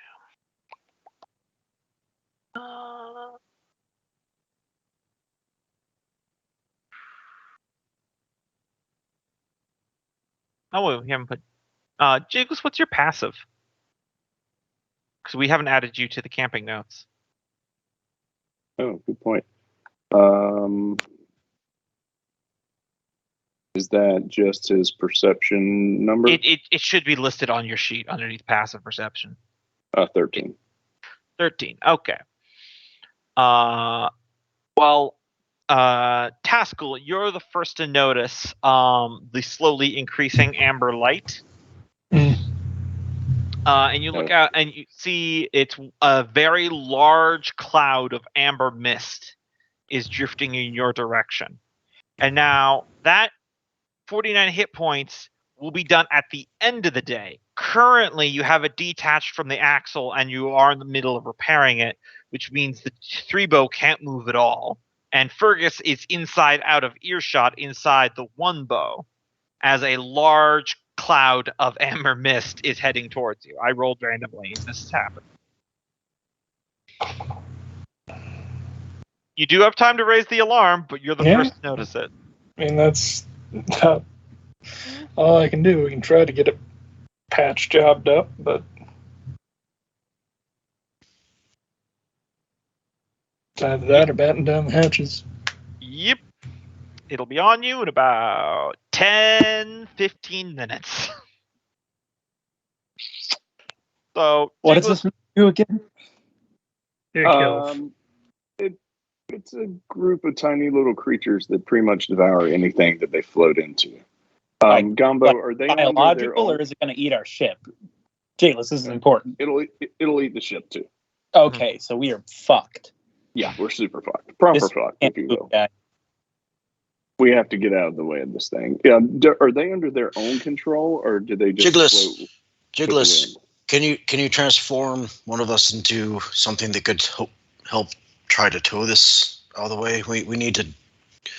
If we could tow the disabled ship. The 3 bows disabled? Yeah, the 1 bow is fine. Yeah, if we could use the 3 bow and some water creature to help pull, would that be possible to try to tug it out of the way? Wait, Jiggles, you said they're tiny creatures? Yes. Would a fireball work? I've never heard of anybody launch a fireball at the mist. Well, I think it's too far away from that now, isn't Or it? whenever it gets close enough, I'm going to try. Because if they're tiny creatures, you can always fly closer to it and launch it and see if it helps. That way, if we have time to. Oh, yeah. Yeah, so I'll fly and then fly to a safe distance. Mm-hmm.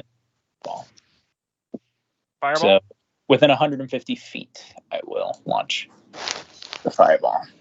It explodes, and it definitely seems to reduce the number, but this is a truly massive cloud, so you probably bought another 5 minutes.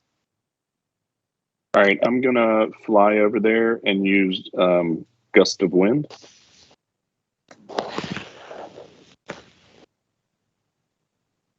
How long would it take to reattach that wheel anyway? If you were hustling, maybe 30 minutes. Okay. We might be able to buy enough time between all of us pushing them back. I've got another gust of wind. I can buy 10 the only problem that stops gust of wind is that it's only 10 feet wide, and this is maybe a 60-foot wide cloud.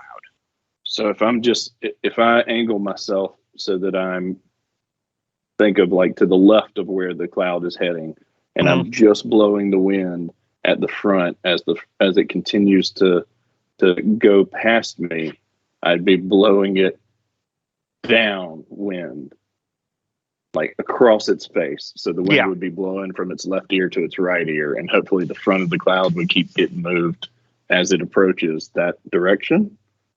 Basically trying to divert it to a different direction. Yeah, I'm just trying to move it. I'm going to keep track of how much time we're buying here. So I have 2 fireballs that I can fire off with a fly for 3 spells. Dial School, could you use your Spirit Guardians plus fly to just skirt across them? I feel like that'll tear him apart. What's the range on Spirit Guardians? Like 15 feet from him. Yeah, that's very close. Yeah, can you use your Shatter or one of your other AoE abilities?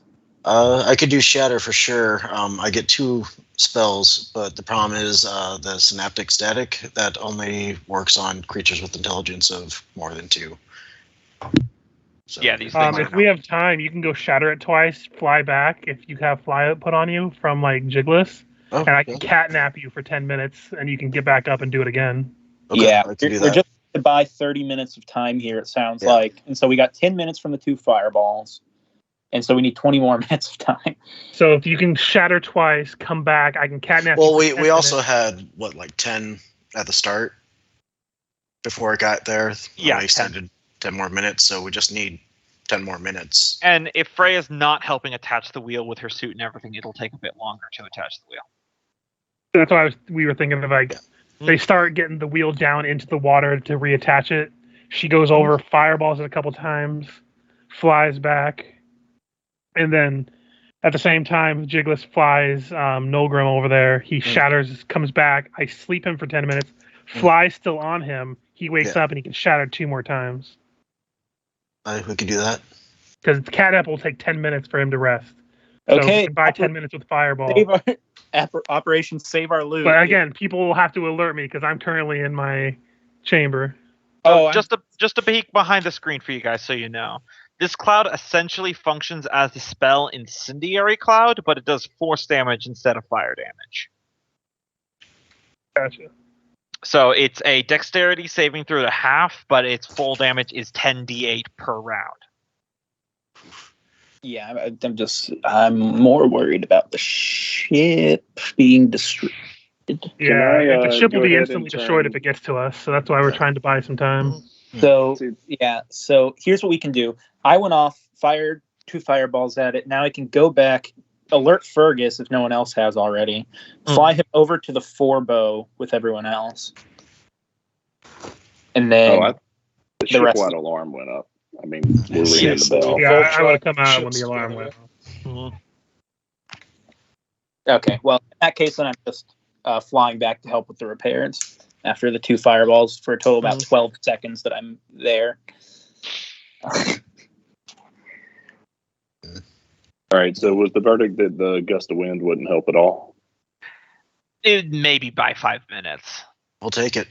Because this cloud is part randomly drifting and part a swarm moving together. It's kind of right in that line between. Here, I'm keeping track of how much time, and I marked it as maybe. Yeah, everything we're doing, we're just trying to buy time. Yeah. So if we could buy 5 minutes, that's 5 minutes. So let's do that. So I'll fly. I'm gonna cast fly on Nolgrim. We gotta keep track of this because I've got a lot of concentration to worry about here.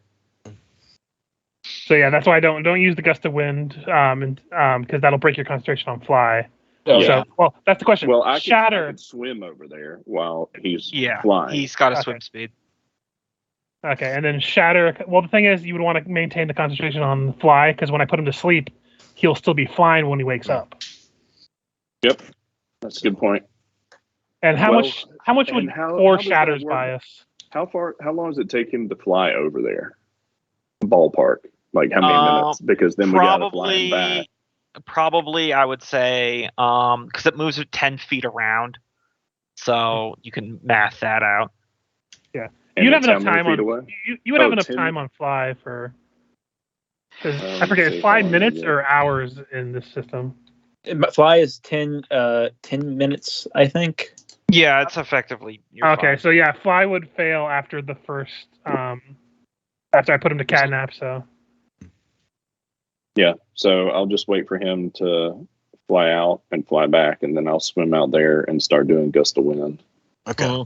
But the question is that better than polymorphing somebody and having them try to pull the boat? I think this is our best chance of getting. Then we'd have to rig up something to tie it to the creature, and then. We got ropes all over the place. Make anyone something strong enough to pull this big of a ship? I mean, it's huge. Actually, think about doing that. Pull the ship and the whale attached to the ship. It's kind of yeah. We're literally just trying to buy time to get the wheel attached to it, and get so I'll swim out there and tell them not to wait for me. Anyways, if we get back, I can. Does Nolgrim have a way to fly over there? Not when Jiggles is gone. That's why he was going to fly you before you. Yeah. So I did the first round. I flew out, did 2 shatters, flew back, and you're helping me. How much time does that get us? Let's see. Shatter is described as just a loud sound that breaks things, right? Thunder damage. But it's not like it's not like a physical force. So I'm just trying to work out how much that would be because this is the realm of. Well, put it this way: thunderclap is thunder damage, and it knocks things back. Yeah, that's fair. As I said, it's gonna do something. I'm just trying to gauge how much. Well, I know. I'm just talking about like the physical effect of things. Yeah. No, I know. I'm agreeing with you. I'm just gauging how much it would do because like fireball did quite a bit because you're physically disintegrating things. So I'm just figuring it out. Because if they were 15 minutes out originally with the gust of wind, the shatters, and the fireballs, we only need to buy probably another 20 minutes, 25 minutes to get the wheel attached and start moving. Well, at this, we already had 10 to 15 to start with. Yeah, 10 minutes to start with. 2 fireballs added. I marked the gust as maybe 5 minutes. Yeah. So that would be 25, and then 2 to 4 shatters might hopefully get 5 minutes. Even if you wake up and you don't get to use the shatters until they get close to us to kind of buy us like last minute time. Yeah. Gombo, since they're kind of sentient, would this do anything? Would fog cloud deter them from going into a fog cloud? No. Okay. They are literally a drifting mindless fog cloud. But Fergus, you're like standing watching this at a distance on the deck. Mm-hmm. And footsteps come behind you and it's Ignis and he goes, "Oi, you ugly one, we got a problem." Oh, that's offensive, but what's up? Crew on the Scrimshaw. Their talk below deck is cutting ropes and leaving the 3-bow to its fate and getting out while we can. If you want to be keeping both ships, I'd recommend you be having some words. God damn it! And I'm gonna go down below deck and try to persuade them to wait because we have a solid plan that's gonna get us to be able to break free, get the 3-bow up and get running. But we're buying ourselves some time. Yeah, and you just need to wait that long. She says, the 3-bow's a little closer. I'm gonna cross the rig and get over there. I've got 3 good fireballs in me. Oh, yes. That's exactly what we need. She can't fly, so it'll have to wait till it get really fucking close. Yeah. I can come back and fly I her. still fly if I could grab her. I don't know if that affects the speed or whatever. Not on your suit. After 1 minute of gust of wind, I would swim back. So I'd be back in time to put fly on her again. Mm-hmm. So, yeah. Well, while that's happening, I will go down below deck and I will do my best bargaining to try to get them to wait. And with how slow this thing goes, like basically I'm trying to emphasize this thing's slow. So even if we wait until like the last 1 or 2 minutes, we'll still be able to outrun this thing with our boat. If they can at least wait that long until then, kind of persuade the robot people to not like buy into this and kind of keep them morale up. People aren't the problem, but they're the vast minority. Gotcha. But basically, just trying to assure them that we have this. We're getting the 3-bow going, and as long as they keep with the program, we will not let anyone get hurt. We will get out of here before it hurts us, and we will have a big payout when we get back to port. Mm-hmm. All right. Give me a persuasion at disadvantage. God damn it. I was hoping for not the disadvantage. Natural 1. Nope, natural 3. It would. Can you use your superiority die? That doesn't work for persuasion. Yeah. Your bard die. That was over like a while ago. That only lasts for a minute. That was yesterday. Oh, that was yesterday. Let me see. Hold on. I want to see if my helmet had anything that I could have. I mean, you're off doing other things. Yeah, and it only does temporary hit points. I keep forgetting it's not help for skills. Okay. By the way, if they're not going with it, I do have one backup plan. They're not completely settled down, but what they're saying, more or less, is to the effect about, well, maybe we'll keep to ourselves, but what about the other ones that you locked in the hold on the other ship? What stops them from mutinying and trying to take this ship so that they can get away? Because they won't all fit on this ship without being able to slow it down to the point where that thing might catch it. And aren't they locked? I mean, he's only had time to lock one of the 5 doors. So technically 2, because if it's the next day, I have a second arcane lock. But still, that's still only 4. Yeah, that's a good point. Yeah. Again, if they start trying to make for the ropes and trying to detach or something, I have one other plan. But my basic premise is, even if they try to get on the ship, they're gonna have to fight you guys. Which basically, I kind of hype them up that you saw what happened. Even without us, you guys are much more skilled than any of the ones they had below deck over there. I will say on a 14, though you have not settled them, you bought some time before they start doing anything rash. Maybe 15. And then I'll just tell you what I'm going to do if they decide to actually start doing it before we have it fixed. I have my Misty Marrow flute. I have not done the catnap. I will forget about the catnap and use enthrall on the entire below deck of our crew. All right. Careful on that, because the other crew will come kill them. Oh, I can break it any time as soon as I stop playing. Yeah, that's a good point. It's a good backup. Mm-hmm. All right, so I'm not going to use it unless I absolutely have to, but I have that in my back pocket. So for review, 10 minutes out on the cloud base, Freya uses 2 fireballs. Jiggles uses gust of wind. Yes. Separate timer, 15 minutes till the crew goes nuclear. Unknown about the other captured crew. Because you can't be 2 places at once to check on them. This takes time. Or a countdown to midnight territory. It's going to take 30 minutes with Freya in her suit to reattach the wheel. Yeah. Yeah. So we could always have the longbow pull far enough away where there's not a direct boarding action sort of thing. And then have them not keep going? It's fair. Like I said, I'm buying some time right now. Yeah. Why don't we... Is there a reason we haven't just sent the one bow to flee while we get this thing fixed? That's basically what the crew of the one boat are saying. Yeah, let's just send them out, have them turn on their headlights or whatever they're called, their spotlights, so that we can see where they are, and then send them out. That's fine. Out of curiosity, to make it easier on the wheel, does anyone have the spell levitate, maybe? Or like anything that can lift things? Maybe we can use that on the wheel. I don't know if anyone has it, so. I think we're good. Check the chat.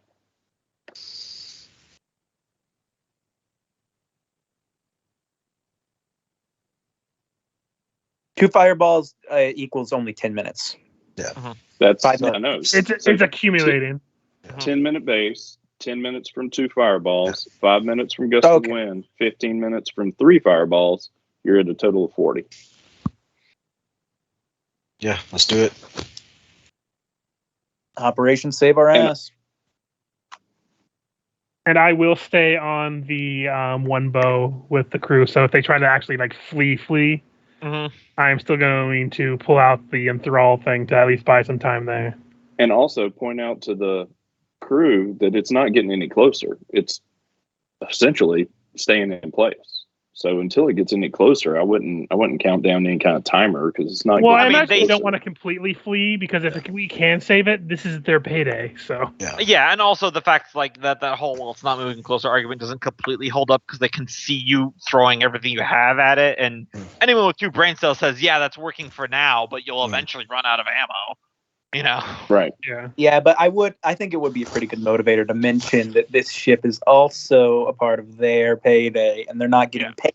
They run away. That was one of my things when I was talking to them. Like, we don't want to leave this because it is our pay. Exactly. So if you guys are gonna... even if we end up recovering this shit and they left, I'm not giving them a cent of the fucking gold we got. Right. But so I think we're good to just let him go a bit ahead and just keep a safe distance. Like just keep I agree. Not basically go the same speed as the cloud. You know, 10. I agree. Send Fergus with them, but I trust a pirate's love of gold enough for them to not fully run away. Right. Nolgrim will stay on the 3 bow to try to maintain order there.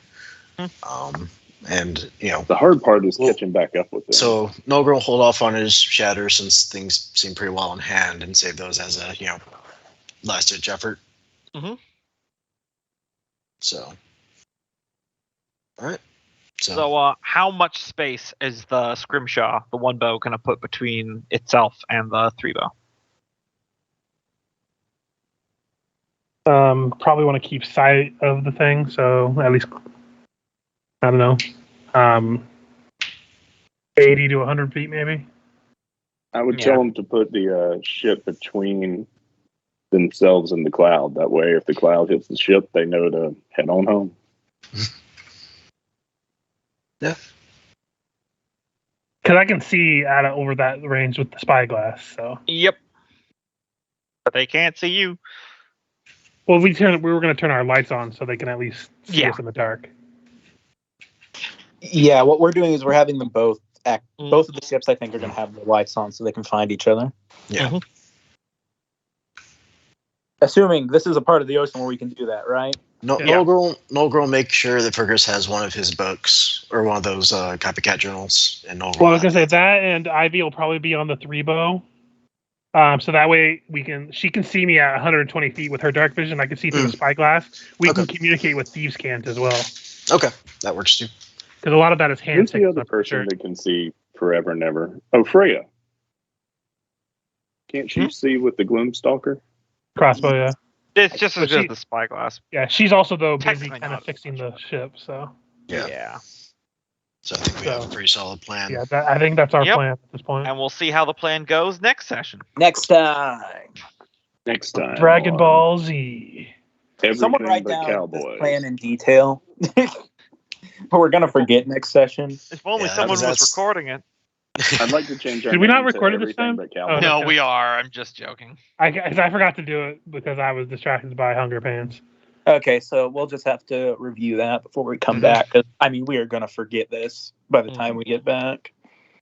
It will be, 3 weeks? Month. Yeah, it's going to be a while. Because not next week, not the week after, and maybe the 29th. Well, that used to be just our regular schedule for playing the games because we ran 3. So yeah, the 3 was a little much.